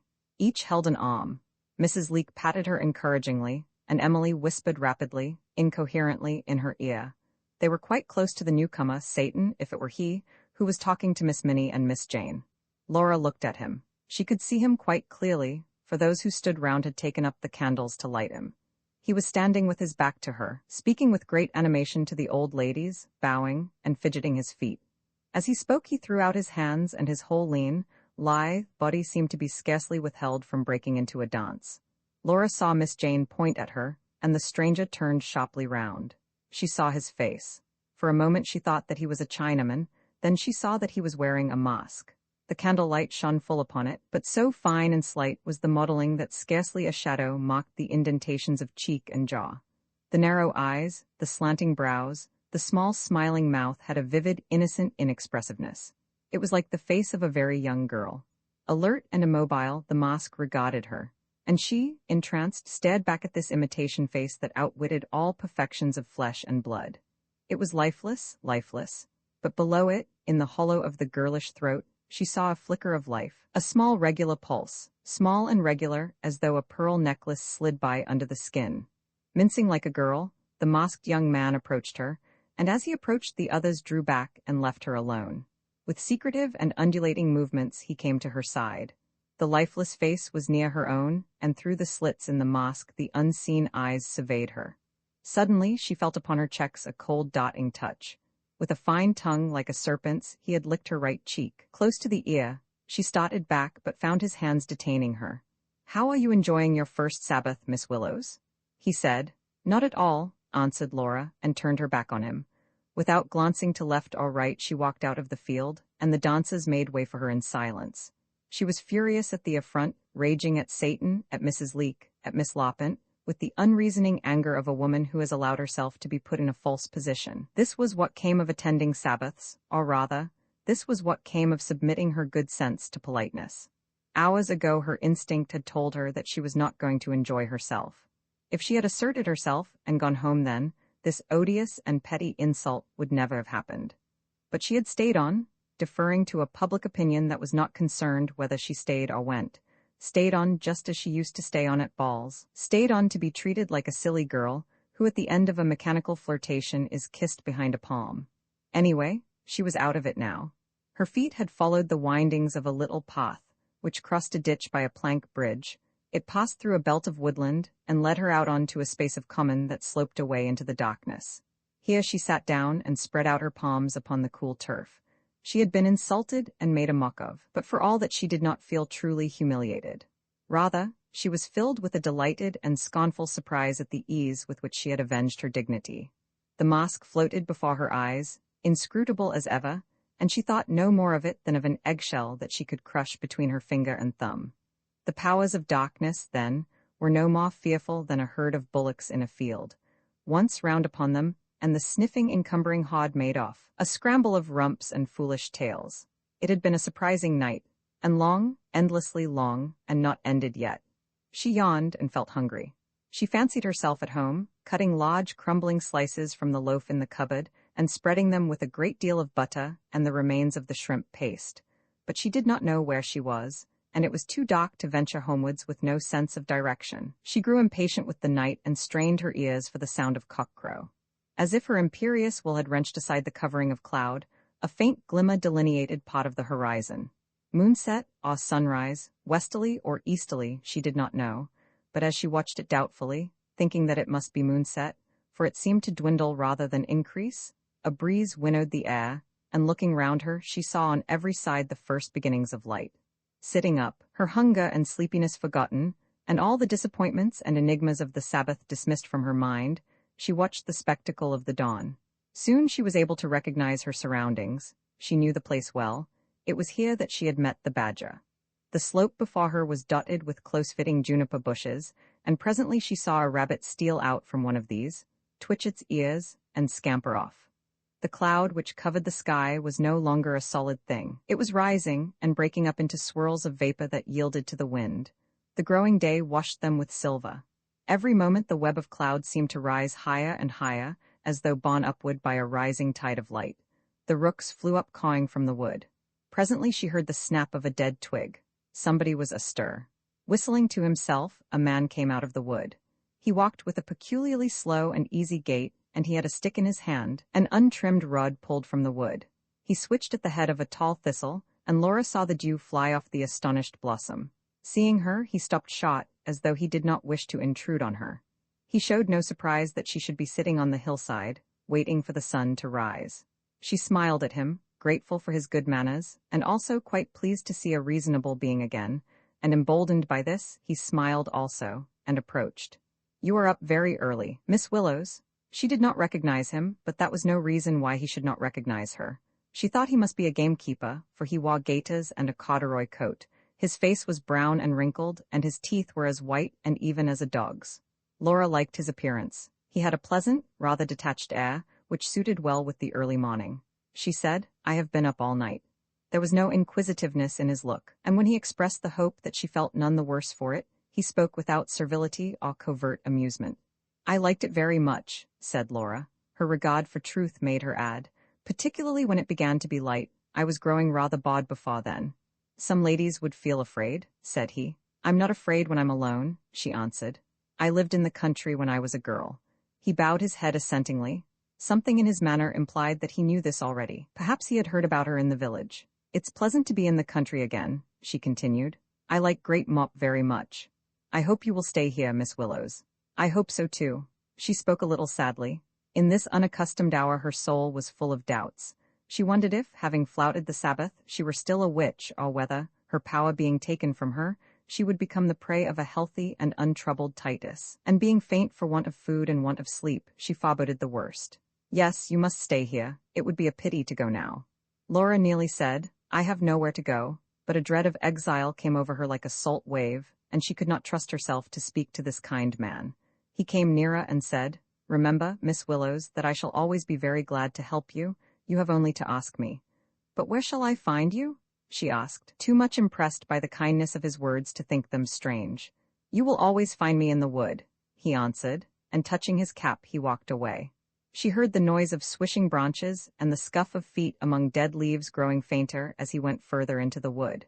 She decided not to go back just yet. A comfortable drowsiness settled down upon her with the first warmth of the risen sun. Her mind dwelt upon the words just spoken. The promise had been given in such sober earnestness that she had accepted it without question, seeing nothing improbable in the idea that she should require the help of a strange gamekeeper, or that he should undertake to give it. She thought that people might be different in the early morning, less shy, like the rabbits that were playing round her, more open-hearted, and simpler of speech. In any case, she was grateful to the stranger for his goodwill. He had known that she wanted to stay on at Great Mop. He had told her that she must do so. It was the established country courtesy, the invitation to take root. But he must have meant what he said, for seeing her troubled he had offered to help. Perhaps he was married, and if Mrs. Leake, offended, would keep her no longer, she might lodge with him and his wife in their cottage, a cottage in a dell among the beechwoods. He had said that he lived in the woods. She began to picture her life in such a cottage, thinking that it would be even better than lodging in the village. She imagined her whitewashed bedroom full of moving green shades, the wood smoke curling up among the trees, the majestic arms swaying above her while she slept, and plumed with snow in winter. The trees behind her murmured consolingly. She reclined upon the sound. "Remember, Miss Willowes? Remember?" murmured the trees, swaying their boughs muffled with heavy foliage. She remembered, and understood. When he came out of the wood, dressed like a gamekeeper, and speaking so quietly and simply, Satan had come to renew his promise and to reassure her. He had put on this shape that she might not fear him. Or would he have her to know that to those who serve him, he appears no longer as a hunter, but as a guardian? This was the real Satan. And as for the other, whom her spirit had so impetuously disowned, she had done well to disown him, for he was nothing but an impostor, a charlatan, a dummy. Her doubts were laid to rest, and she walked back through the fields, picking mushrooms as she went. As she approached the village, she heard Mr. Saunter's cocks crowing, and saw the other cock, forever watchful, forever silent, spangle in the sun above the church tower. The churchyard yews cast long shadows like open graves. Behind those white curtains slumbered Mr. Jones, and dreamed, perhaps, of the Sabbath which he was not allowed to attend. As Laura passed through Mrs. Leake's garden, she remembered her first morning as a witch when she had gone out to give the kitten a run.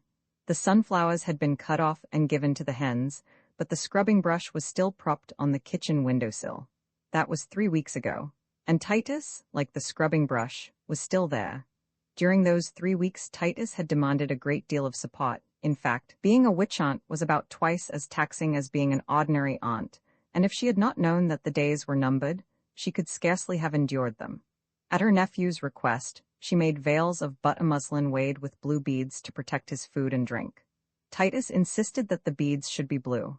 Blue was the color of the Immaculate Conception, and as pious continental mothers dedicate their children, so he would dedicate his milk and hope for the best. But no blue beads were to be found in the village, so Laura had to walk into Bali's for them.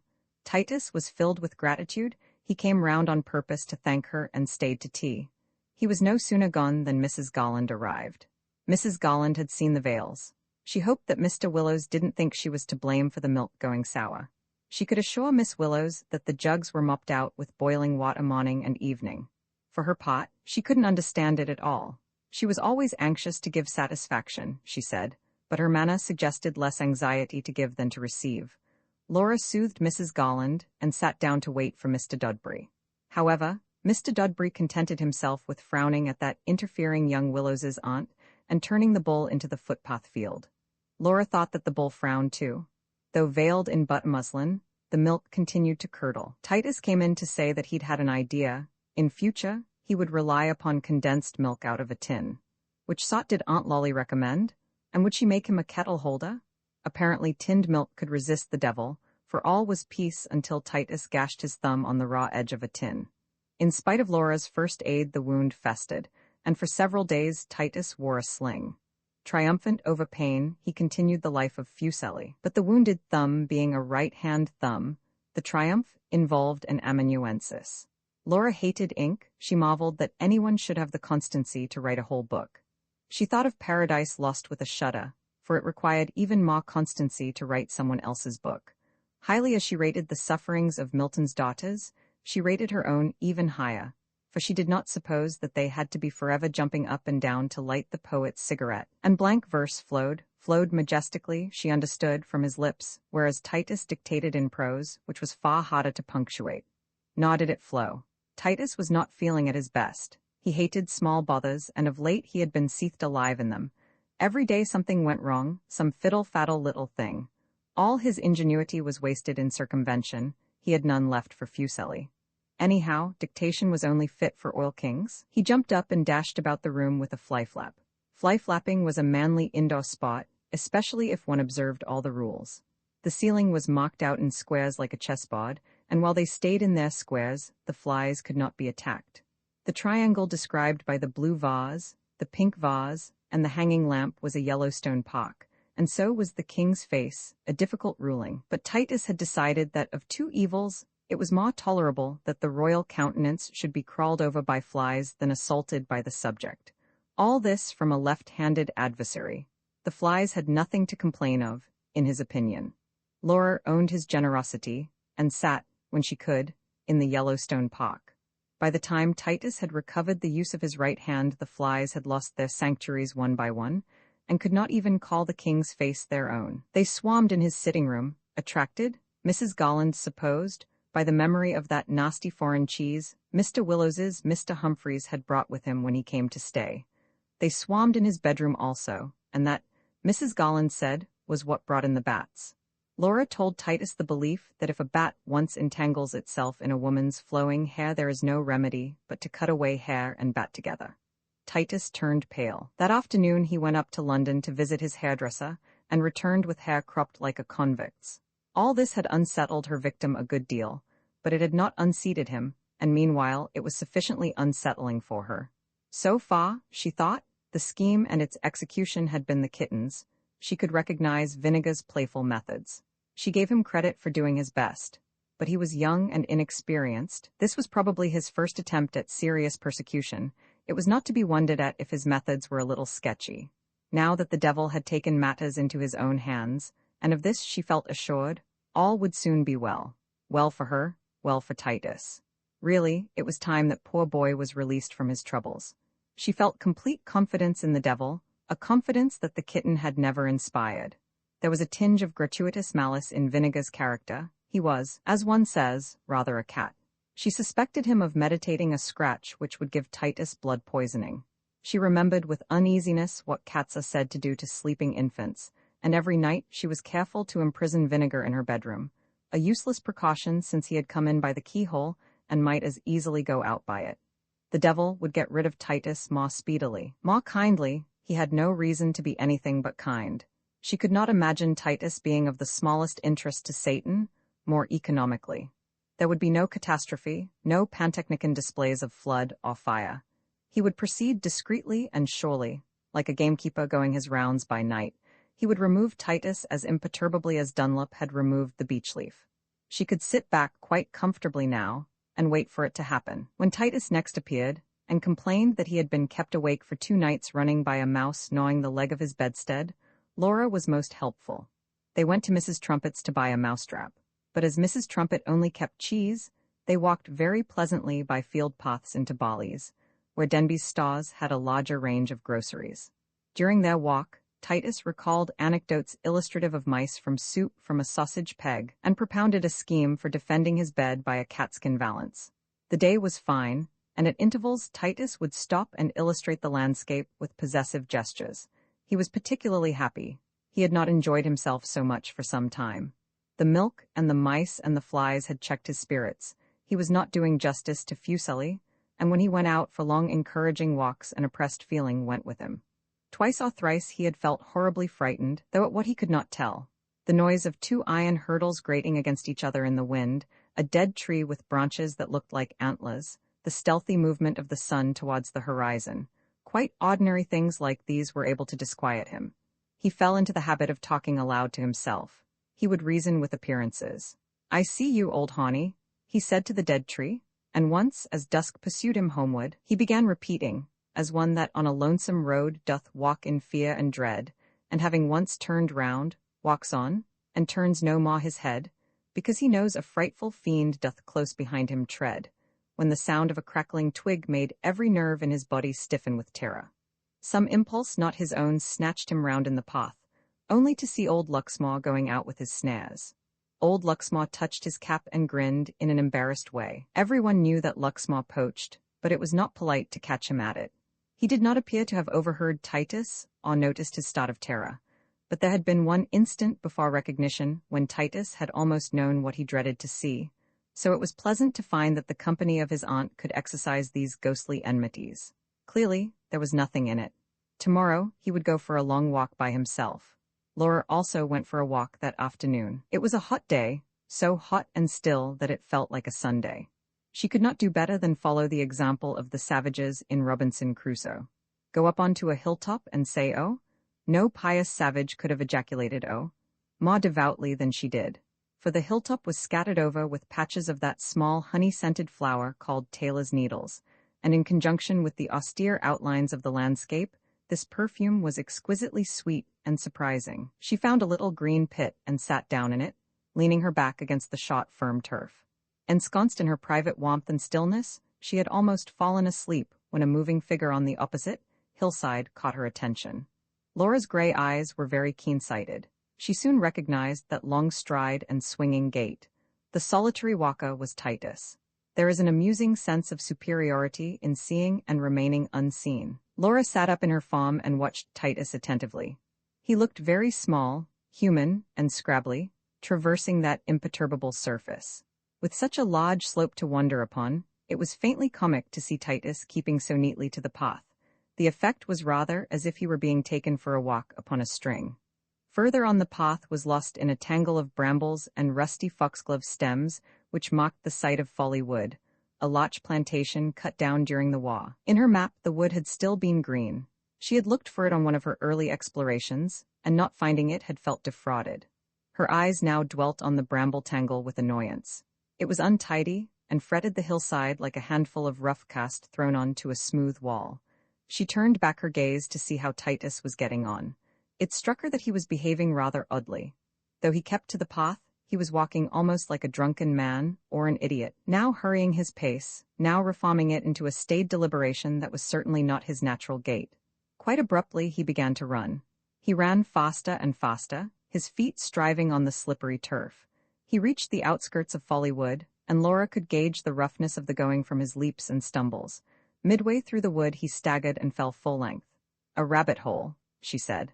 "Now I suppose he's sprained his ankle." But before any thought of compunction could mitigate the rather scornful bewilderment with which she had been a spectator of these antics, Titus was up again, and behaving more oddly than ever. No amount of sprained ankle could warrant those raving gestures with which he beat himself, and beat the air. He seemed to be fending off an invisible volley of fisticuffs, for now he ducked his head, now he leaped to one side, now he threatened, now he quailed before a fresh attack. At last he made off with shambling speed, reeling and gesticulating as though his whole body bellowed with pain and fear. He reached the summit of the hill. For a moment he was silhouetted against the skyline in a final convulsion of distress. Then he was gone. Laura felt as if she were releasing her gaze from a telescope. Her glance strayed about the landscape. She frowned and looked inquiringly from side to side, not able to credit her eyes. Blandly unconscious, the opposite hillside confronted her with its familiar face. A religious silence filled the valley. As the untroubled air had received Titus's roarings and damnings, for it was obvious that he had both rawed and damned, without concerning itself to transmit them to her hearing, so her vision had absorbed his violent pantomime without concerning itself to alarm her brain. She could not reason about what she had seen. She could scarcely stir herself to feel any curiosity, and still less any sympathy. Like a mask of bears and fantastic shapes, it had seemed framed only to surprise and delight. But that, she knew, was not Satan's way. He was not in the habit of bestowing these gratuitous peep-shows upon his servants. He was above the human weakness of doing things for fun, and if he exhibited Titus dancing upon the hillside like a cat on hot bricks, she might be sure that it was all according to plan. It behoved her to be serious and attend, instead of accepting it all in this spirit of blank entertainment. Even as a matter of bare civility, she ought to find out what had happened. Besides, Titus might require her ministrations. She got up and began to walk back to the village. Titus, she reflected, would almost certainly have gone home. Even if he did not run all the way, he would by now have had time to settle down and get over the worst of his disturbance. A kind of decency forbade her to view too immediately the dismay of her victim. Titus unmenaced, Titus invading her quiet and straddling over her peace of mind, was a very different thing from Titus melting and squirming before the fire of her resentment. Now that she was walking to his assistance, she felt quite sorry for him. My nephew, who is plagued by the devil, was as much an object for affectionate aunt-like interest as my nephew, who has an attack of measles. She did not take the present affliction more seriously than she had taken those of the past. With time and a change of air, she was confident that he would make a complete recovery. As for her own share in the matter, she felt no shame at all. It had pleased Satan to come to her aid. Considering carefully, she did not see who else would have done so. Custom, public opinion, law, church, and state, all would have shaken their massive heads against her plea, and sent her back to bondage. She reached Great Mop about 5 o'clock. As she turned up Mrs. Leake's garden path, Titus bounded from the porch. "There you are," he exclaimed. "We have just come to have tea with you." She perceived that Titus was not alone. In the porch playing with the kitten was Pandora Williams, whom Titus had invited to play the rebec at the flower show. Before Laura could welcome her, Titus was exclaiming again, "Such an afternoon as I've had. Such adventures. First I fell into a wasp's nest and then I got engaged to Pandora. So that was it. It was wasps. Wasps were the invisible enemies that had beset and routed him on the hillside. Oh, Beelzebub, god of flies, but why was he now going to marry Pandora Williams? The wasp's nest was in Folly Wood. I tripped up and fell smack on top of it. My God, I thought I should die. They got into my ears and down my neck and up my trousers. They were everywhere, as thick as spikes in soda water. I ran for my life. I ran nearly all the way home, and most of them came with me, either inside or out. And when I rushed up the street calling in an exhausted voice for onions, there was Pandora. I had been invited to tea, said Pandora rather primly. Yes, and I'd forgotten it and gone out for a walk. Pandora, if I'd had my deserts, you would have scorned me and left me to perish. Pandora, I shall never forget your magnanimous way of behaving. That was what did it really. One has to offer marriage to a young woman who has picked dead wasps out of one's armpit. Laura had never seen Titus so excited. His face was flushed, his voice was loud, the pupils of his eyes were extraordinarily dilated. But how much of this was due to love, and how much to wasps and witchcraft it was impossible to say. And was Pandora part of the witchcraft too? A sort of queen wasp whose sting was mortal balm. Why should Titus offer her marriage? Why should Pandora accept it? They had always been such friends. Laura turned to the girl to see how she was taking it. Pandora's smooth cheeks and smooth lappets of black hair seemed to shed calm, like an unwavering beam of moonlight. But at Laura's good wishes, she started, and began nervously to counter them with explanations and apologies for coming to Laura's rooms for tea. She had dropped Titus's teapot and broken it. Laura was not surprised that she had dropped the teapot. It was clear to her that Pandora's emotions that afternoon had been much more vehement than anything that Titus had experienced in his mental uproar. How well, thought Laura, she has hidden her feelings all this time. How well she is hiding them now. These fine natures, she knew, always found comfort in cutting bread and butter. Pandora welcomed the suggestion. She covered 3 large plates and would have covered a 4th if the butter had not given out. There were some gingerbread nuts as well, and a few bullseyes. Mrs. Leek must have surmised a romance. She mocked her sense of the occasion by the tea, which was almost purple. As strong as wedding cake, Titus said. It was a savagely plain tea.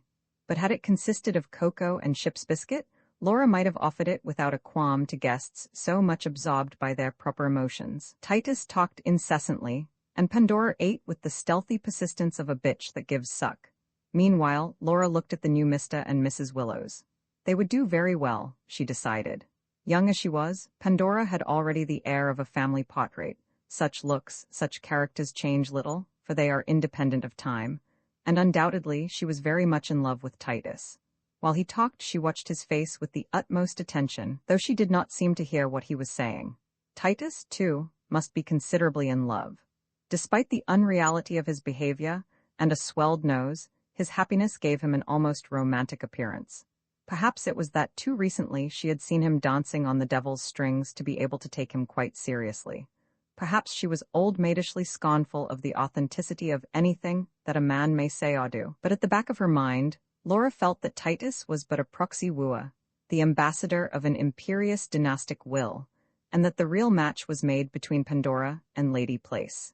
Anyhow, it was all very suitable, and she must be content to leave it at that. The car from the Lamb and Flag was waiting to take them to the station. Titus was going back to London with Pandora to see her people, as Pandora had refused to face their approval alone. The Williamses lived pleasantly on Campden Hill, and were typical of the best class of Londoners, being almost indistinguishable from people living pleasantly in the country. What, indeed, could be more countrified than to be in town during September? For a moment Laura feared that she would be obliged to travel to London. The lovers had insisted upon her company as far as the station. "You must come," said Titus. "There will be all sorts of things I shall remember to ask you to do for me. I can't remember them now, but I shall the moment the car starts. I always do." Laura knew this to be very truth. Nevertheless, she stood out against going until Pandora maneuvered her into a corner and said in a desperate whisper, "Oh, Miss Willowes, for God's sake, please come. You've no idea how awful it is being left alone with someone you love." Laura replied, "Very well, I'll come as a thank offering." Pandora's sense of humor could just contrive a rather castaway smile. They got into the car. There was no time to spare, and the driver took them along the winding lanes at top speed, sounding his horn incessantly. It was a closed car, and they sat in it in perfect silence all the way to the station. Before the car had drawn up in the station yard, Titus leaped out and began to pay the driver. Then he looked wildly about for the train. There was no train in sight. It had not come in yet. When Laura had seen them off and gone back to the station yard, she found that in his excitement Titus had dismissed the driver without considering how his aunt was to get back to Great Mop. However, it didn't matter. The bus started for Bally's at 8:30, and from Bally's she could walk on for the rest of the way. This gave her an hour and a half to spend in Wickenden. A sensible way of passing the time would be to eat something before her return journey, but she was not hungry, and the fly-blown cafes in the high street were not tempting. She bought some fruit and turned up an alley between garden walls in search of a field where she could sit and eat it in peace. The alley soon changed to an untidy lane and then to a cinder track running steeply uphill between high hedges. A municipal kindliness had supplied at intervals iron benches, clamped and riveted into the cinders. But no one reposed on them, and the place was unpeopled save by swarms of midges. Laura was hot and breathless by the time she reached the top of the hill and came out upon a bare, grassy common. Here was an obvious place to sit down and gasp, and as there were no iron benches to deter her, she did so. But she immediately forgot her exhaustion, so arresting was the sight that lay before her. The cinder track led to a small enclosure, full of cypresses, yews, clipped junipers, and weeping willows. Rising from this funereal plumage was an assortment of minarets, gilded cupolas, and obelisks. She stared at this phenomenon, so Byronic in conception, so spick and span in execution, and sprouting so surprisingly from the mild Chiltern landscape, completely at a loss to account for it. Then she remembered. It was the Mulgrave Folly. She had read of it in the guidebook and of its author, Sir Ralph Mulgrave, the satanic baronet, the libertine, the atheist, who drank out of a skull, who played away his mistress and pistoled the winner, who rode about Buckinghamshire on a zebra, whose conversation had been too much for Thomas More. This bad and eccentric character, the guidebook said, disinfecting his memory with rational amusement. Grown old, he had amused himself by elaborating a burial place which was to be an epitome of his eclectic and pessimistic opinions. He must, thought Laura, have spent many hours on this hillside, watching the masons and directing the gardeners where to plant his cypresses. And afterwards he would be wheeled away in his bath chair, for, pace the guidebook, at a comparatively early age he lost the use of his legs. Poor gentleman, how completely he had misunderstood the devil. The plethoric gilt cupolas winked in the setting sun. For all their bad taste, they were perfectly respectable. Cupolas and minarets and cypresses all had a sleek and well-cared-for look. They had an assured income. Nothing could disturb their calm. The silly, vain, passionate heart that lay buried there had bequeathed a sum of money for their perpetual upkeep. The satanic baronet who mocked at eternal life and designated this place as a lasting testimony of his disbelief had contrived to immortalize himself as a laughingstock. It was ungenerous. The dead man had been pilloried long enough. It was high time that Mulgrave's Folly should be left to fall into decent ruin and decay, and instead of that, even at this moment, it was being trimmed up afresh. She felt a thrill of anger as she saw a gardener come out of the enclosure, carrying a flag basket and a pair of shears. He came towards her, and something about the rather slouching and prowling gait struck her as being familiar. She looked more closely and recognized Satan. "How can you?" she said, when he was within speaking distance. He, of all people, should be more compassionate to the shade of Sir Ralph. He feigned not to hear her. "Would you care to go over the Folly, ma'am?" he inquired. "It's quite a curiosity. Visitors come out from London to see it." Laura was not going to be fubbed off like this. He might pretend not to recognize her, but she would jog his memory. "So you are a gravekeeper as well as a gamekeeper." "The council employ me to cut the bushes," he answered. "Oh, Satan!" she exclaimed, hurt by his equivocations. "Do you always hide?" With the gesture of a man who can never hold out against women, he yielded and sat down beside her on the grass. Laura felt a momentary embarrassment. She had long wished for a reasonable conversation with her master, but now that her wish seemed about to be granted, she felt rather at a loss for an opening. At last, she observed, "Titus has gone." "Indeed? Isn't that rather sudden? It was only this afternoon that I met him." "Yes, I saw you meeting him. At least, I saw him meeting you." "Just so. It is remarkable," he added, as though he were politely parrying her thought, "how invisible one is on these bare green hillsides." "Or in these thick brown woods," said Laura rather sternly. This sort of satanic playfulness was no novelty. Vinegar often behaved in the same fashion, leaping about just out of reach when she wanted to catch him and shut him up indoors. Or in these thick brown woods, he concurred. Folly wood is especially dense. Once a wood, always a wood. Once a wood, always a wood. The words rang true, and she sat silent, considering them. Pious Asa might hew down the groves, but as far as the devil was concerned he hewed in vain. Once a wood, always a wood. Trees where he sat would crowd into a shade, and people going by in broad sunlight would be aware of slow voices overhead, and a sudden chill would fall upon their flesh.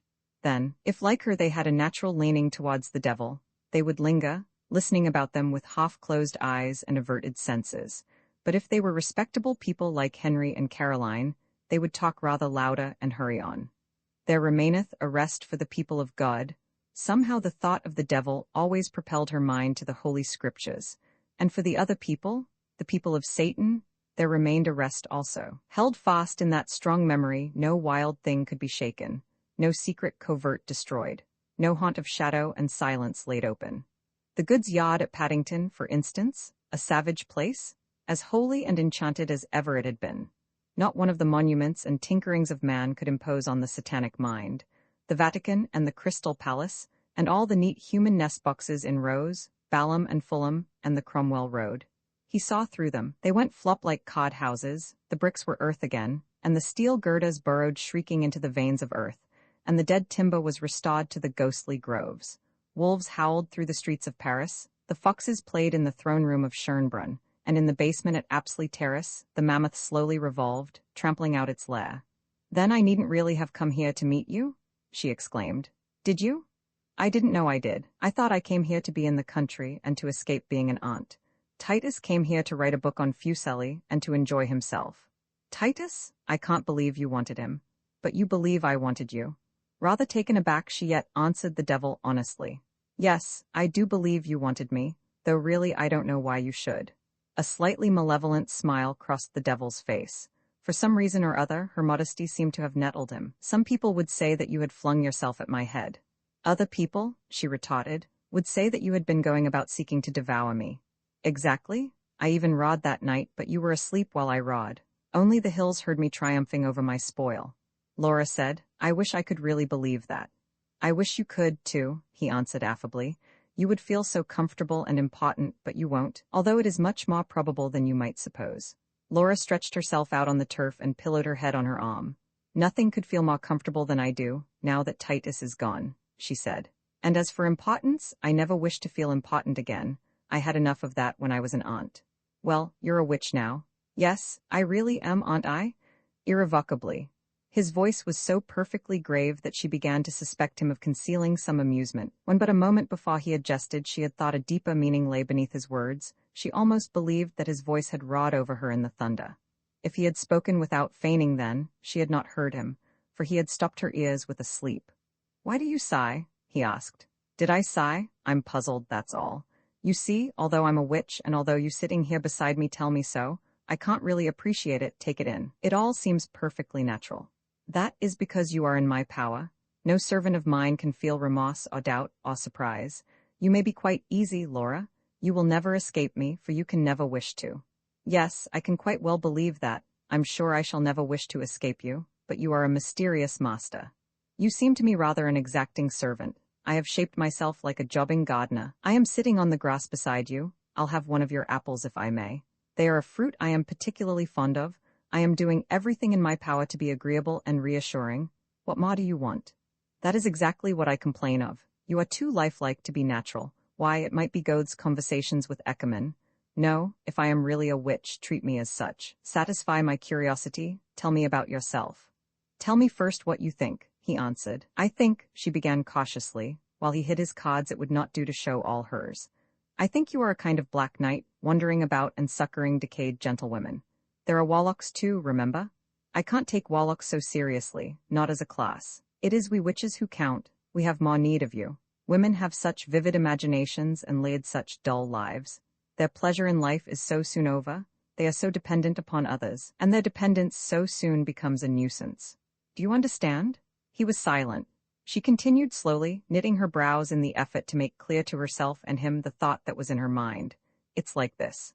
When I think of witches, I seem to see all over England, all over Europe, women living and growing old, as common as blackberries, and as unregarded. I see them, wives and sisters of respectable men, chapel members and blacksmiths and small farmers, and Puritans. In places like Bedfordshire, the sort of country one sees from the train. You know. Well, there they were, there they are, child-rearing, housekeeping, hanging washed dishcloths on currant bushes, and for diversion each other's silly conversation, and listening to men talking together in the way that men talk and women listen. Quite different to the way women talk, and men listen, if they listen at all, and all the time being thrust further down into dullness when the one thing all women hate is to be thought dull. And on Sunday, they put on plain stuff gowns and starched white coverings on their heads and necks, the Puritan ones did, and walked across the fields to chapel, and listened to the sermon. Sin and grace and God in the... She stopped herself just in time, and St. Paul. All men's things like politics or mathematics, nothing for them except subjection and plaiting their hair. And on the way back they listened to Ma talk. Talk about the sermon, or war, or cockfighting, and when they got back, there were the potatoes to be cooked for dinner. It sounds very petty to complain about, but I tell you, that sort of thing settles down on one like a fine dust, and by the dust is age settling down. Settling down? You never die, do you? No doubt that's far worse, but there is a dreadful kind of dreary immortality about being settled down on by one day after another. And they think how they were young once, and they see new young women, just like what they were, and yet as surprising as if it had never happened before, like trees in spring. But they are like trees towards the end of summer, heavy and dusty, and nobody finds their leaves surprising, or notices them till they fall off. If they could be passive and unnoticed, it wouldn't matter, but they must be active and still not noticed. Doing, till mere habit scolds at them like a housewife, and rouses them up, when they might sit in their doorways and think to be doing still? She paused, out of breath. She had never made such a long speech in the whole of her life, nor spoken with such passion. She scarcely knew what she had said and felt giddy and unaccustomed, as though she had been thrown into the air and had suddenly begun to fly. The devil was silent and looked thoughtfully at the ground. He seemed to be rather touched by all this. She continued, for she feared that if she did not go on talking she would grow ashamed at having said so much. Is it true that you can poke the fire with a stick of dynamite in perfect safety? I used to take my nieces to scientific lectures, and I believe I heard it then. Anyhow, even if it isn't true of dynamite, it's true of women. But they know they are dynamite, and long for the concussion that may justify them. Some may get religion, then they're all right, I expect. But for the others, for so many, what can there be but witchcraft? That strikes them real. Even if other people still find them quite safe and usual, and go on poking with them, they know in their hearts how dangerous, how incalculable, how extraordinary they are. Even if they never do anything with their witchcraft, they know it's there, ready. Respectable countrywomen keep their grave clothes in a corner of the chest of drawers, hidden away, and when they want a little comfort they go and look at them, and think that once more, at any rate, they will be worth dressing with care. But the witch keeps her cloak of darkness, her dress embroidered with signs and planets, that's better worth looking at. And think, Satan, what a compliment you pay her, pursuing her soul, lying in wait for it, following it through all its windings, crafty and patient and secret like a gentleman out killing tigers. Her soul, when no one else would give a look at her body even, and they are all so accustomed, so sure of her. They say, dear Lolly, what shall we give her for her birthday this year? Perhaps a hot water bottle. Or what about a nice black lace scarf? Or a new workbox, her old one is nearly worn out. But you say, come here, my bird. I will give you the dangerous black night to stretch your wings in, and poisonous berries to feed on, and a nest of bones and thorns, perched high up in danger where no one can climb to it. That's why we become witches. To show our scorn of pretending life's a safe business, to satisfy our passion for adventure. It's not malice or wickedness? Well, perhaps it is wickedness, for most women love that, but certainly not malice, not wanting to plague cattle and make horrid children spout up pins and, what is it? Blight the genial bed. Of course, given the power, one may go in for that sort of thing, either in self-defense or just out of playfulness. But it's a poor twopenny housewifely kind of witchcraft, black magic is, and white magic is no better. One doesn't become a witch to run round being harmful, or to run round being helpful either, a district visitor on a broomstick. It's to escape all that, to have a life of one's own, not an existence doled out to you by others, charitable refuse of their thoughts, so many ounces of stale bread of life a day. The workhouse dietary is scientifically calculated to support life. As for the witches who can only express themselves by pins and bed blighting, they have been warped into that shape by the dismal lives they've led. Think of Miss Callow? She's a typical witch, people would say. Really, she's the typical genteel spinster who spent herself being useful to people who didn't want her. If you'd got her younger, she'd never be like that. You seem to know a good deal about witches, remarked Satan, but you were going to say what you thought about me. She shook her head. Go on, he said encouragingly. You compared me to a knight-errant, that's very pretty. I believe you have also compared me to a hunter, a poaching sort of hunter, prowling through the woods after dark. Not so flattering to my vanity as the knight-errant, but more accurate, I dare say. Oh, Satan, why do you encourage me to talk when you know all my thoughts? I encourage you to talk, not that I may know all your thoughts, but that you may. Go on, Laura, don't be foolish. What do you think about me? I don't know, she said honestly. I don't think I do think. I only rhapsodize and make comparisons. You're beyond me, my thought flies off you like the centrifugal hypothesis. And after this, I shall be more at a loss than ever, for I like you so much. I find you so kind and sympathetic. But it is obvious that you can't be merely a benevolent institution. No, I must be your witch in blindness. You don't take warlocks so seriously, I know, but you might find their point of view illuminating. As it's a spiritual difficulty, why not consult Mr. Jones? Poor Mr. Jones? Laura began to laugh. He can't call his soul his own. Hush, have you forgotten that he has sold it to me? Then why did you mortgage it to Mr. Gurdon? Mr. Jones isn't even allowed to attend the Sabbath. You are a little dense at times. Hasn't it occurred to you that other people might share your sophisticated dislike for the Sabbath? You don't attend the Sabbath either, if it comes to that. How do you know? Don't try to put me in your pocket, Laura. You are not my only conquest, and I am not a human master to have favorites among my servants. All are souls that come to my net. I apologize for the pun, but it is apt.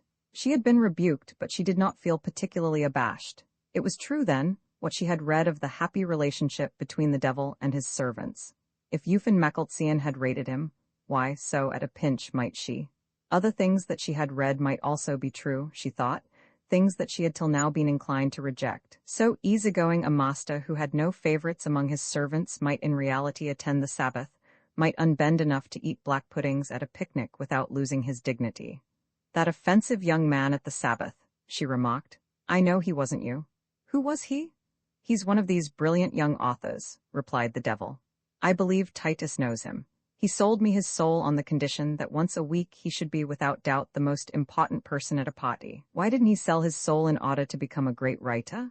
Then he could have had the party into the bargain.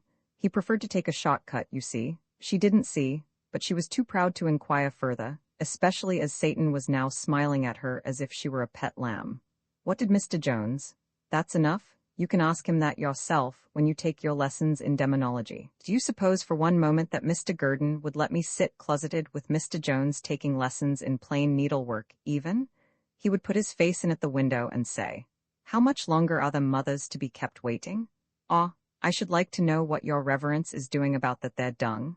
Ah, I suppose you know that the cowman's girl may go off at any minute.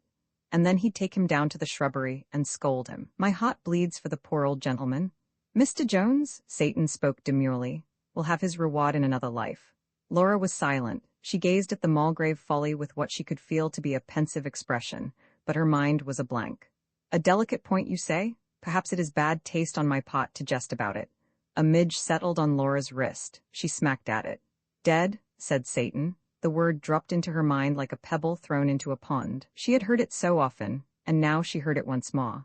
The same waves of thought circled outwards. Waves of startled thought spreading out on all sides, locking the shadows of familiar things, blurring the steadfast pictures of trees and clouds, circling outward one after the other, each wave more listless, more imperceptible than the last, until the pool was still again. There might be some questions that even the devil could not answer. She turned her eyes to him with their question. Satan had risen to his feet. He picked up the flag basket and the shears and made ready to go. Is it time? Asked Laura. He nodded and smiled. She got up in her turn and began to shake the dust off her skirt. Then she prodded a hole for the bag which had held the apples and buried it tidily, smoothing the earth over the hole. This took a little time to do, and when she looked round for Satan to say goodbye, he was out of sight. Seeing that he was gone, she sat down again, for she wanted to think him over. A pleasant conversation, though she had done most of the talking. The tract of flattened grass at her side showed where he had rested, and there was the rampion flower he had held in his hand. Grass that has been lain upon has always a rather popular bank holiday-ish look, and even the devil's lair was not exempt from this. It was as though the grass were in league with him, faithfully playing up to his pose of being a quite everyday phenomenon. Not a blade of grass was singed, not a clover-leaf blasted, and the rampion flower was withering quite naturally. Yet he who had sat there was Satan, the author of all evil, whose thoughts were a darkness, whose roots went down into the pit. There was no action too mean for him, no instrument too petty. He would go into a milk jug to work mischief. And presently he would emerge, imperturbable, inscrutable, enormous with the dignity of natural behavior and untrammeled self-fulfillment. To be this, a character truly integral, a perpetual flowering of power and cunning from an undivided will, was enough to constitute the charm and majesty of the devil. No cloak of terrors was necessary to enlarge that stature, and to suppose him capable of speculation or metaphysic would be like offering to crown him with a few casual straws. Very probably he was quite stupid. When she had asked him about death, he had got up and gone away, which looked as if he did not know much more about it than she did herself. Indeed, being immortal, it was unlikely that he would know as much. Instead, his mind brooded immovably over the landscape and over the natures of men, an unforgetting and unchoosing mind. That, of course, and she jumped up in her excitement and began to wave her arms, was why he was the devil, the enemy of souls. His memory was too long, too retentive. There was no appeasing its witness, no hoodwinking it with the present, and that was why at one stage of civilization people said he was the embodiment of all evil, and then a little later on that he didn't exist. For a moment Laura thought that she had him, and on the next, as though he had tricked himself out of her grasp, her thoughts were scattered by the sudden consciousness of a sort of jerk in the atmosphere. The sun had gone down, sliding abruptly behind the hills. In that case the bus would have gone too. She might as well hope to catch the one as the other. First Satan, then the sun and the bus. Adieu, Mess Jens. With affectionate unconcern she seemed to be waving them farewell, pleased to be left to herself, left to enter into this new independence acknowledged by their departure. The night was at her disposal. She might walk back to Great Mop and arrive very late, or she might sleep out and not trouble to arrive until tomorrow. Whichever she did, Mrs. Leake would not mind. That was one of the advantages of dealing with witches. They do not mind if you are a little odd in your ways, frown if you are late for meals, fret if you are out all night, pry and commiserate when at length you return. Lovely to be with people who prefer their thoughts to yours, lovely to live at your own sweet will, lovely to sleep out all night. She had quite decided now to do so. It was an adventure. She had never done such a thing before, and yet it seemed most natural. She would not sleep here. Wickenden was too close. But presently, later on, when she felt inclined to, she would wander off in search of a suitable dry ditch or an accommodating loosened haystack. All wading through last year's leaves and this year's fern, she would penetrate into a wood and burrow herself a bed. Satan going his rounds might come upon her and smile to see her lying so peaceful and secure in his dangerous keeping. But he would not disturb her. Why should he? The pursuit was over, as far as she was concerned. She could sleep where she pleased, a hind couched in the devil's coverts, a witch made free of her master's immunity, while he, wakeful and stealthy, was already out after new game. So he would not disturb her. A closer darkness upon her slumber, a deeper voice in the murmuring leaves overhead. That would be all she would know of his undesiring and unjudging gaze, his satisfied but profoundly indifferent ownership.